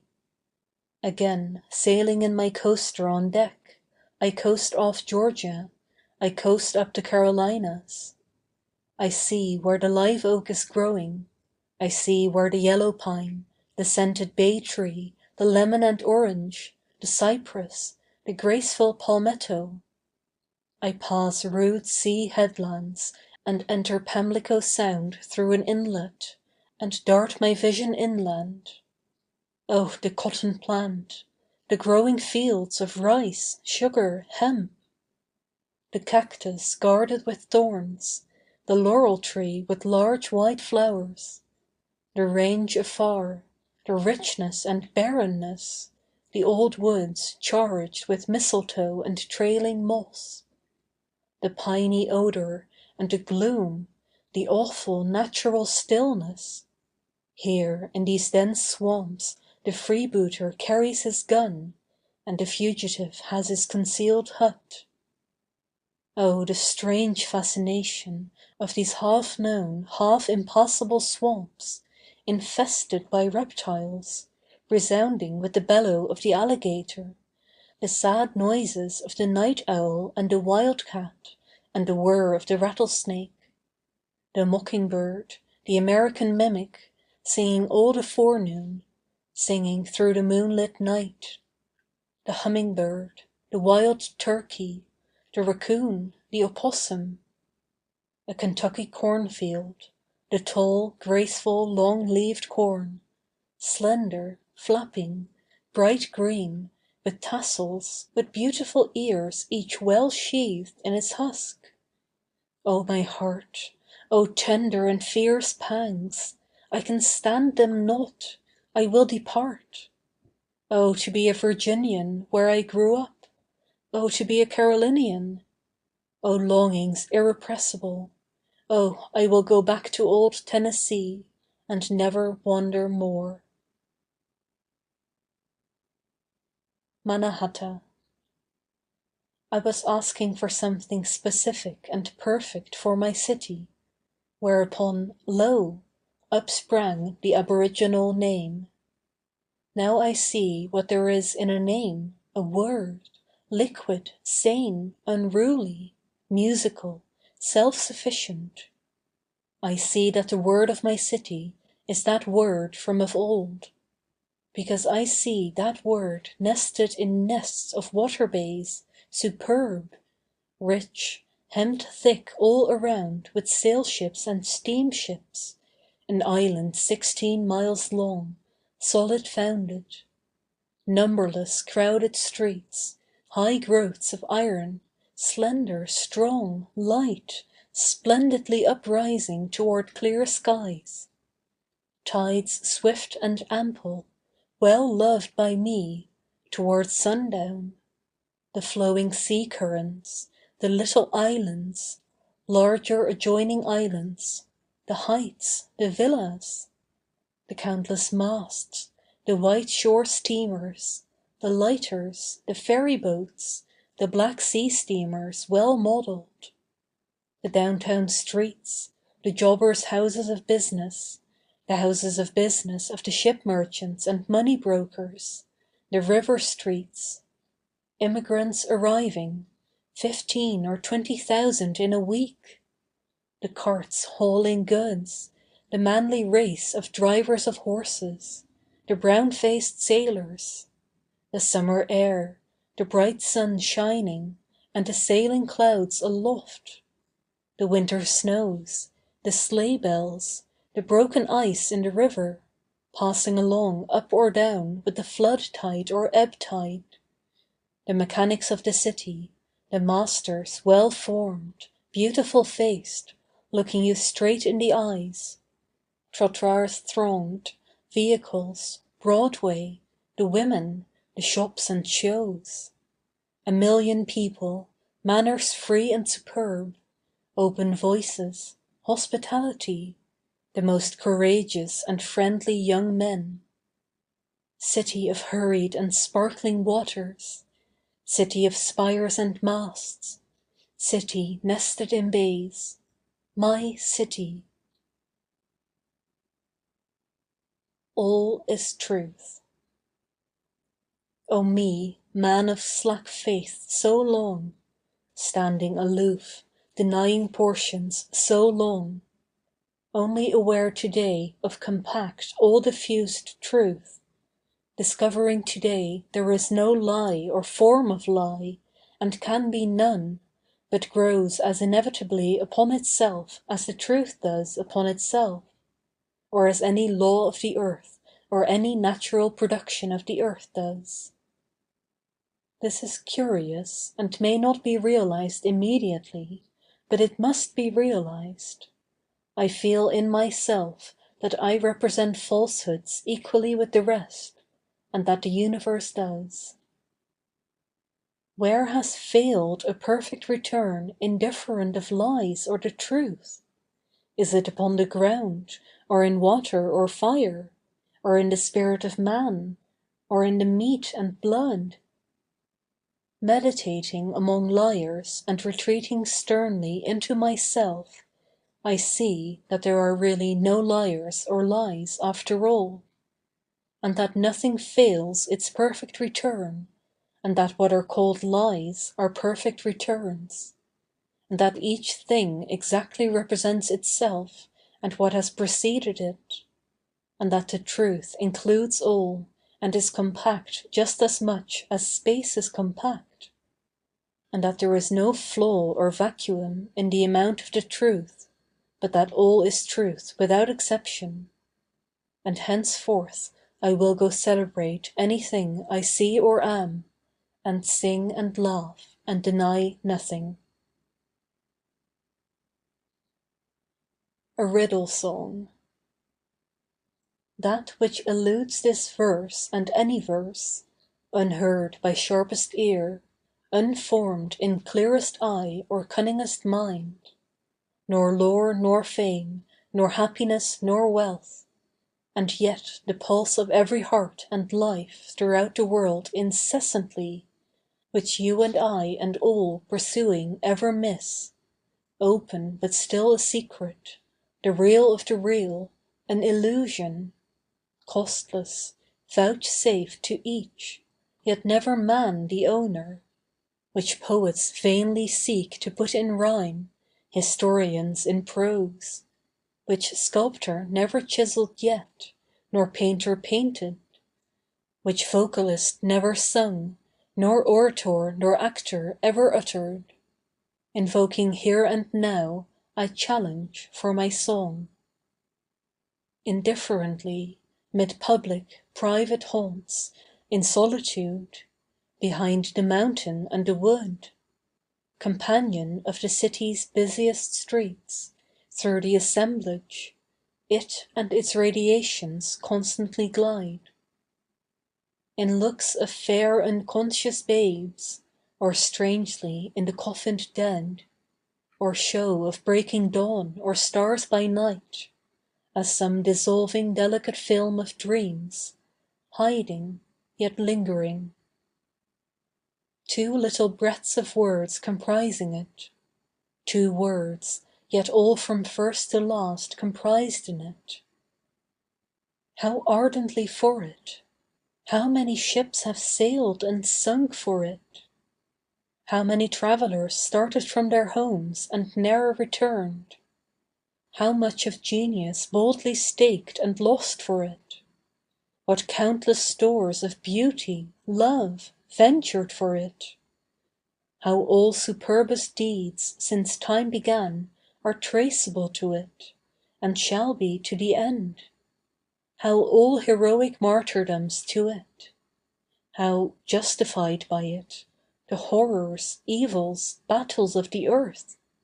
How the bright, fascinating, lambent flames of it, in every age and land, have drawn men's eyes, rich as a sunset on the Norway coast, the sky, the islands and the cliffs, or midnight's silent glowing northern lights unreachable.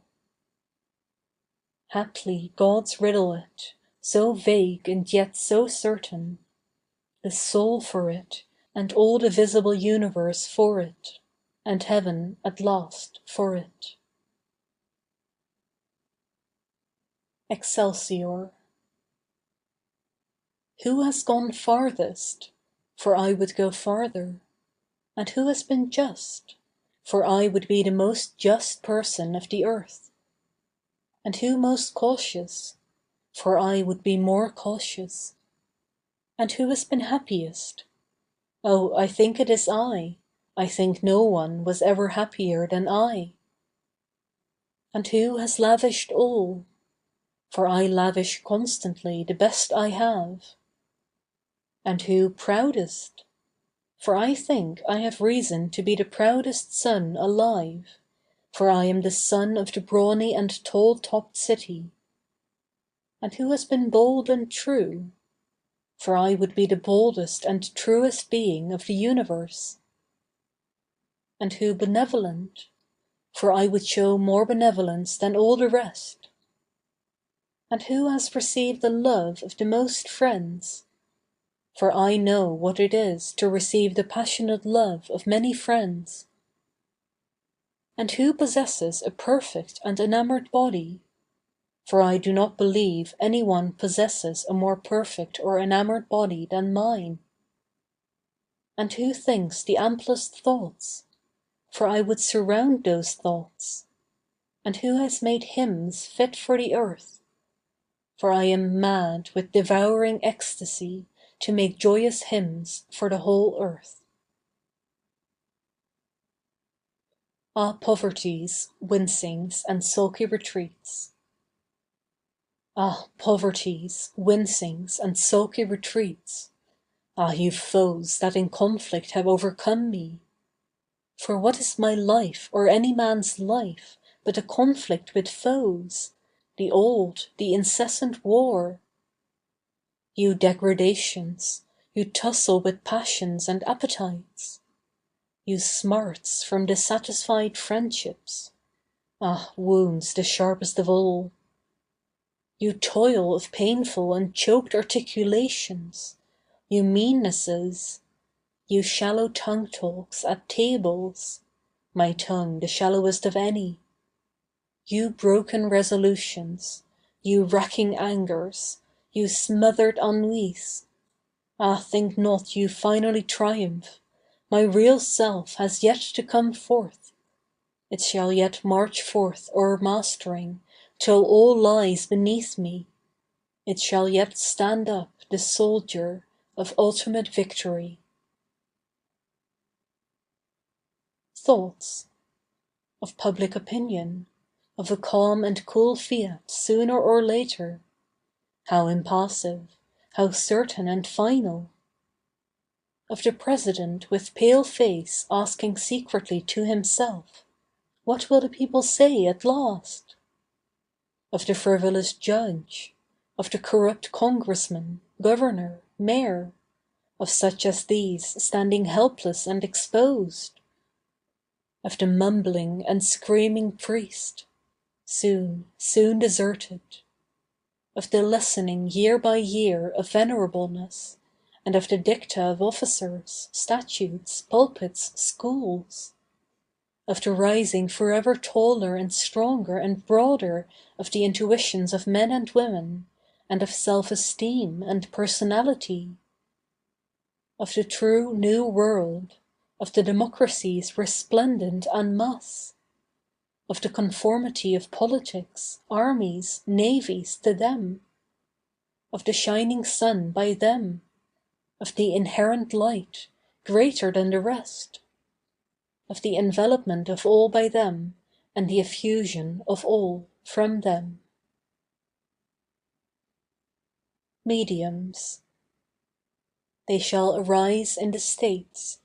They shall report nature, laws, physiology, and happiness. They shall illustrate democracy and the cosmos. They shall be alimentive, amative, perceptive. They shall be complete women and men, their pose brawny and supple, their drink water, their blood clean and clear. They shall fully enjoy materialism and the sight of products. They shall enjoy the sight of the beef, lumber, breadstuffs, of Chicago the great city. They shall train themselves to go in public to become orators and oratresses. Strong and sweet shall their tongues be. Poems and materials of poems shall come from their lives. They shall be makers and finders. Of them and of their works shall emerge divine conveyors, to convey gospels. Characters, events, retrospections, shall be conveyed in gospels. Trees, animals, waters, shall be conveyed. Death, the future, the invisible faith, shall all be conveyed. Weave in, my hardy life. Weave in, my hardy life. Weave yet a soldier strong and full for great campaigns to come. Weave in red blood, weave sinews in like ropes, the senses, sight, weave in. Weave lasting sure, weave day and night the wet, the warp, incessant weave, tire not. We know not what to use, O life, nor know the aim, the end, nor really ought we know. But know the work, the need goes on and shall go on, the death-enveloped march of peace as well as war goes on. For great campaigns of peace the same the wiry threads to weave. We know not why or what, yet weave, forever weave. Spain, 1873–74. Out of the murk of heaviest clouds, out of the feudal wrecks and heaped-up skeletons of kings, out of that old entire European debris, the shattered mummeries, ruined cathedrals, crumble of palaces, tombs of priests, lo, freedom's features fresh undimmed look forth, the same immortal face looks forth. A glimpse as of thy mother's face, Columbia, a flash significant as of a sword, beaming towards thee. Nor think we forget thee, maternal. Laggedst thou so long? Shall the clouds close again upon thee? Ah, but thou hast thyself now appeared to us. We know thee. Thou hast given us a sure proof, the glimpse of thyself. Thou waitest there, as everywhere, thy time. By broad Potomac's shore. By broad Potomac's shore, again, old tongue! Still uttering, still ejaculating, canst never cease this babble? Again, old heart so gay, again to you, your sense, the full flush spring returning. Again the freshness and the odors, again Virginia's summer sky, pellucid blue and silver. Again the forenoon purple of the hills. Again the deathless grass, so noiseless, soft and green. Again the blood-red roses blooming. Perfume this book of mine, O blood-red roses. Lave subtly with your waters every line, Potomac. Give me of you, O spring, before I close, to put between its pages. O forenoon purple of the hills, before I close, of you. O deathless grass, of you. From Far Dakota's Canyons, June 25, 1876. From far Dakota's canyons, lands of the wild ravine, the dusky Sioux, the lonesome stretch, the silence. Haply to-day a mournful wail, haply a trumpet note for heroes. The battle bulletin, the Indian ambuscade, the craft, the fatal environment, the cavalry companies fighting to the last in sternest heroism. In the midst of their little circle, with their slaughtered horses for breastworks. The fall of Custer and all his officers and men. Continues yet the old, old legend of our race, the loftiest of life upheld by death. The ancient banner perfectly maintained. O lesson opportune, O how I welcome thee! As sitting in dark days, lone, sulky, through the time's thick murk looking in vain for light, for hope.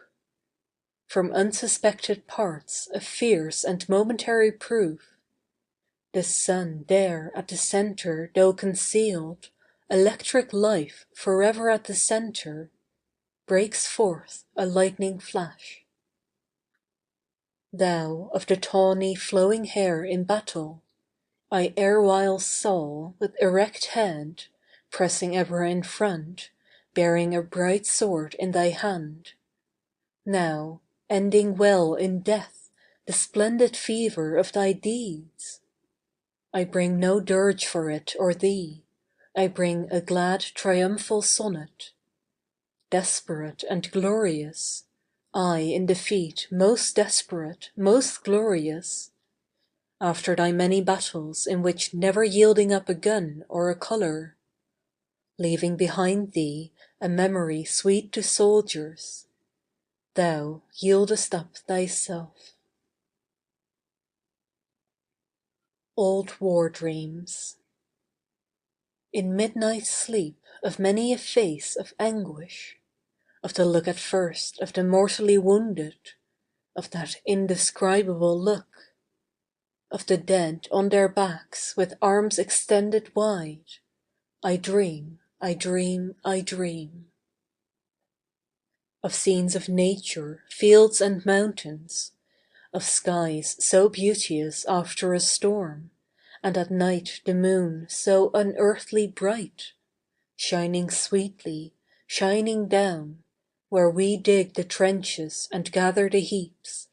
I dream, I dream, I dream. Long have they passed, faces and trenches and fields, where through the carnage I moved with a callous composure, or away from the fallen.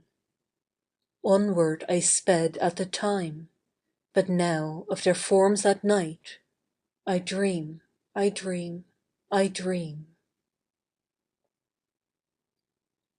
Thick sprinkled bunting.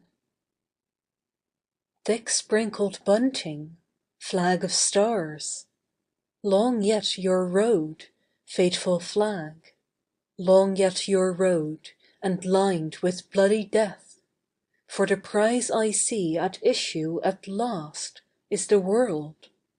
All its ships and shores I see interwoven with your thread's greedy banner.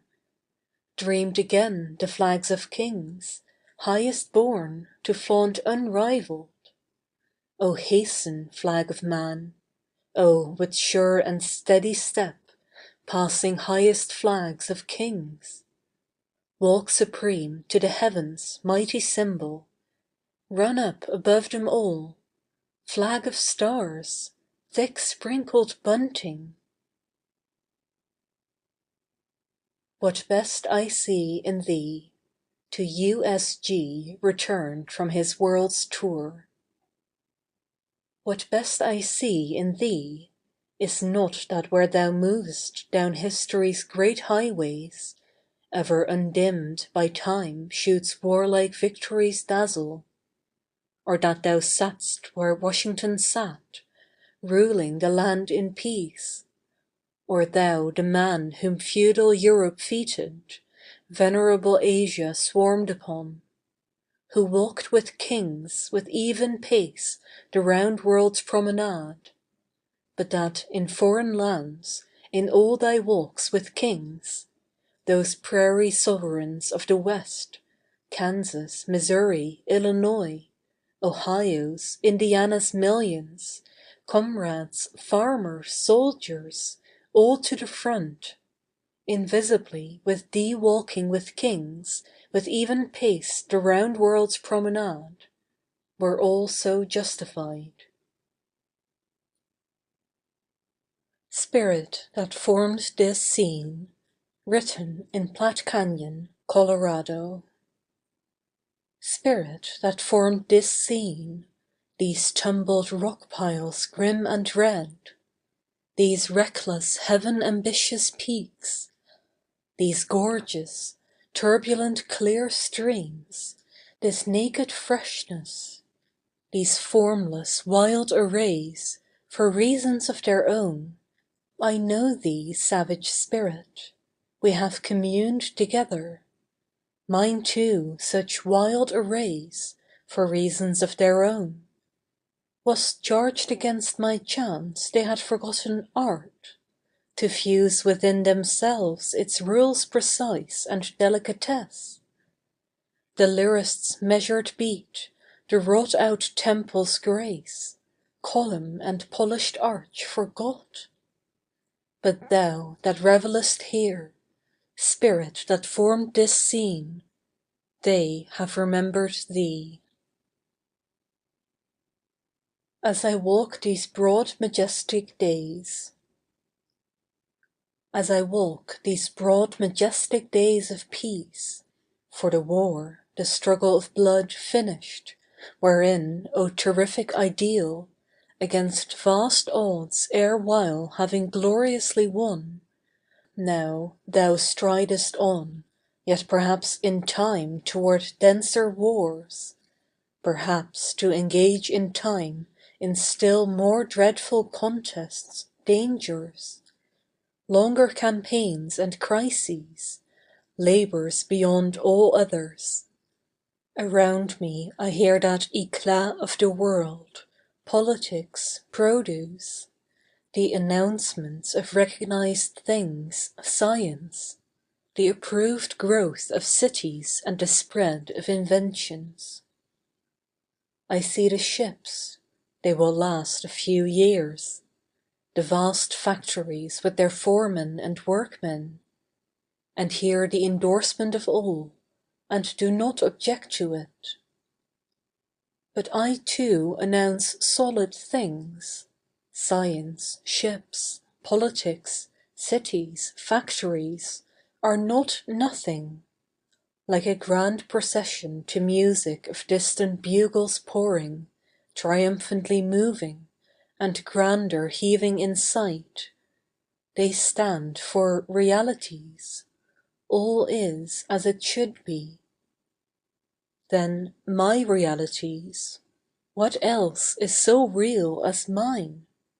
Libertad and a divine average, freedom to every slave on the face of the earth, the rapt promises and lumine of seers, the spiritual world, these centuries-lasting songs, and our visions, the visions of poets, the most solid announcements of any.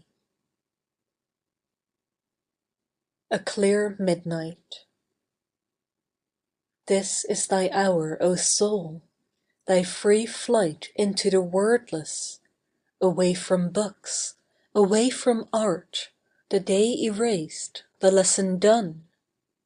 Thee fully forth emerging, silent, gazing, pondering the themes thou lovest best, night, sleep, death, and the stars. End of Book 32. Book 33 of Leaves of Grass by Walt Whitman. Book 33, Songs of Parting. As the time draws nigh. As the time draws nigh, glooming a cloud, a dread beyond of I know not what darkens me. I shall go forth, I shall traverse the States awhile, but I cannot tell whither or how long.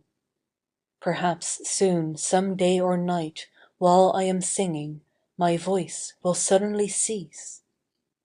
O book, O chance! Must all then amount to but this? Must we barely arrive at this beginning of us? And yet it is enough, O soul! O soul, we have positively appeared. That is enough. Years of the Modern. Years of the modern, years of the unperformed.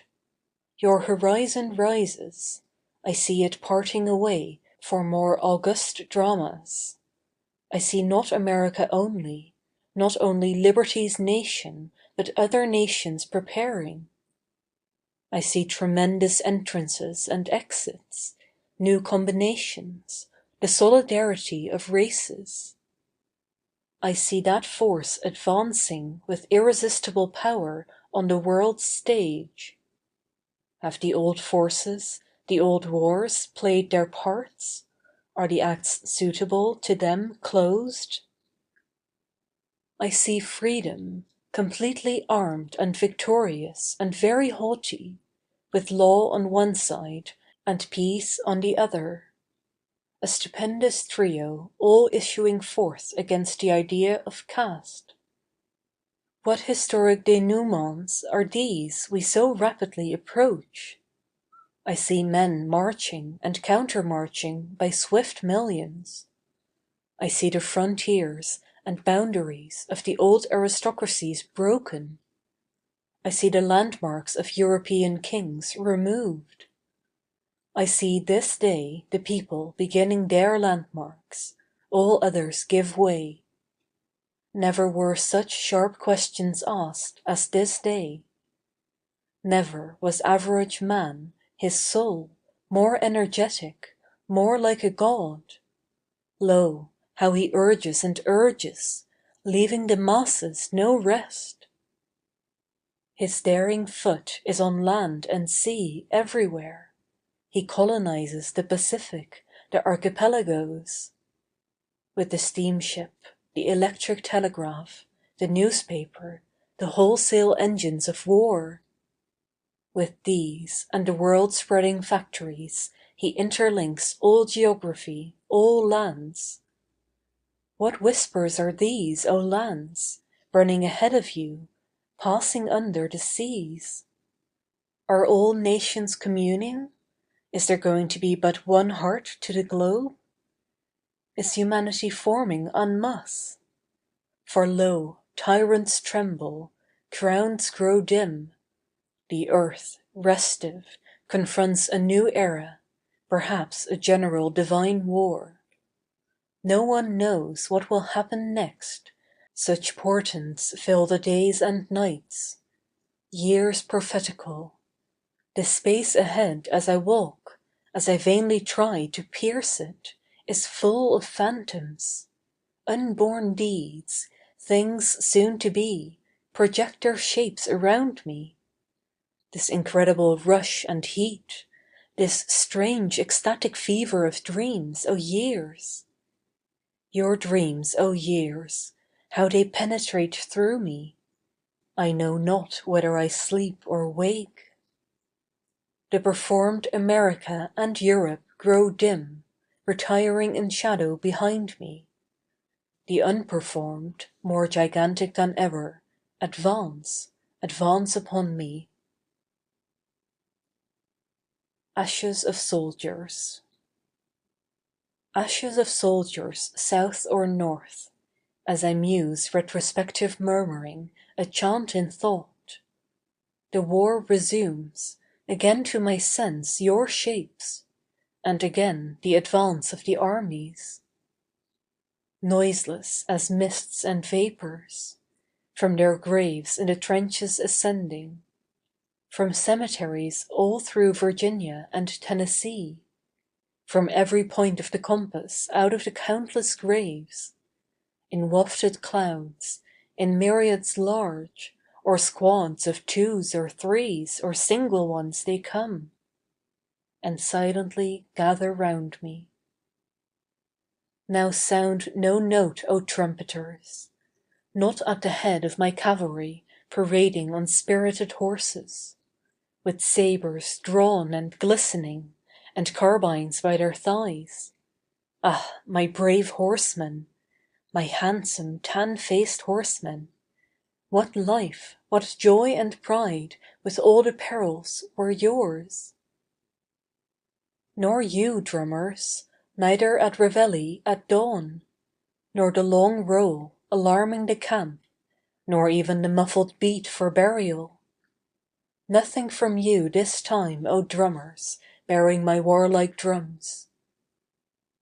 But aside from these and the marts of wealth and the crowded promenade, admitting around me comrades close unseen by the rest and voiceless, the slain elate and alive again, the dust and debris alive, I chant this chant of my silent soul in the name of all dead soldiers. Faces so pale with wondrous eyes, very dear, gather closer yet. Draw close, but speak not. Phantoms of countless lost, invisible to the rest, henceforth become my companions. Follow me ever, desert me not while I live. Sweet are the blooming cheeks of the living, sweet are the musical voices sounding. But sweet, ah sweet, are the dead with their silent eyes. Dearest comrades, all is over and long gone, but love is not over, and what love, O comrades! Perfume from battlefields rising, up from the fetor arising. Perfume therefore my chant, O love, immortal love! Give me to bathe the memories of all dead soldiers. Shroud them, embalm them, cover them all over with tender pride. Perfume all, make all wholesome, make these ashes to nourish and blossom. O love, solve all, fructify all with the last chemistry. Give me exhaustless, make me a fountain, that I exhale love from me wherever I go like a moist perennial dew, for the ashes of all dead soldiers, south or north. Thoughts 1. Of these years I sing, how they pass and have passed through convulsed pains, as through parturitions. How America illustrates birth, muscular youth, the promise, the sure fulfillment, the absolute success, the spite of people, illustrates evil as well as good. The vehement struggle so fierce for unity in one's self. How many hold despairingly yet to the models departed, caste, myths, obedience, compulsion, and to infidelity. How few see the arrived models, the athletes, the Western states, or see freedom or spirituality, or hold any faith in results. But I see the athletes, and I see the results of the war glorious and inevitable, and they again leading to other results. How the great cities appear, how the democratic masses, turbulent, willful, as I love them. How the whirl, the contest, the wrestle of evil with good, the sounding and resounding, keep on and on. How society waits unformed, and is for a while between things ended and things begun. How America is the continent of glories, and of the triumph of freedom, and of the democracies, and of the fruits of society, and of all that is begun. And how the states are complete in themselves, and how all triumphs and glories are complete in themselves, to lead onward. And how these of mine and of the states will in their turn be convulsed, and serve other parturitions and transitions. And how all people, sites, combinations, the democratic masses too, serve. And how every fact, and war itself with all its horrors, serves. And how now, or at any time, each serves the exquisite transition of death. 2. Of seeds dropping into the ground, of births, of the steady concentration of America, inland, upward, to impregnable and swarming places. Of what Indiana, Kentucky, Arkansas, and the rest are to be. Of what a few years will show there in Nebraska, Colorado, Nevada, and the rest. Or afar, mounting the northern Pacific to Sitka or Alaska. Of what the feuillage of America is the preparation for, and of what all sights, north, south, east and west, are. Of this union welded in blood, of the solemn price paid, of the unnamed lost ever present in my mind, of the temporary use of materials for identity's sake, of the present, passing, departing, of the growth of completer men than any yet, of all sloping down there where the fresh free giver the mother, the Mississippi flows, of mighty inland cities yet unsurveyed and unsuspected, of the new and good names, of the modern developments, of inalienable homesteads, of a free and original life there, of simple diet and clean and sweet blood, of litheness, majestic faces, clear eyes, and perfect physique there, of immense spiritual results future years far west, each side of the Anahuacs, of these songs, well understood there, being made for that area, of the native scorn of grossness and gain there. Oh, it lurks in me night and day. What is gain, after all, to savageness and freedom? Song at Sunset. Splendor of ended day, floating and filling me. Hour prophetic, hour resuming the past, inflating my throat, you divine average, you earth and life, till the last ray gleams, I sing. Open mouth of my soul uttering gladness, eyes of my soul seeing perfection, natural life of me faithfully praising things, corroborating forever the triumph of things. Illustrious everyone, illustrious what we name space, sphere of unnumbered spirits. Illustrious the mystery of motion in all beings, even the tiniest insect. Illustrious the attribute of speech, the senses, the body. Illustrious the passing light, illustrious the pale reflection on the new moon in the western sky. Illustrious whatever I see or hear or touch, to the last.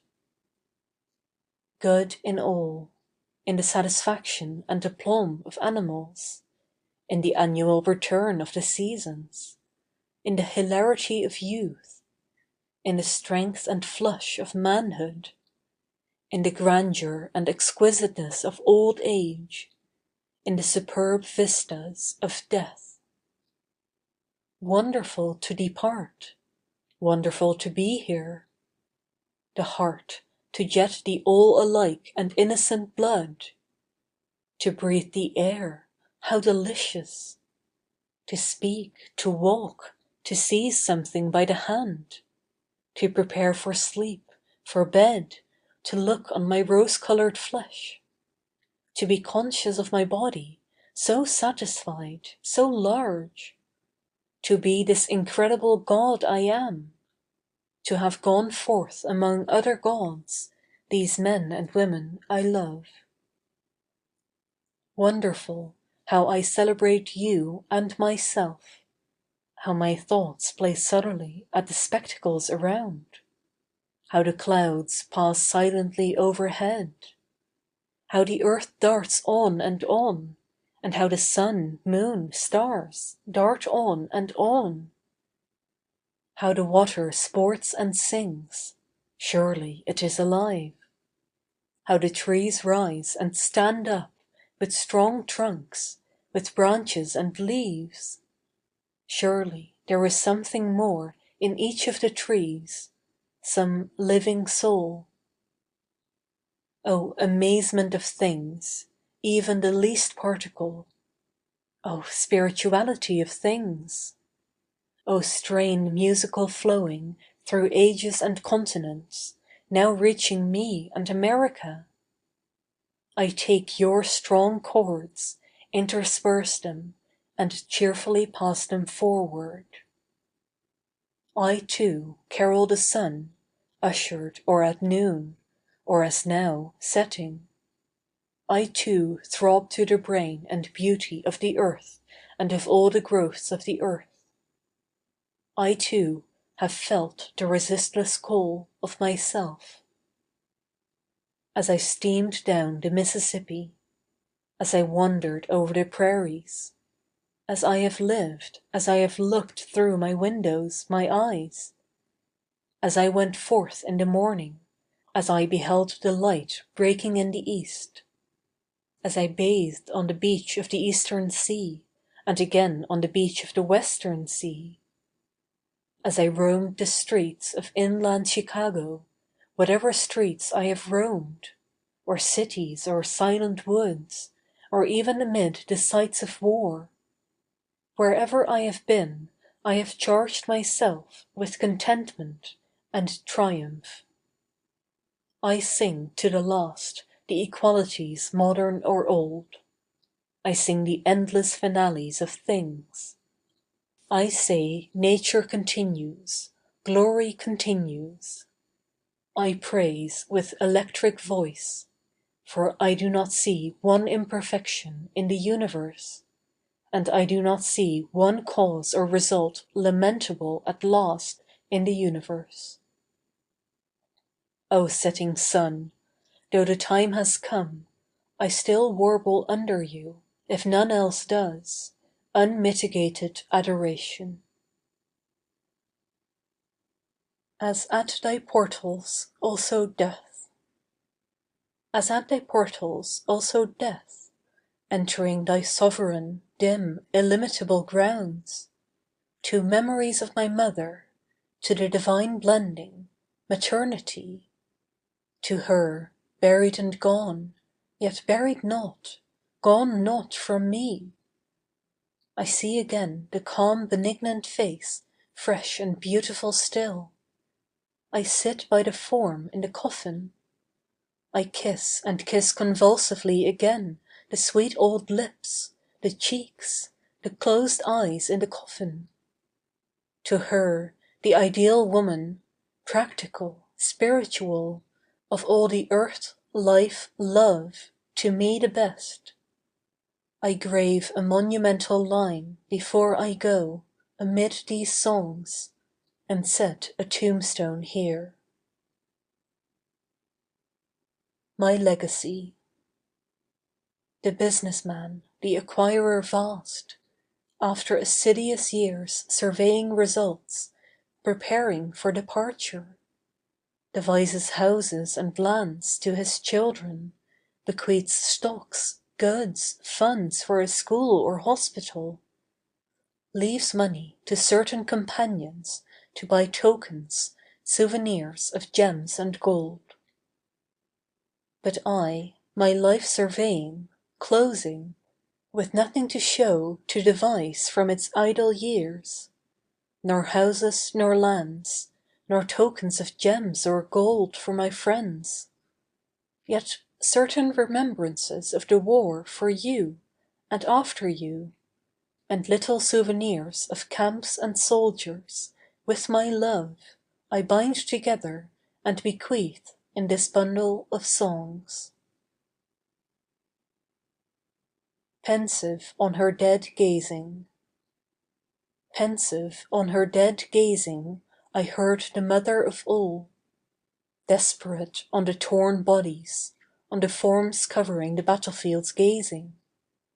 As the last gun ceased, but the scent of the power smoke lingered. As she called to her earth with mournful voice while she stalked, "Absorb them well, O my earth," she cried. "I charge you lose not my sons, lose not an atom. And you streams, absorb them well, taking their dear blood. And you, local spots, and you, airs that swim above lightly impalpable.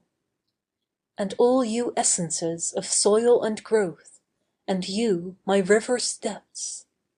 And you, mountain sides, and the woods where my dear children's blood trickling reddened.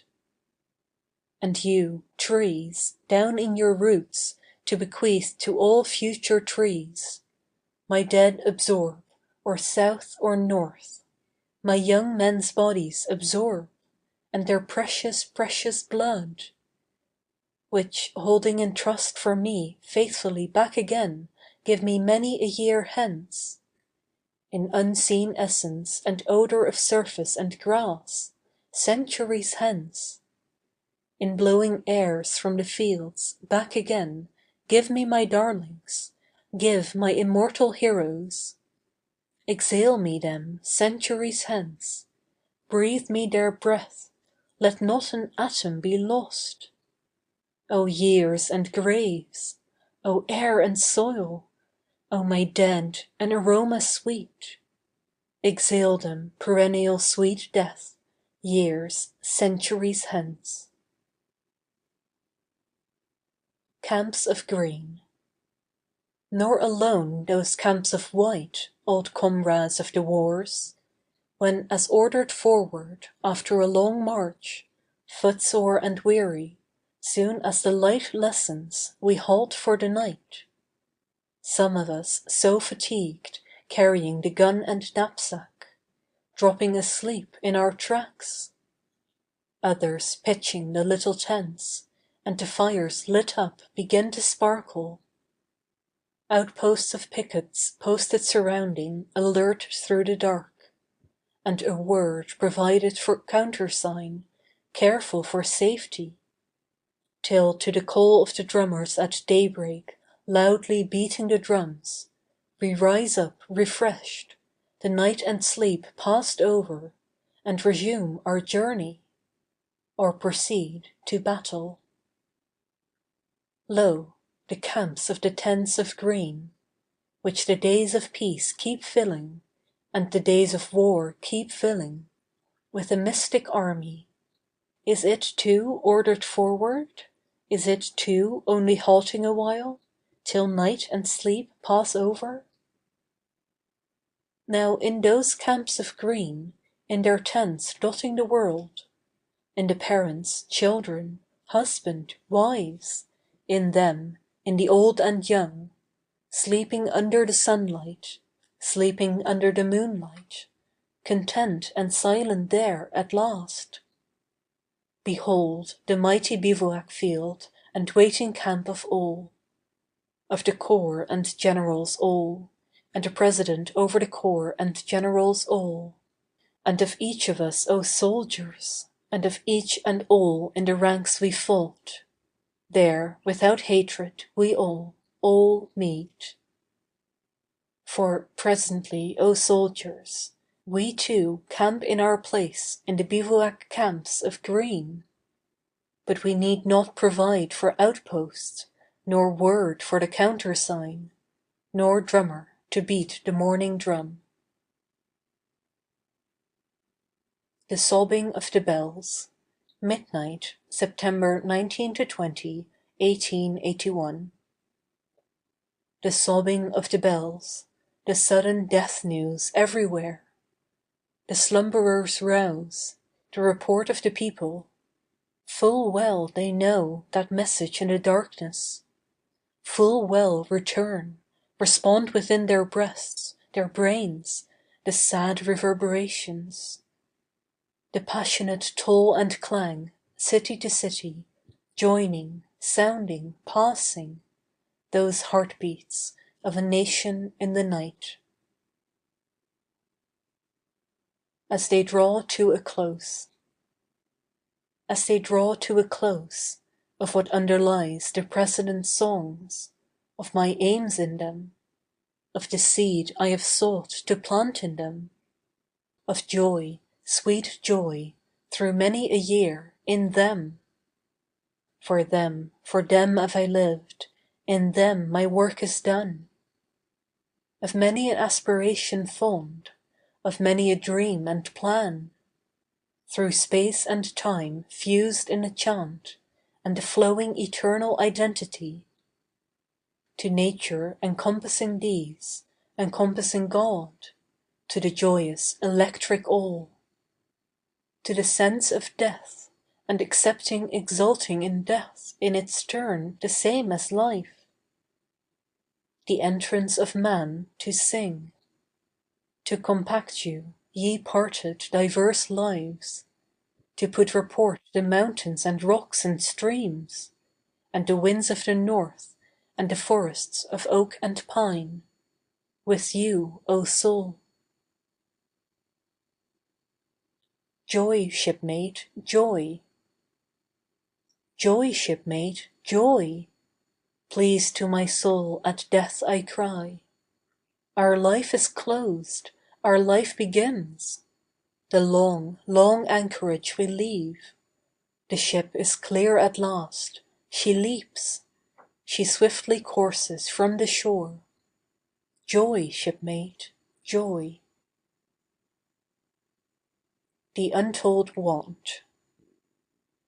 The untold want by life and land ne'er granted. Now, voyager, sail thou forth to seek and find. Portals.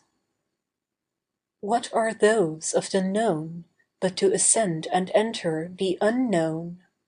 And what are those of life but for death? These carols. These carols sung to cheer my passage through the world I see, for completion I dedicate to the invisible world. Now finale to the shore. Now finale to the shore. Now land and life finale and farewell. Now voyager depart. Much, much for thee is yet in store. Often enough hast thou adventured o'er the seas, cautiously cruising, studying the charts, duly again to port and hawser's tie returning. But now obey thy cherished secret wish, embrace thy friends, leave all in order, to port and hawser's tie no more returning. Depart upon thy endless cruise, old sailor. So long. To conclude, I announce what comes after me. I remember I said before my leave sprang at all, I would raise my voice jocund and strong with reference to consummations. When America does what was promised, when through these states walk 100 millions of superb persons, when the rest part away for superb persons and contribute to them, when breeds of the most perfect mothers denote America, then, to me and mine, our due fruition. I have pressed through in my own right. I have sung the body and the soul, war and peace have I sung, and the songs of life and death, and the songs of birth, and shown that there are many births. I have offered my style to everyone, I have journeyed with confident step. While my pleasure is yet at the full, I whisper, so long, and take the young woman's hand and the young man's hand for the last time. I announce natural persons to arise. I announce justice triumphant. I announce uncompromising liberty and equality. I announce the justification of candor and the justification of pride. I announce that the identity of these states is a single identity only. I announce the union more and more compact, indissoluble. I announce splendors and majesties to make all the previous politics of the earth insignificant. I announce adhesiveness. I say it shall be limitless, unloosened. I say you shall yet find the friend you were looking for. I announce a man or woman coming. Perhaps you are the one. So long. I announce the great individual, fluid as nature, chaste, affectionate, compassionate, fully armed. I announce a life that shall be copious, vehement, spiritual, bold. I announce an end that shall lightly and joyfully meet its translation. I announce myriads of youths, beautiful, gigantic, sweet-blooded. I announce a race of splendid and savage old men. Oh, thicker and faster! So long!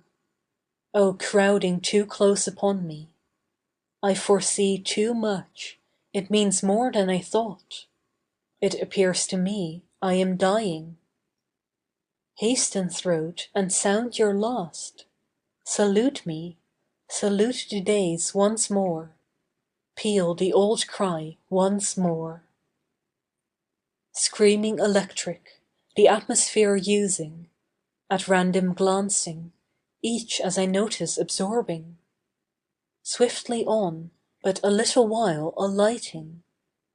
Curious enveloped messages delivering. Sparkles hot, seed ethereal down in the dirt dropping. Myself unknowing, my commission obeying, to question it never daring. To ages and ages yet the growth of the seed leaving. To troops out of the war arising, they the tasks I have set promulging. To women certain whispers of myself bequeathing, their affection me more clearly explaining. To young men my problems offering, no dallier I the muscle of their brains trying.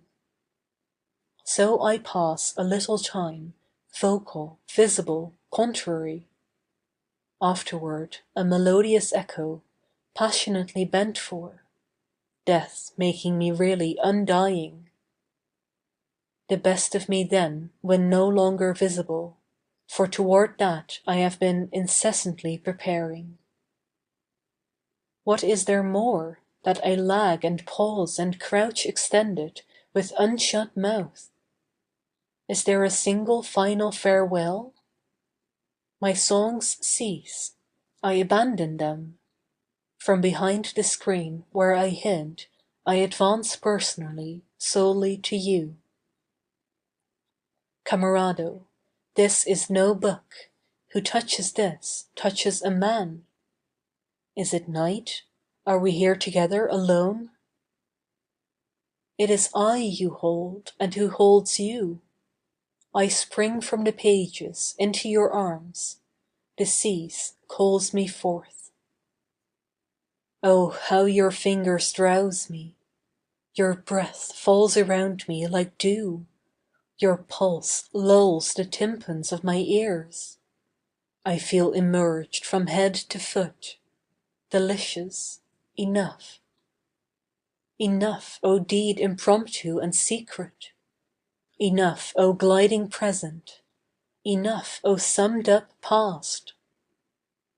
Dear friend, whoever you are, take this kiss. I give it especially to you. Do not forget me. I feel like one who has done work for the day to retire a while. I receive now again of my many translations, from my avatars ascending, while others doubtless await me. An unknown sphere more real than I dreamed, more direct, darts awakening rays about me. So long. Remember my words. I may again return. I love you. I depart from materials. I am as one disembodied, triumphant, dead. End of Book 33. Book 34 of Leaves of Grass by Walt Whitman. Book 34, Sands at 70. Mannahatta. My city's fit and noble name resumed, choice aboriginal name, with marvelous beauty, meaning, a rocky founded island, Shores wherever gaily dash the coming, going, hurrying sea waves. Paumanok. Sea beauty, stretched and basking, one side thy inland ocean laving, broad, with copious commerce, steamers, sails, and one the Atlantic's wind caressing, fierce or gentle, mighty hulls dark gliding in the distance. Isle of sweet brooks of drinking water, healthy air and soil, isle of the salty shore and breeze and brine. From Montauk Point. I stand as on some mighty eagle's beak, eastward the sea absorbing, viewing, nothing but sea and sky.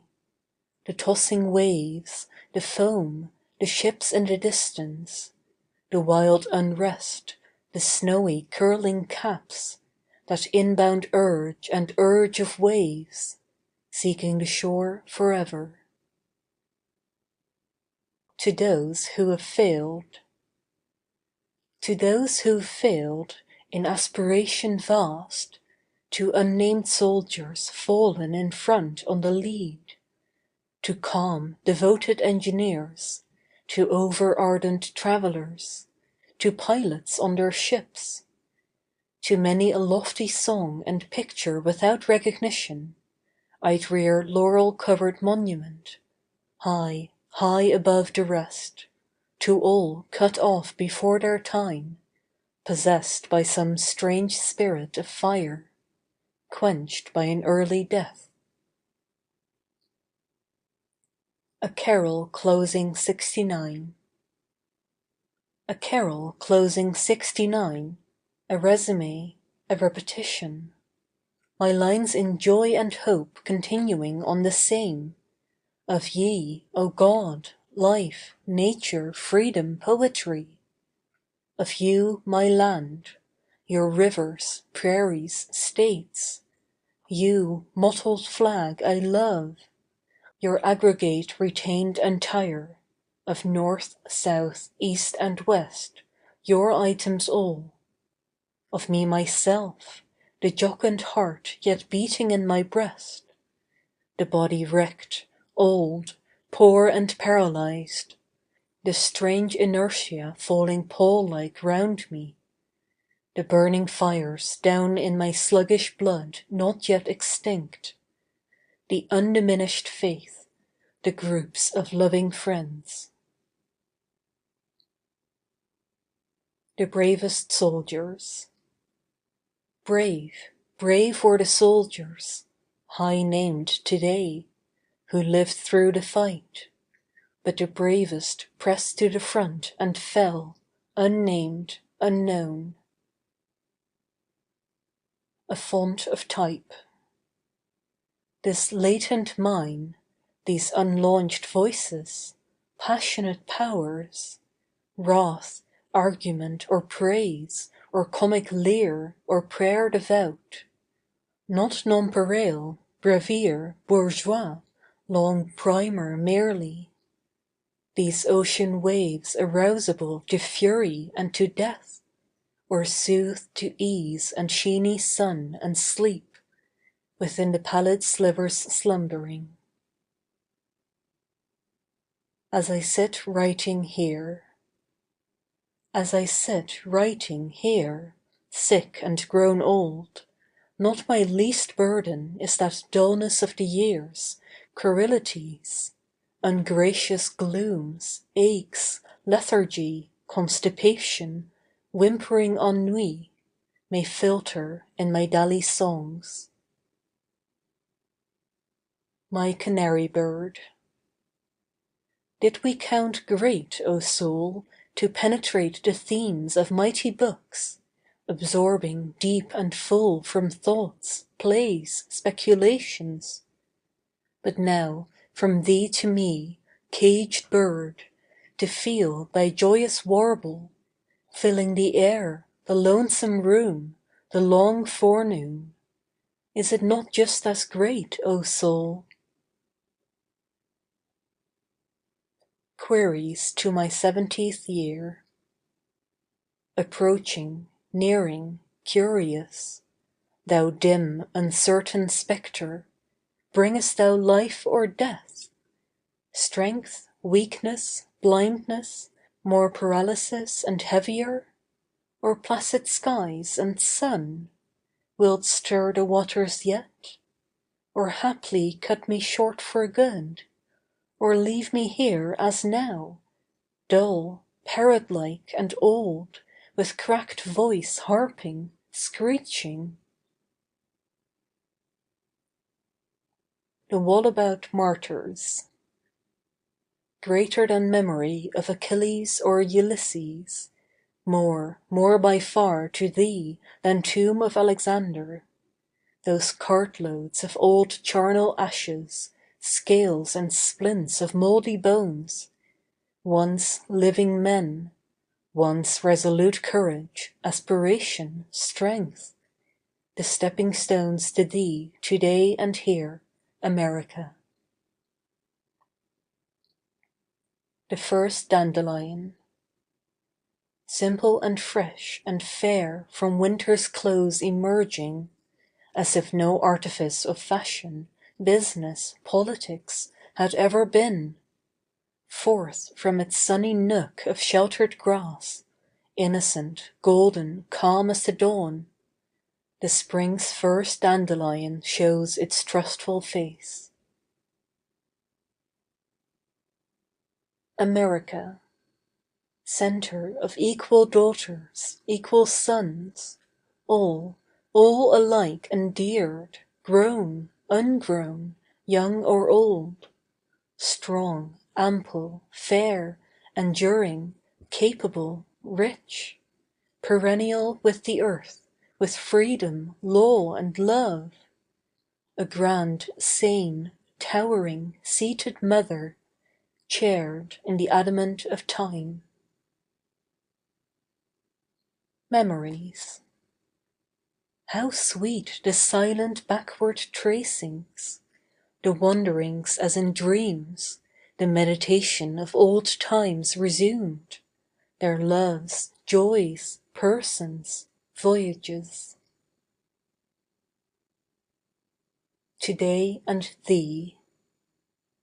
The appointed winners in a long-stretched game, the course of time and nations, Egypt, India, Greece and Rome, the past entire, with all its heroes, histories, arts, experiments, its store of songs, inventions, voyages, teachers, books, garnered for now and thee, to think of it, the heirdom all converged in thee. After the dazzle of day. After the dazzle of day is gone, only the dark, dark night shows to my eyes the stars. After the clangor of organ majestic, or chorus, or perfect band, silent, athwart my soul, moves the symphony true. Abraham Lincoln, born February 12, 1809. Today, from each and all, a breath of prayer, a pulse of thought, to memory of him, to birth of him. Out of May's shows selected. Apple orchards, the trees all covered with blossoms, wheat fields carpeted far and near in vital emerald green, the eternal, exhaustless freshness of each early morning, the yellow, golden, transparent haze of the warm afternoon sun, the aspiring lilac bushes with profuse purple or white flowers. Halcyon days. Not from successful love alone, nor wealth, nor honored middle age, nor victories of politics or war, but as life wanes and all the turbulent passions calm, As gorgeous, vapory, silent hues cover the evening sky, as softness, fullness, rest suffuse the frame, like fresher, balmier air. As the days take on a mellower light, and the apple at last hangs really finished and indolent ripe on the tree, then, for the teeming quietest, happiest days of all, the brooding and blissful halcyon days. Fancies at Navesink. 1. The Pilot in the Mist. Steaming the northern rapids, an old St. Lawrence reminiscence, a sudden memory flash comes back, I know not why. Here, waiting for the sunrise, gazing from this hill. Again, 'tis just at morning, a heavy haze contends with daybreak. Again the trembling, labouring vessel veers me, I press through foam-dashed rocks that almost touch me. Again I mark where aft the small thin Indian helmsman looms in the mist, with brow elate and governing hand. 2. Had I the choice. Had I the choice to tally greatest bards, to limn their portraits, stately, beautiful, and emulate at will, Homer with all his wars and warriors, Hector, Achilles, Ajax, or Shakespeare's woe-entangled Hamlet, Lear, Othello, Tennyson's fair ladies, metre or wit the best, or choice conceit to wield in perfect rhyme, the light of singers. These, O sea, all these I'd gladly barter.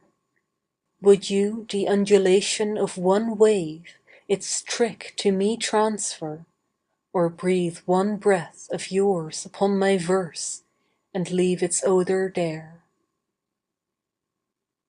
3. You tides with ceaseless swell.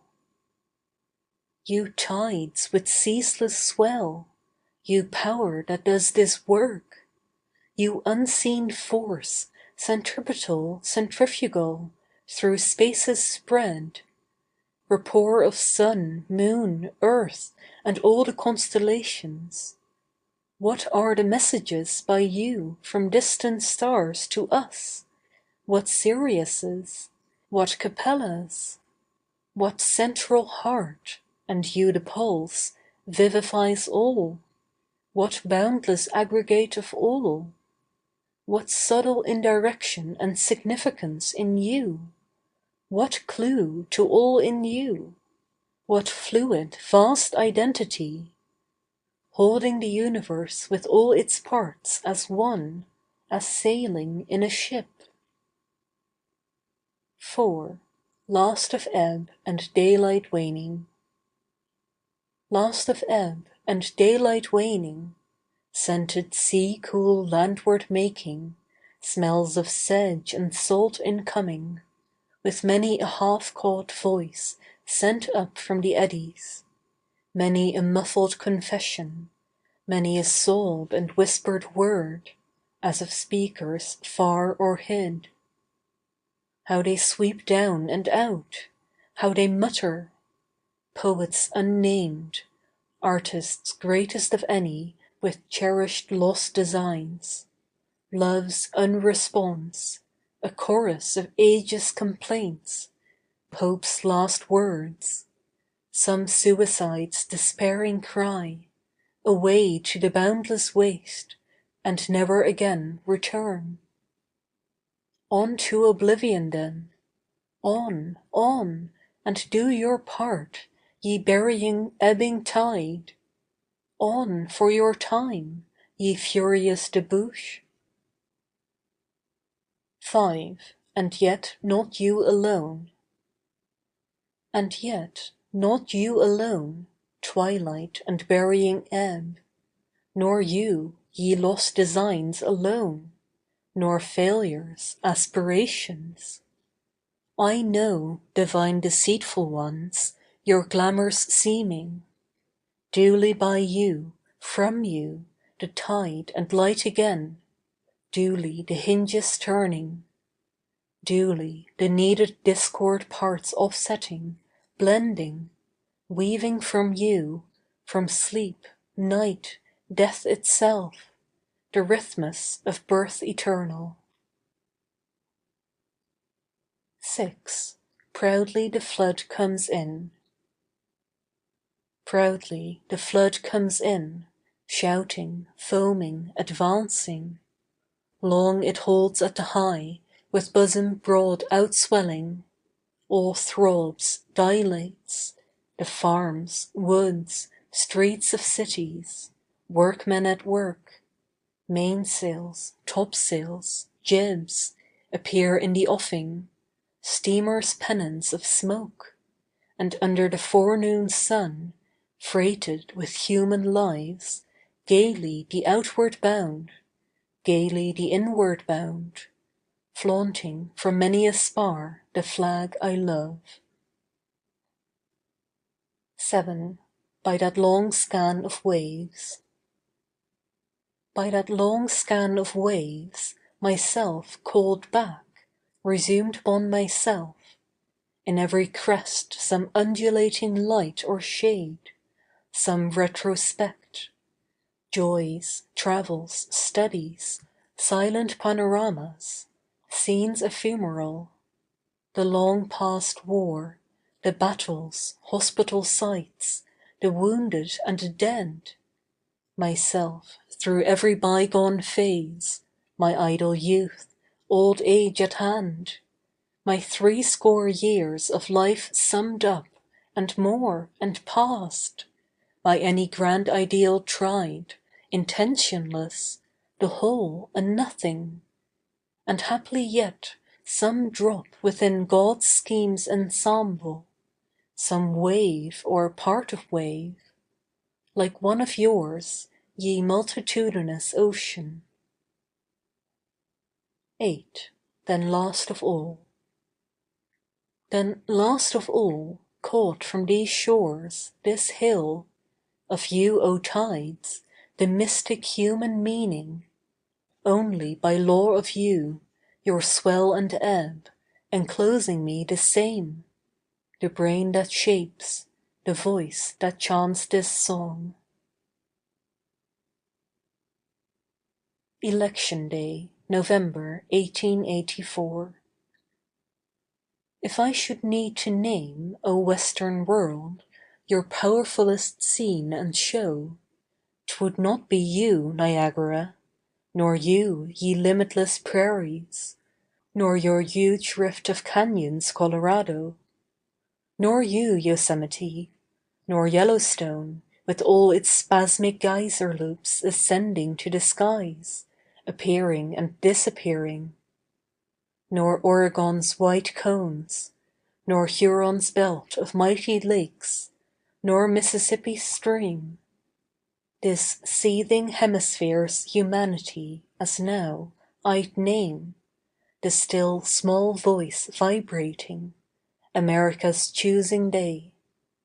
The heart of it not in the chosen, the act itself the main, the quadrennial choosing, the stretch of north and south aroused, seaboard and inland, Texas to Maine, the prairie states, Vermont, Virginia, California, the final ballot shower from east to west, the paradox and conflict, the countless snowflakes falling, a swordless conflict, yet more than all Rome's wars of old, or modern Napoleon's, the peaceful choice of all, or good or ill humanity, welcoming the darker odds, the dross, foam and ferments the wine, it serves to purify, while the heart pants, life glows. These stormy gusts and winds waft precious ships, swelled Washington's, Jefferson's, Lincoln's sails. With husky haughty lips, O sea, With husky haughty lips, O sea, where day and night I wend thy surf-beat shore, imaging to my sense thy varied strange suggestions, I see and plainly list thy talk and conference hear, thy troops of white-maned racers racing to the goal, thy ample smiling face dashed with the sparkling dimples of the sun, thy brooding scowl and murk, thy unloosed hurricanes, thy unsubduedness, caprices, wilfulness, great as thou art above the rest, thy many tears, alack from all eternity in thy content. Naught but the greatest struggles, wrongs, defeats, could make thee greatest, no less could make thee. Thy lonely state, something thou ever seekest and seekest, yet never gainst, surely some right withheld, some voice in huge monotonous rage of freedom lover pent, some vast heart like a planet's, chained and chafing in those breakers, by lengthened swell and spasm and panting breath, and rhythmic rasping of thy sands and waves, and serpent hiss, and savage peals of laughter, and undertones of distant lion roar, sounding, appealing to the sky's deaf ear, but now rapport for once, a phantom in the night thy confidant for once, the first and last confession of the globe, outsurging, muttering from thy soul's abysms, the tale of cosmic elemental passion thou tellest to a kindred soul. Death of General Grant. As one by one withdraw the lofty actors from that great play on history's stage eterne, that lurid, partial act of war and peace, of old and new contending, thought out through wrath, fears, dark dismays, and many a long suspense, all past, and since in countless graves receding, mellowing, victors and vanquished, Lincolns and Lees, now thou with them, man of the mighty days, and equal to the days, thou from the prairies, tangled and many-veined and hard has been thy part, to admiration has it been enacted. Red Jacket from Aloft. Upon this scene, this show, yielded today by fashion, learning, wealth, nor in caprice alone, some grains of deepest meaning, haply aloft, who knows, from distant sky clouds' blended shapes, as some old tree or rock or cliff thrilled with its soul, product of nature's sun, stars, earth direct, a towering human form, in hunting shirt of film, armed with the rifle, a half-ironical smile curving its phantom lips, like one of Ossian's ghosts looks down. Washington's Monument, February 1885. Ah, not this marble, dead and cold, far from its base and shaft expanding, the round zones circling, comprehending. Thou, Washington, art all the world's, the continent's entire, not yours alone, America. Europe's as well, in every part, castle of lord or labourer's cot, or frozen north, or sultry south, the Africans, the Arabs in his tent, old Asia's there with venerable smile, seated amid her ruins. Greets the antique the hero new?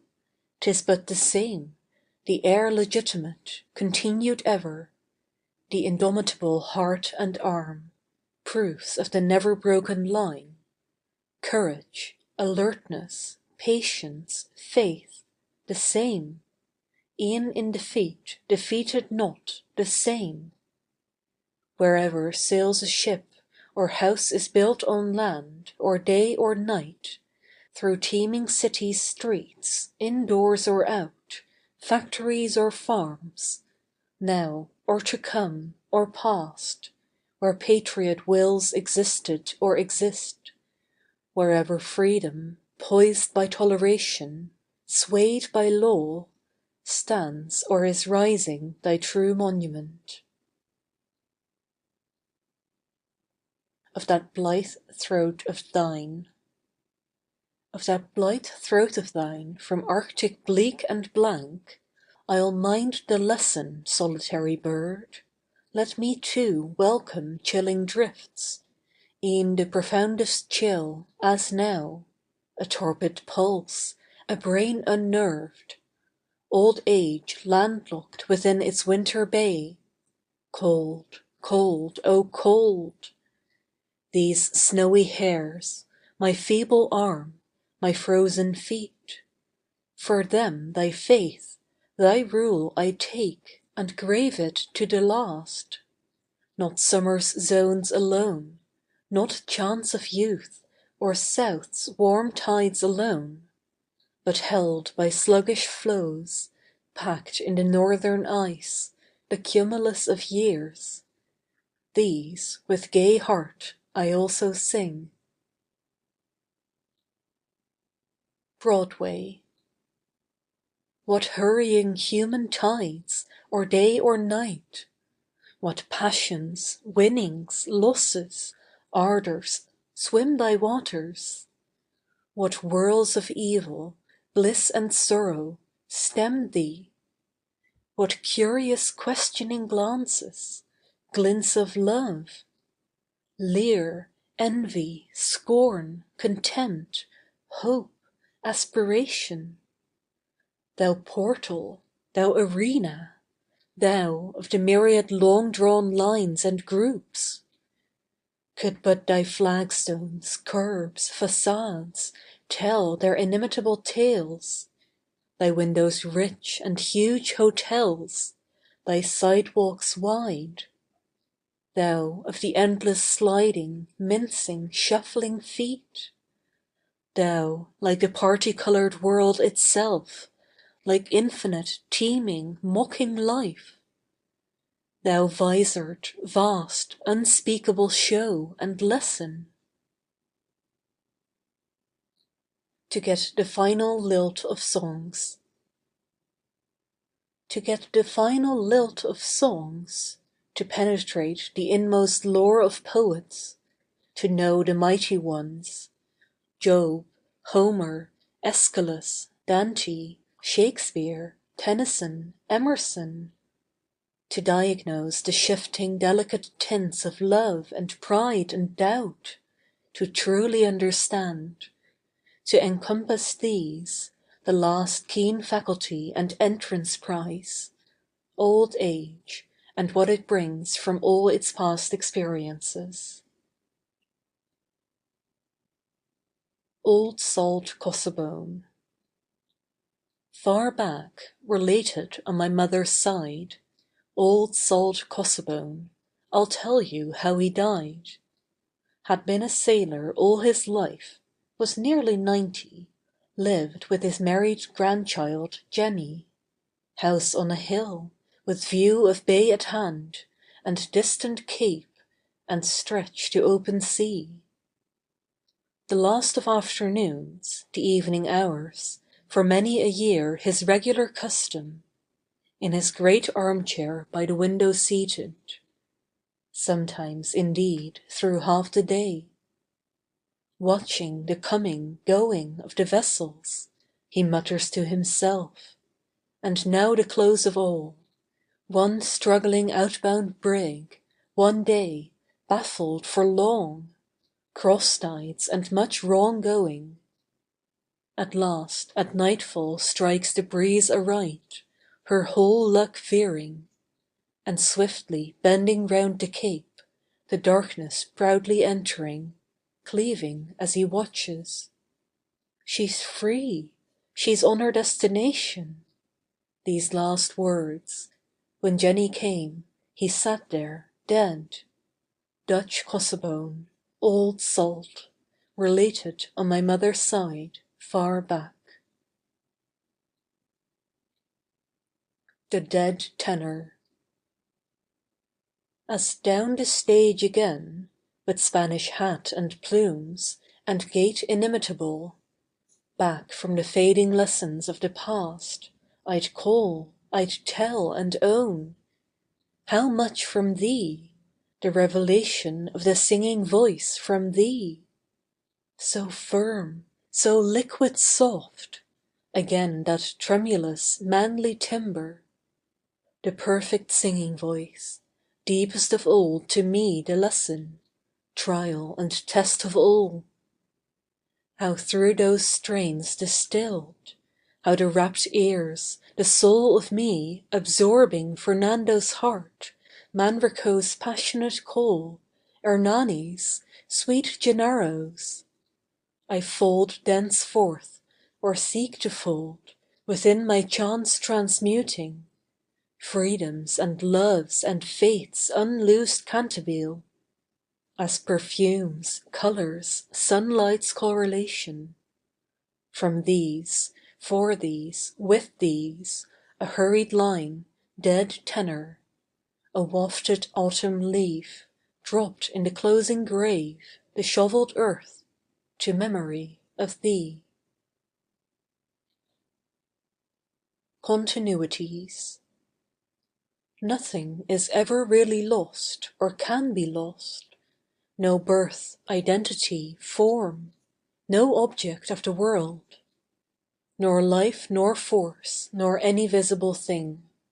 Appearance must not foil, nor shifted sphere confuse thy brain. Ample are time and space, ample the fields of nature. The body, sluggish, aged, cold, the embers left from earlier fires, the light in the eye grown dim, shall duly flame again. The sun, now low in the west, rises for mornings and for noons continual. To frozen clods ever the spring's invisible law returns, with grass and flowers and summer fruits and corn. Yonondio. A song, a poem of itself, the world itself a dirge, amid the wilds, the rocks, the storm and wintry night. To me such misty, strange tableau the syllables calling up. Yonondio. I see, far in the west or north, a limitless ravine, with plains and mountains dark. I see swarms of stalwart chieftains, medicine men, and warriors. As flitting by like clouds of ghosts, they pass and are gone in the twilight. Race of the woods, the landscapes free, and the falls, no picture, poem, statement, passing them to the future. Yonondio, Yonondio, unlimbed they disappear. Today gives place and fades. The cities, farms, factories fade. A muffled sonorous sound, a wailing word is borne through the air for a moment. Then blank and gone and still, and utterly lost. Life. Ever the undiscouraged, resolute, struggling soul of man. Have former armies failed? Then we send fresh armies, and fresh again. Ever the grappled mystery of all earth's ages, old or new. Ever the eager eyes, hurrahs, the welcome clapping hands, the loud applause. Ever the soul dissatisfied, curious, unconvinced at last. Struggling today the same, battling the same. Going somewhere. My science friend, my noblest woman friend, now buried in an English grave, and this a memory leaf for her dear sake. Ended our talk. The sum, concluding all we know of old or modern learning, intuitions deep, of all geologies, histories, of all astronomy, of evolution, metaphysics all, is that we all are onward, onward, speeding slowly, surely bettering. Life, life an endless march, an endless army. No halt, but it is duly over. The world, the race, the soul, in space and time the universes, all bound as is befitting each, all surely going somewhere. Small the theme of my chant. Small the theme of my chant, yet the greatest, namely one's self, a simple, separate person, that, for the use of the new world, I sing. Man's physiology complete, from top to toe, I sing. Not physiognomy alone, nor brain alone, is worthy for the muse. I say the form complete is worthier far. The female equally with the male, I sing. Nor cease at the theme of one's self. I speak the word of the modern, the word en masse. My days I sing, and the lands, with interstice I knew of hapless war. O friend, whoe'er you are, at last arriving hither to commence, I feel through every leaf the pressure of your hand, which I return. And thus upon our journey, footing the road, and more than once, and linked together, let us go. True conquerors. Old farmers, travellers, workmen, no matter how crippled or bent. Old sailors, out of many a perilous voyage, storm and wreck.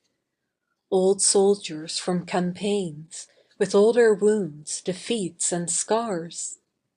Enough that they've survived at all, long life's unflinching ones.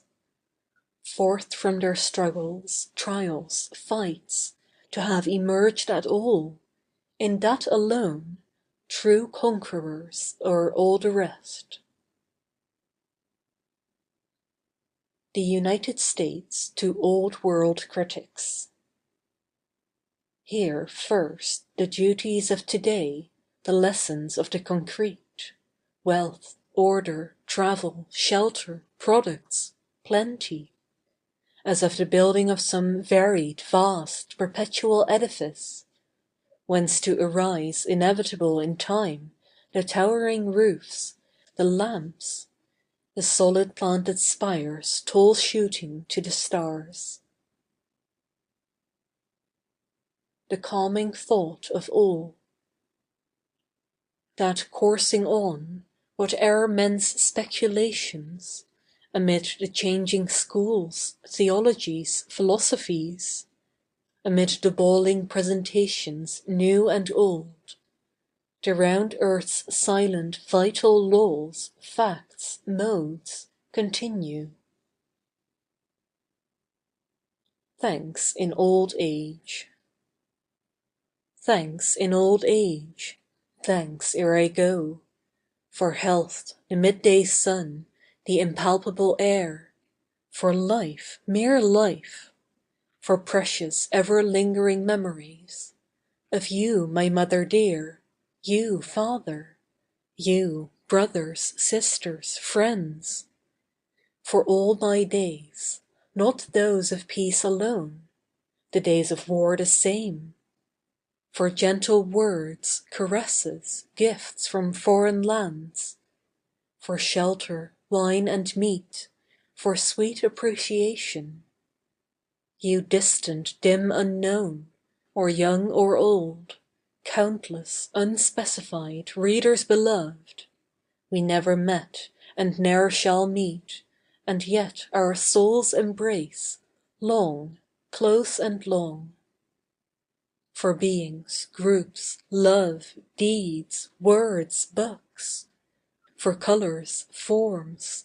For all the brave strong men, devoted hardy men, who've forward sprung in freedom's help, all years, all lands. For braver, stronger, more devoted men, a special laurel ere I go to life's war's chosen ones. The cannoneers of song and thought, the great artillerists, the foremost leaders, captains of the soul. As soldier from an ended war returned, as traveller out of myriads to the long procession retrospective. Thanks, joyful thanks, a soldier's, traveller's thanks. Life and Death. The two old, simple problems ever intertwined, close home, elusive, present, baffled, grappled, by each successive age insoluble, passed on, to ours today, and we pass on the same. The Voice of the Rain. And who art thou? Said I to the soft falling shower, which, strange to tell, gave me an answer as here translated. I am the poem of earth, said the voice of the rain. Eternal, I rise impalpable out of the land and the bottomless sea, upward to heaven, whence, vaguely formed, altogether changed, and yet the same, I descend to lave the droughts, atomies, dust layers of the globe. And all that in them without me were seeds only, latent, unborn. And forever, by day and night, I give back life to my own origin, and make pure and beautify it. For song, issuing from its birthplace, after fulfilment, wandering, wrecked or unwrecked, duly with love returns. Soon shall the winter's foil be here. Soon shall the winter's foil be here. Soon shall these icy ligatures unbind and melt. A little while, and air, soil, wave, suffused shall be in softness, bloom and growth. 1,000 forms shall rise from these dead clods and chills as from low burial graves. Thine eyes, ears, all thy best attributes, all that takes cognizance of natural beauty, shall wake and fill. Thou shalt perceive the simple shows, the delicate miracles of earth. Dandelions, clover, the emerald grass, the early scents and flowers, the arbutus underfoot, the willow's yellow green, the blossoming plum and cherry. With these the robin, lark and thrush, singing their songs, the flitting bluebird.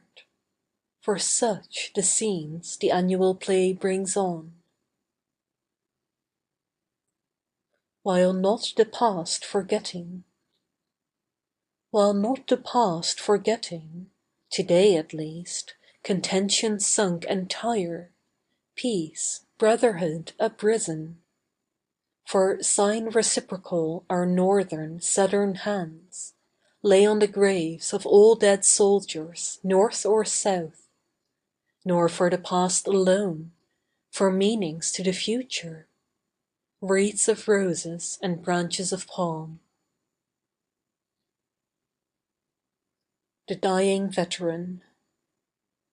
Amid these days of order, ease, prosperity, amid the current songs of beauty, peace, decorum, I cast a reminiscence. Likely 'twill offend you, I hear it in my boyhood. More than a generation since a queer old savage man a fighter under Washington himself, large, brave, cleanly, hot-blooded, no talker, rather spiritualistic, had fought in the ranks, fought well, had been all through the Revolutionary War, lay dying. Sons, daughters, church deacons, lovingly tending him, sharpening their sense, their ears, towards his murmuring half-caught words. Let me return again to my war days, to the sights and scenes, to forming the line of battle, to the scouts ahead reconnoitering, to the cannons, the grim artillery, to the galloping aides carrying orders, to the wounded, the fallen, the heat, the suspense, the perfume strong, the smoke, the deafening noise. Away with your life of peace, your joys of peace. Give me my old wild battle life again. Stronger lessons. Have you learned lessons only of those who admired you, and were tender with you, and stood aside for you? Have you not learned great lessons from those who reject you, and brace themselves against you, or who treat you with contempt, or dispute the passage with you? A prairie sunset. Shot gold, maroon and violet, dazzling silver, emerald, fawn. The earth's whole amplitude and nature's multiform power consigned for once to colours. The light, the general air possessed by them. Colours till now unknown. No limit, confine, not the western sky alone. The high meridian, north, south, all. Pure, luminous colour, fighting the silent shadows to the last. 20 years. Down on the ancient wharf, the sand, I sit, with a newcomer chatting. He shipped as green-hand boy, and sailed away, took some sudden, vehement notion. Since, 20 years and more have circled round and round, while he the globe was circling round and round, and now returns.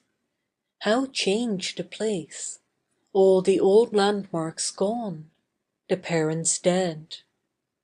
Yes, he comes back to lay in port for good, to settle, has a well-filled purse, no spot will do but this.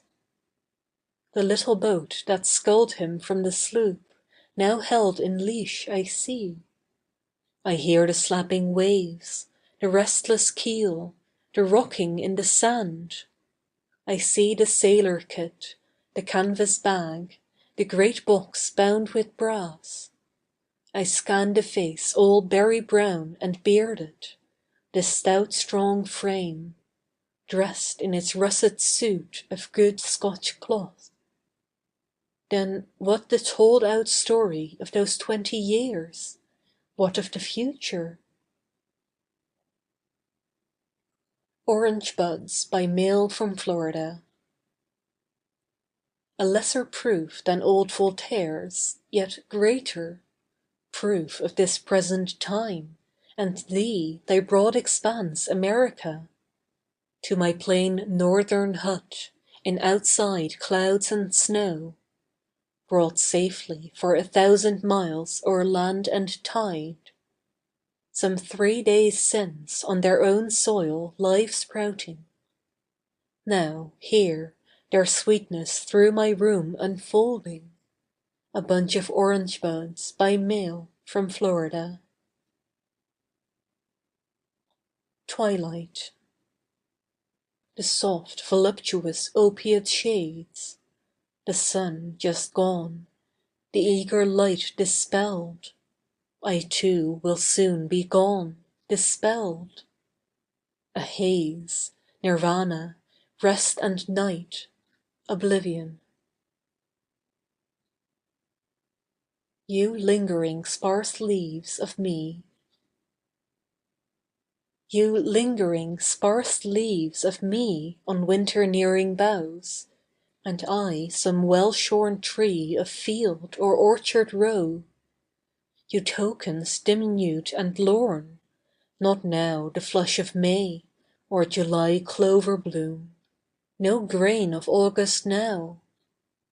You pallid banner staves, you pennants valueless, you overstayed of time, yet my soul dearest leaves confirming all the rest, the faithfulest, hardiest, last.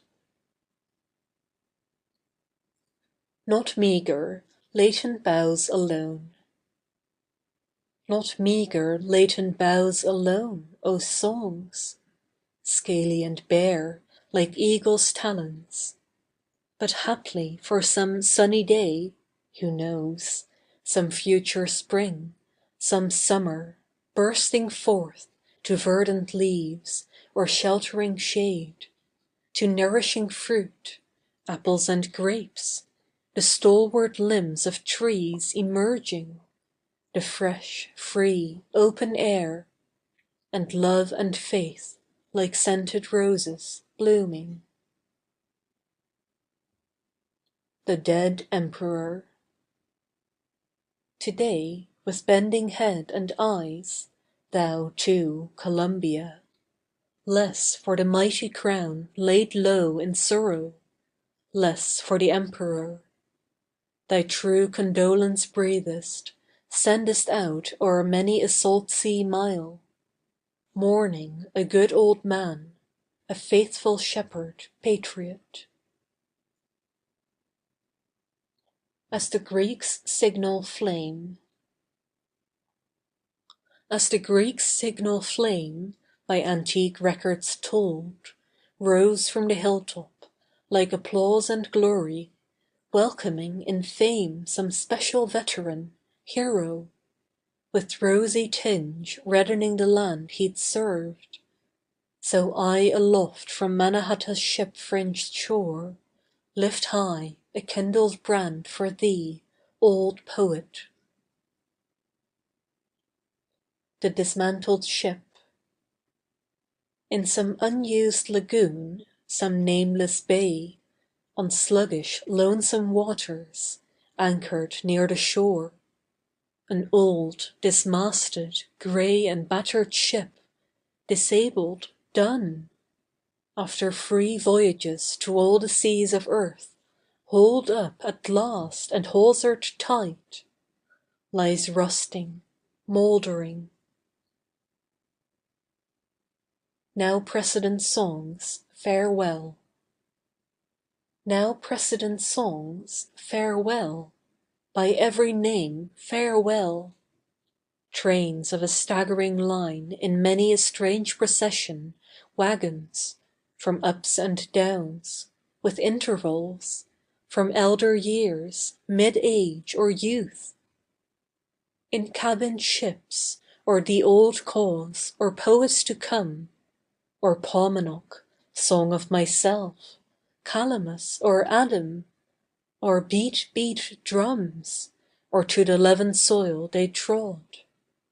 Or captain, my captain, Cosmos, quicksand years, or thoughts, thou mother with thy equal brood, and many, many more unspecified, from fibre heart of mine, from throat and tongue, my life's hot pulsing blood, the personal urge and form for me, not merely paper, automatic type and ink. Each song of mine, each utterance in the past, having its long, long history, of life or death, or soldier's wound, of country's loss or safety.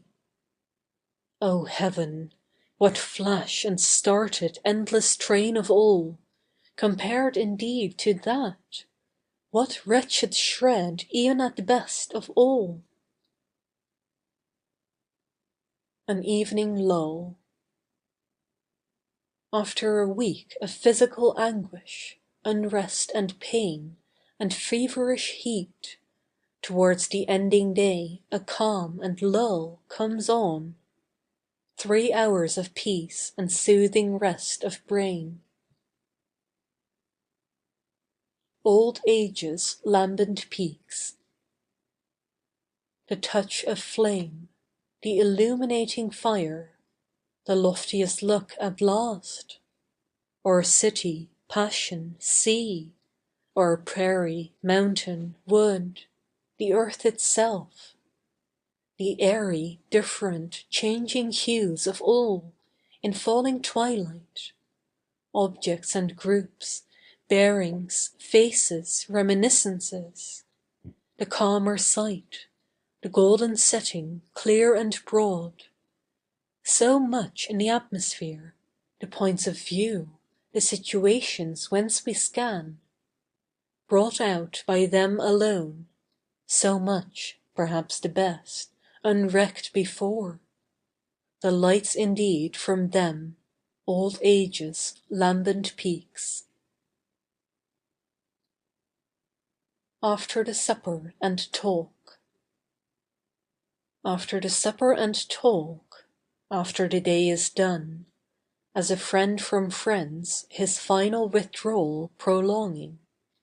Goodbye and goodbye with emotional lips repeating. So hard for his hand to release those hands. No more will they meet.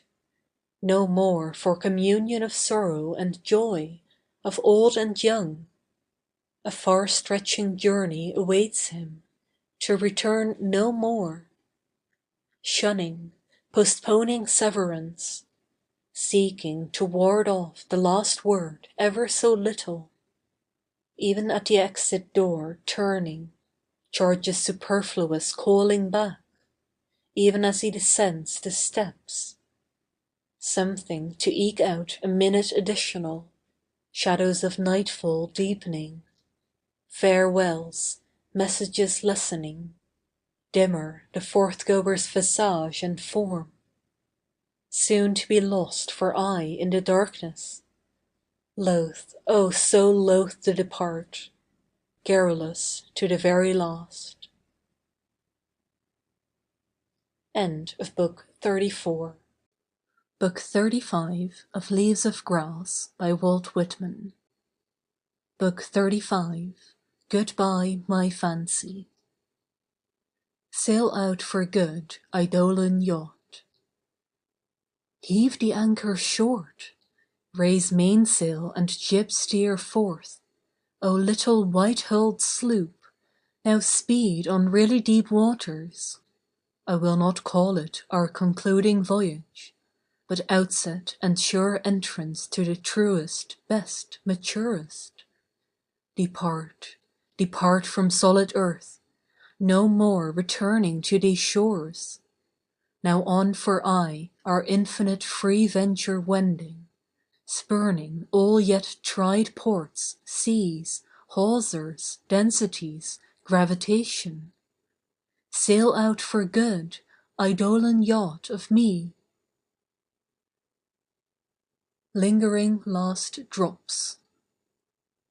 And whence and why come you? We know not whence, was the answer.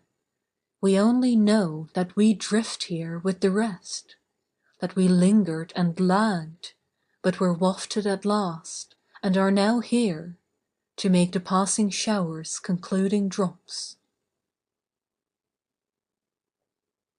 Goodbye, my fancy. Goodbye, my fancy. I had a word to say, but 'tis not quite the time. The best of any man's word or say is when its proper place arrives, and for its meaning I keep mine till the last. On the same, ye jocund twain. On the same, ye jocund twain. My life and recitative, containing birth, youth, mid-age years, fitful as motley tongues of flame, inseparably twined and merged in one, combining all, my single soul. aims, confirmations, failures, joys, nor single soul alone, I chant my nation's crucial stage, America's, haply humanity's, the trial great, the victory great. A strange éclaircissement of all the masses past, the Eastern world, the ancient, medieval. Here from wanderings, strayings, lessons, wars, defeats.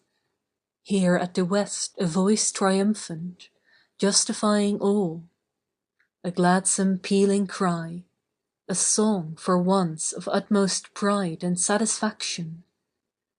I chant from it the common bulk, the general average horde, the best sooner than the worst. And now I chant old age. My verses, written first for forenoon life and for the summer's, autumn's spread, I pass to snow-white hairs the same, and give to pulses winter-cooled the same. As here in careless trill, I and my recitatives, with faith and love, wafting to other work, to unknown songs, conditions. On, ye jocund twain, continue on the same. My 71st year. After surmounting 70, with all their chances, changes, losses, sorrows, my parents' deaths, the vagaries of my life, the many tearing passions of me, the war of 63 and 4, as some old broken soldier, after a long, hot, wearying march, or haply after battle, today at twilight, hobbling, answering company roll call, here with vital voice, reporting yet, saluting yet the officer over all. Apparitions. A vague mist hanging round half the pages, sometimes how strange and clear to the soul, that all these solid things are indeed but apparitions, concepts, non-realities. The pallid wreath. Somehow I cannot let it go yet, funeral though it is.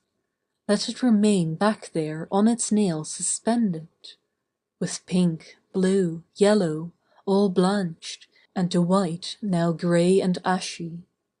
One withered rose put years ago for thee, dear friend. But I do not forget thee. Hast thou then faded? Is the odour exhaled? Are the colours, vitalities, dead? No, while memories subtly play, the past vivid as ever. For but last night I woke, and in that spectral ring saw thee, thy smile, eyes, face, calm, silent, loving as ever. So let the wreath hang still awhile within my eye reach. It is not yet dead to me, nor even pallid. An ended day. The soothing sanity and blitheness of completion. The pomp and hurried contest glare and rush are done. Now triumph, transformation, jubilate. Old age's ship and crafty death's. From east and west across the horizon's edge, two mighty masterful vessel sailors steal upon us, but will make race a time upon the seas, a battle contest yet, bear lively there. Our joys of strife and daring do to the last. Put on the old ship all her power today. Crowd topsail, topgallant, and royal studding sails. Out challenge and defiance, flags and flaunting pennants added, as we take to the open, take to the deepest, freest waters. to the pending year. Have I no weapon word for thee, some message brief and fierce? Have I fought out and done indeed the battle? Is there no shot left for all thy affections, lisps, scorns, manifold silliness? Nor for myself, my own rebellious self in thee? Down, down, proud gorge, though choking thee, thy bearded throat and high-born forehead to the gutter. Crouch low thy neck to eleemosynary gifts. Shakespeare Bacon's Cipher. I doubted not, then more, far more, in each old song bequeathed, in every noble page or text. Different, something unrecked before, some unsuspected author, in every object, mountain, tree, and star, in every birth and life, as part of each, evolved from each, meaning behind the ostend, a mystic cipher waits infolded. Long, long hence. After a long, long course, hundreds of years, denials, accumulations, roused love and joy and thought, hopes, wishes, aspirations, ponderings, victories, myriads of readers, coating, compassing, covering, after ages and ages encrustations, then only may these songs reach fruition. Bravo, Paris Exposition. Add to your show, before you close it, France, with all the rest, visible, concrete, temples, towers, goods, machines and oars, our sentiment wafted from many million heart-throbs, ethereal but solid. We grandsons and great-grandsons do not forget your grandsires. From 50 nations and nebulous nations, compacted, sent oversea today, America's applause, love, memories, and goodwill. Interpolation sounds. Over and through the burial chant, organ and solemn service, sermon, bending priests, to me come interpolation sounds not in the show, plainly to me, crowding up the aisle and from the window, of sudden battle's hurry and harsh noises, war's grim game to sight and ear in earnest. The scout called up and forward, the general mounted and his aides around him, the new brought word, the instantaneous order issued. The rifle crack, the cannon thud, the rushing forth of men from their tents, the clank of cavalry, the strange celerity of forming ranks, the slender bugle note, the sound of horses' hoofs departing, saddles, arms, accoutrements.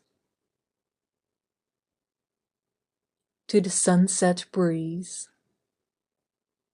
Ah, whispering something again unseen, where late this heated day thou enterest at my window, door, thou, laving, tempering all, cool freshing, gently vitalizing, me, old, alone, sick, weak down, melted worn with sweat, thou, nestling, folding close and firm yet soft, companion better than talk, book, art.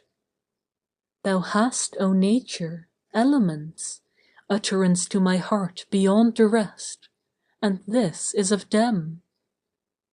So sweet thy primitive taste to breathe within, thy soothing fingers my face and hands.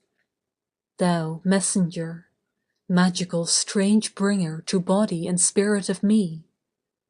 Distances balked, occult medicines penetrating me from head to foot.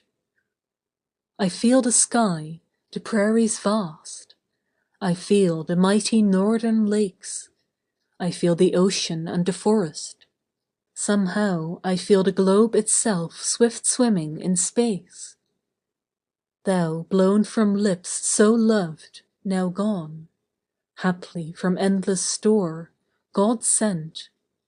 For thou art spiritual, godly, most of all known to my sense.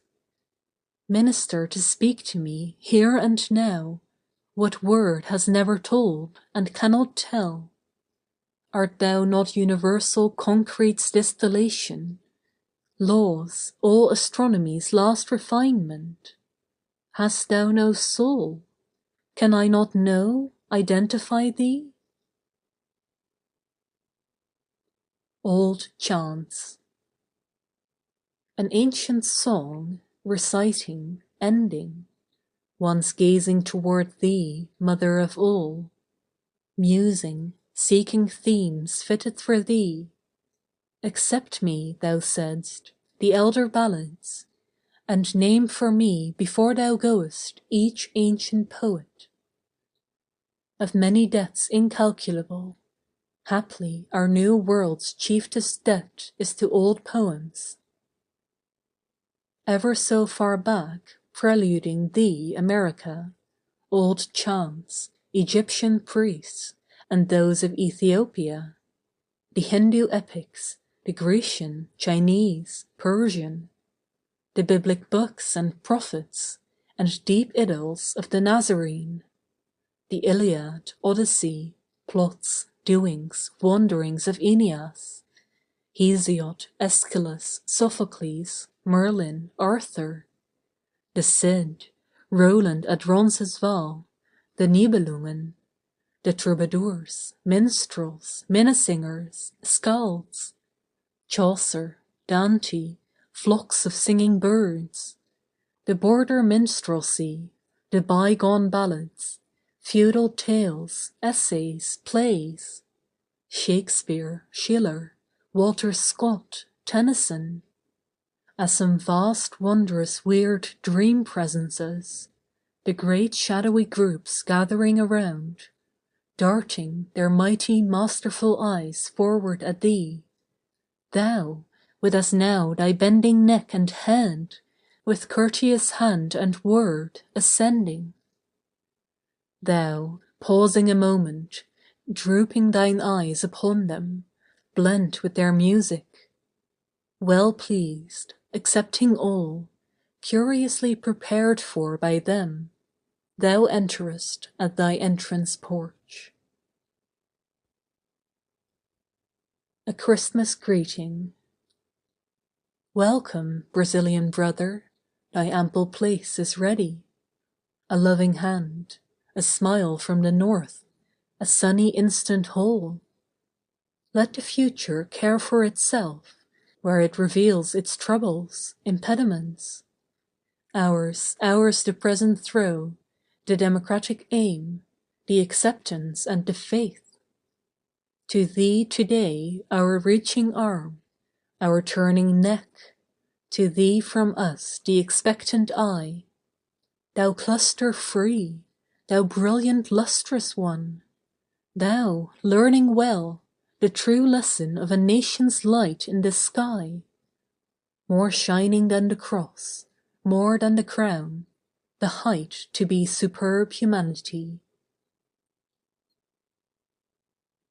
Sounds of the Winter. Sounds of the winter too, sunshine upon the mountains, many a distant strain from cheery railroad train, from nearer field, barn, house, the whispering air, even the mute crops, garnered apples, corn, children's and women's tones, rhythm of many a farmer and a flail, an old man's garrulous lips among the rest. Think not we give out yet. Forth from these snowy hairs we keep up yet the lilt. A Twilight Song. As I sit in twilight, late alone by the flickering oak flame, musing on long past war scenes, of the countless buried unknown soldiers, of the vacant names as unintended heirs and seas, the unreturned, the brief truce after battle, with grim burial squads and the deep-filled trenches of gathered from dead all America, north, south, east, west, whence they came up. From wooded Maine, New England's farms, from fertile Pennsylvania, Illinois, Ohio, from the measureless West, Virginia, the South, the Carolinas, Texas. Even here in my room, shadows and half-lights in the noiseless flickering flames. Again I see the stalwart ranks on filing, rising. I hear the rhythmic tramp of the armies. Your million unwrit names all, you dark bequest from all the war, a special verse for you, a flash of duty long neglected, your mystic roll strangely gathered here, each name recalled by me from out the darkness and death's ashes, henceforth to be, deep, deep within my heart recording, for many future year, your mystic roll entire of unknown names, or north or south, embalmed with love in this twilight song. When the full-grown poet came. When the full-grown poet came, out spake pleased nature, the round impassive globe with all its shows of day and night, saying, "He is mine." But outspake too the soul of man, proud, jealous, and unreconciled, "Nay, he is mine alone." Then the full-grown poet stood between the two and took each by the hand, and today and ever so stands, as blender, uniter, tightly holding hands, which he will never release until he reconciles the two, and wholly and joyously blends them. Osceola. When his hour for death had come, he slowly raised himself from the bed on the floor, drew on his war dress, shirt, leggings, and girdled the belt around his waist. Called for vermilion paint, his looking-glass was held before him. Painted half his face and neck, his wrists and backhands, put the scalp-knife carefully in his belt, then lying down, resting moment, rose again, half sitting, smiled, gave in silence his extended hand to each and all, sank faintly low to the floor, tightly grasping the tomahawk handle, fixed his look on wife and little children, the last, and here a line in memory of his name and death. A voice from death.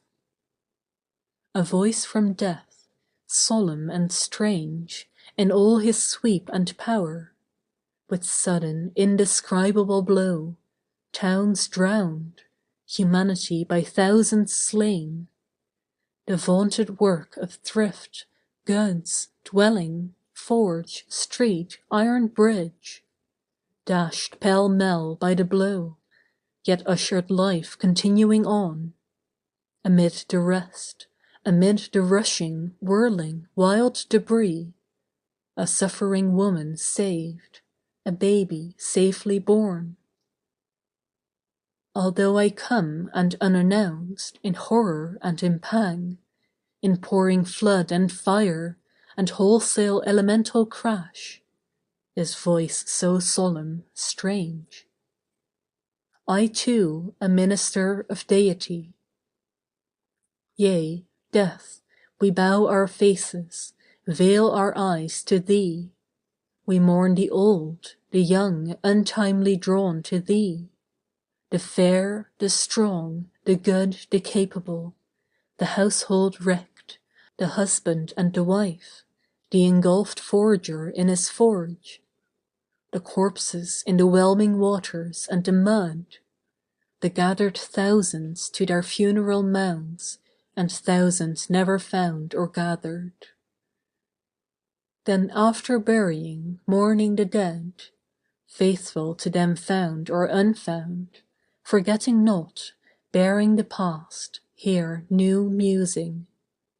A day, a passing moment or an hour, America itself bends low, silent, resigned, submissive. War, death, cataclysm like this, America, take deep to thy proud, prosperous heart.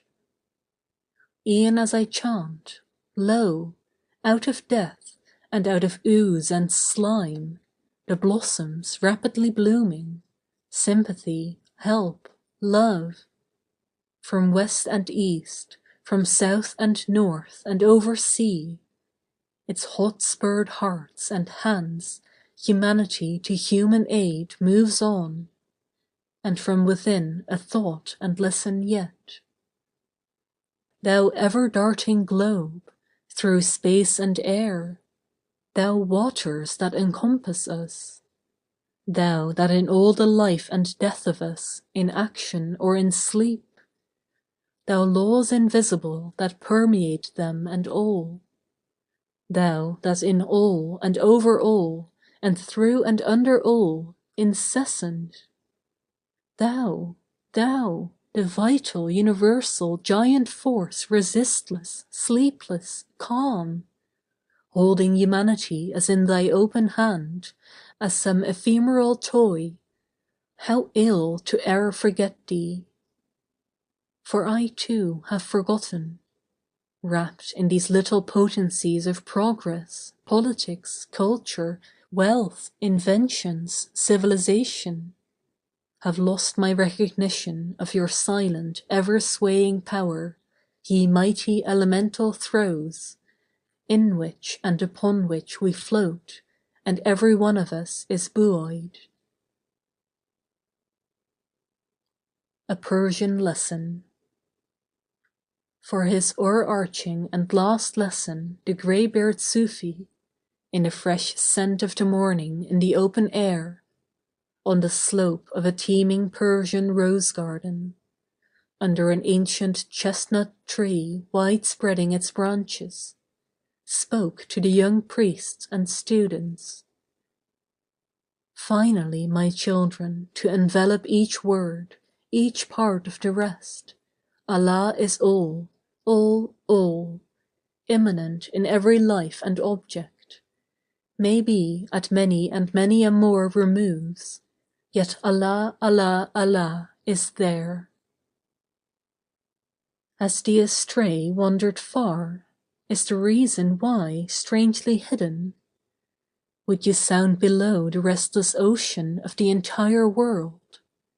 Would you know the dissatisfaction, the urge and spur of every life? The something never stilled, never entirely gone, the invisible need of every seed? It is the central urge in every atom, often unconscious, often evil, downfallen, to return to its divine source and origin, however distant, latent the same in subject and in object, without one exception. The Commonplace. The commonplace I sing. How cheap is health, how cheap nobility! Abstinence, no falsehood, no gluttony, lust. The open air I sing, freedom, toleration. Take here the mainest lesson, less from books, less from the schools. The common day and night, the common earth and waters, your farm, your work, trade, occupation, the democratic wisdom underneath, like solid ground for all. the rounded catalogue divine complete.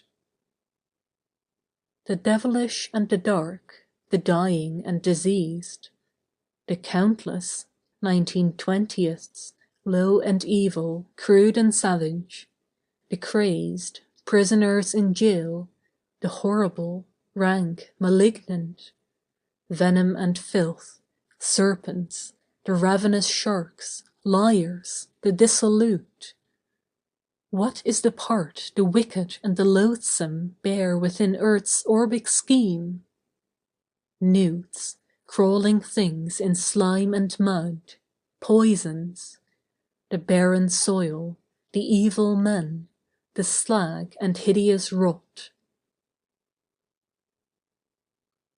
Mirages. More experiences and sights, stranger than you'd think for. Times again, now mostly just after sunrise or before sunset. Sometimes in spring, oftener in autumn, perfectly clear weather, in plain sight. Camps far or near, the crowded streets of cities and the shop fronts. Account for it or not, credit or not, it is all true. And my mate there could tell you the like. We have often confabbed about it. People and scenes, animals, trees, colours and lines, plain as could be.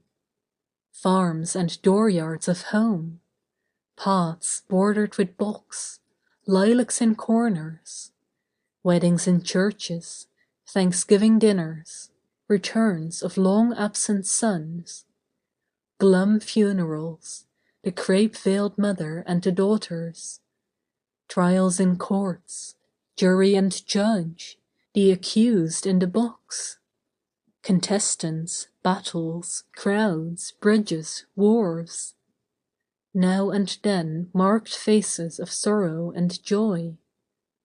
I could pick them out this moment if I saw them again, showed to me, just to the right in the sky edge, or plainly there to the left on the hilltops. L of G's purport. Not to exclude or demarcate, or pick out evils from their formidable masses, even to expose them. But add, fuse, complete, extend, and celebrate the immortal and the good. Haughty this song, its words and scope, to span vast realms of space and time, evolution, the cumulative, growths and generations. Begun in ripened youth and steadily pursued, wandering, peering, dallying with all, war, peace, day and night absorbing, never, even for one brief hour abandoning my task, I ended here in sickness, poverty, and old age. I sing of life, yet mind me well of death. Today shadowy death dogs my steps, my seated shape, and has for years. Draws sometimes close to me, as face to face. The unexpressed. How dare one say it? After the cycles, poems, singers, plays, vaunted Ionias, Indias, Homer, Shakespeare, the long, long time's thick dotted roads, areas, the shining clusters and the milky ways of stars, nature's pulses reaped, all retrospective passions, heroes, war, love, adoration, all ages' plummets dropped to their utmost depths, all human lives, throats, wishes, brains, all experiences' utterance, after the countless songs, or long or short, all tongues, all lands, still something not yet told in poesy's voice or print, something lacking. Who knows? the best yet unexpressed and lacking. Grand is the scene. Grand is the scene, the light, to me. Grand are the sky and stars. Grand is the earth, and grand are lasting time and space. And grand their laws, so multiform, puzzling, evolutionary.